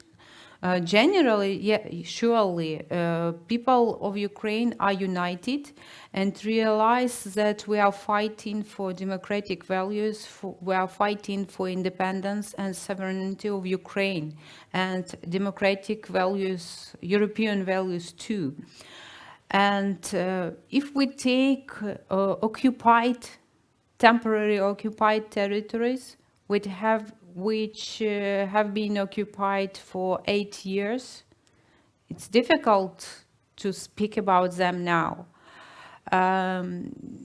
It's difficult even to communicate sometimes with people in just liberated territories, but it's okay. They were waiting for Ukraine, but when you have complete blackout, no internet, no TV, no magazines, nothing, newspapers, and only Russians told them that Ukrainian president left them and there is no President Zelensky at all. And people could not even check it. So there are problems, and even because of last shellings, we have now problems with power supply. We need, all of us should think how we will communicate with people in complete blackout. Without social media, without internet, without TV, it's only possible to use classical radio, but youth and kids and young people will not use it. They do not know how to do it at all. So newspapers, sometimes maybe newspapers, but how deliver newspapers to some occupied territories? I have a colleague, her son was in Mariupol under shelling, and he managed to leave it and come to Kiev, and he really thought that Ukraine left Mariupol. And a lot of people there, because of lack of access to internet, to news, to TV, to radio, to nothing, they thought Kiev left Mariupol. That's the problem. So it's a difficult question. Generally, yes, surely. But if we will take some regions, we need to focus on each particular region separately. Then we have Egil and then Dr. Rubin here. Colonel, thank you very much for your presentation and for your service. My question goes to when the information operation or psychological operations against Ukraine started. The reason I'm asking is in the autumn of 2013, I visited all your academies in Lviv, Kharkiv, Sevastopol, and Odessa, and spent some time in your country. And one of the things that made the strongest impression upon me then was whenever we got back to the hotel and I turned on the TV or radio, not in Lviv, but in the 3 other locations, I was carpet bombed by the same Russian propaganda that I was seeing if I was visiting Russia. And most of it also in the Russian language. And I was shocked by how strongly that Russian narrative was represented by a lot of the people we met, including people in uniform and in senior positions. So where would you trace the beginning of the cycle of the information operations campaign or the psychological operation campaign against you? Okay, thank you for your question. Really, the information and psychological campaign against Ukraine from Russia's side was started not in 2014 or 2022. It was started after the independence in 1991. They started and they did everything to affect informationally and psychologically Ukrainians. And they tried to spread these messages among their population. And the danger is that when these messages come to our environment. Have I answered your question? But now the situation has changed. About your thoughts, really. We do not have Russian TV channels We have only Ukrainian ones. Russian social media are prohibited in Ukraine. We do not use them. They also do not use world social media. Facebook, Instagram are prohibited in Russia. So it's impossible to communicate or influence, affect them through this social media. They use their Одноклассники, and sometimes they use Telegram channels. They do not ban it. Thank you. Dr. Rubin? So I think you have answered the question already, but what I wanted to ask, perhaps a delicate question, do you mount your own information campaign at the Russian public? Interesting question. I'm not sure I can answer. I have it's a sensitive question. If you don't answer it, it's all right. Me, personally, I do not launch campaigns and I do not responsible. So that's why we will skip this question.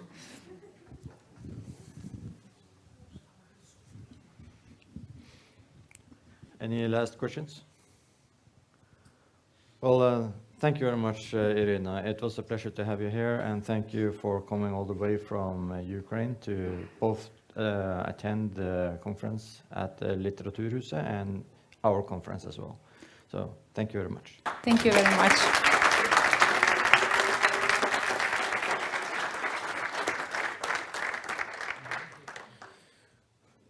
Then, according to the program, we should go ahead at 1500, but I think we can actually go a little bit faster forward in the program.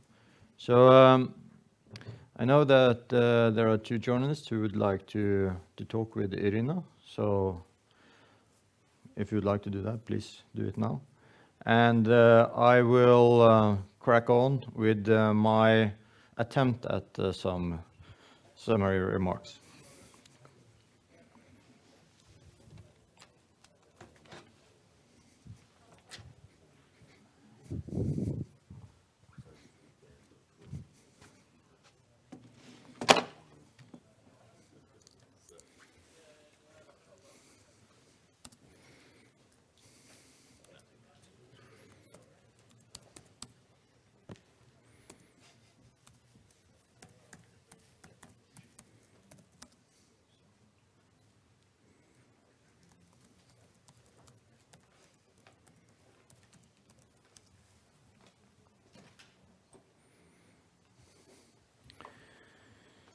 You can black that out until further. Yeah, thank you. Well, Commander, honored guests, dear colleagues and attendees, this year's topic has been lessons identified from the war in Ukraine. It has several purposes. First, to share knowledge and increase our understanding about modern land operations. Second, to increase our mental preparedness in case we are called upon. And third, to nurture networks among allies, partners, and friends, as well as expanding those new relationships. We have had we have heard several important messages, and without attempting to summarize it all, I would like to mention some. Just now we heard about the Russian efforts to influence us through new digital means, and it's important to be aware of that, and we also need to confront and mitigate those effects. Jim told us that we need a coherent theory of warfare and land warfare in special, which we are currently lacking. We also learned about the development of the Russian doctrine and how it has influenced the planning for what we have seen in Ukraine. However, we need to be careful drawing conclusions about the Russians and the Russian way of war until we have further data points and more information. We have heard about the Ukrainian army's ability to analyze and turn around information into actionable intelligence, also connected with fires, which is quite impressive, and it's also pointing back towards a time when we were willing to take more risk. Dr. Rubin, you talked about the impact of standoff weapons and the need of countermeasures, especially against cruise missiles. You also talked about the proliferation of UAVs and the need of efficient countermeasures against those, especially meaning cheap systems to be able to counter the volume of those threats. We learned about how to utilize air forces in a campaign when the enemy has the numerical advantage, and also about the shortcomings of mathematical models. We need to adapt them to different types of problems.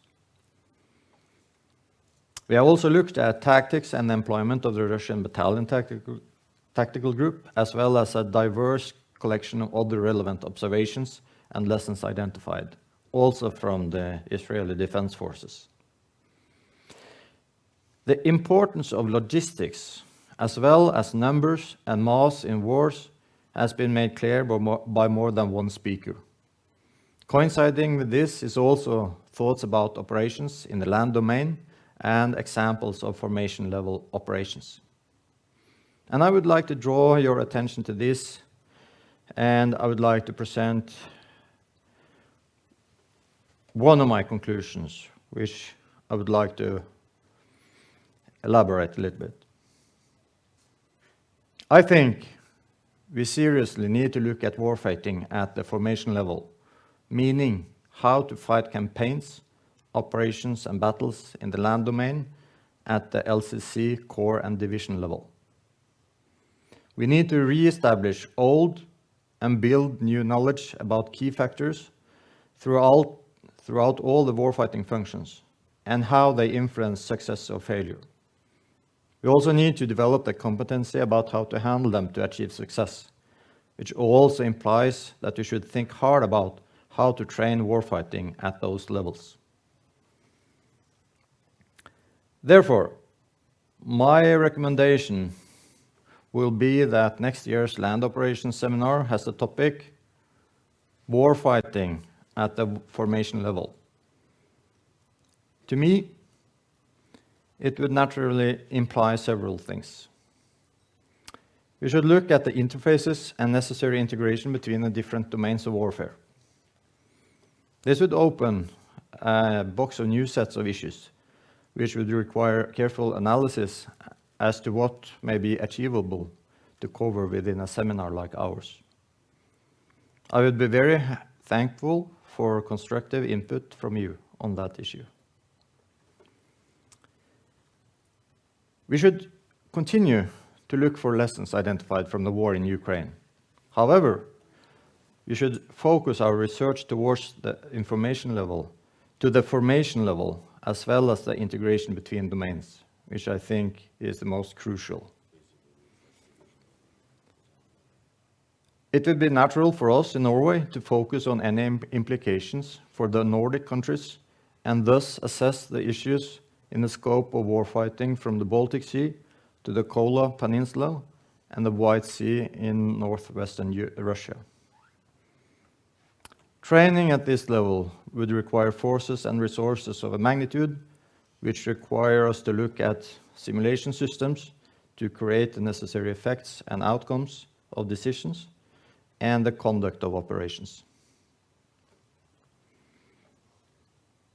Finally, I would like to make a brief introduction of the project I'm working on together with Jim Storr and Chris Lawrence. And we are working on a textbook with the working title, Land Operations, Understanding Land Operations and How They Are Conducted. Please, the slides.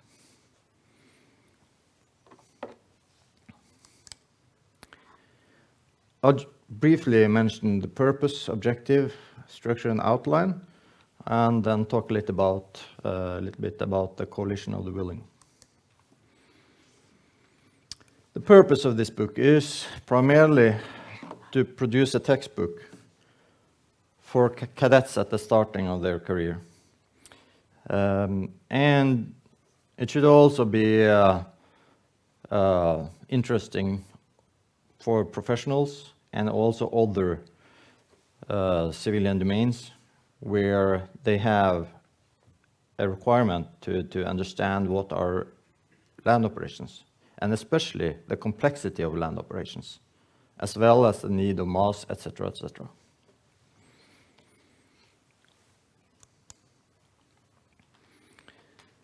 The overall objective is to explain how operations work and the preconditions necessary to make that happen.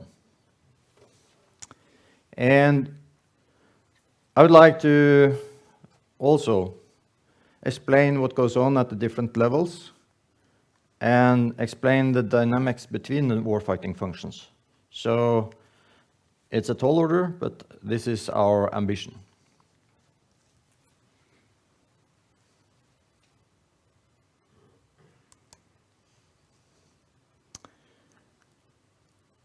The structure and outline will be to present the different levels, organizational levels in land operations from LCC down to platoon. Then present what do we know about, what do we have of theory that which is relevant for these levels. And also present what do we have of historical analysis, meaning quantitative analysis. Are there any relevant analysis pertaining these levels? And go through and present doctrine, primarily NATO doctrine, but also recognizing that NATO doctrine does not cover everything. And then I would like to look into United States doctrine. And then I would like to present a historical example for each level to try to show this is what is supposed to happen, and this could be an example of what actually happens. And I'm not looking for contributions as you would think of contributions, but I would like to ask for to create a coalition of the willing, because we need peer reviews. It would be impossible for an editor or a publishing house to actually get the right people to peer review all of this. That would be impossible for them. But among us, that is possible. So I would like to reach out after this seminar to you and ask if you would like to contribute with a peer review. Doesn't need to be a formal peer review, but rather I would like to listen to your input, have discussions with you, and so on. And with that, I would like to conclude this seminar. Thank you very much for your attendance. It has been a great pleasure to host you all. Thank you for the opportunity to have this seminar. And I hope to see you next year. I hope to continue to build our network, and if I can help you to reach into the Norwegian Army and Military Academy and get you in contact with researchers, etc., I would be more than happy to do that. So thank you very much for your attendance, and I wish you all a safe journey home.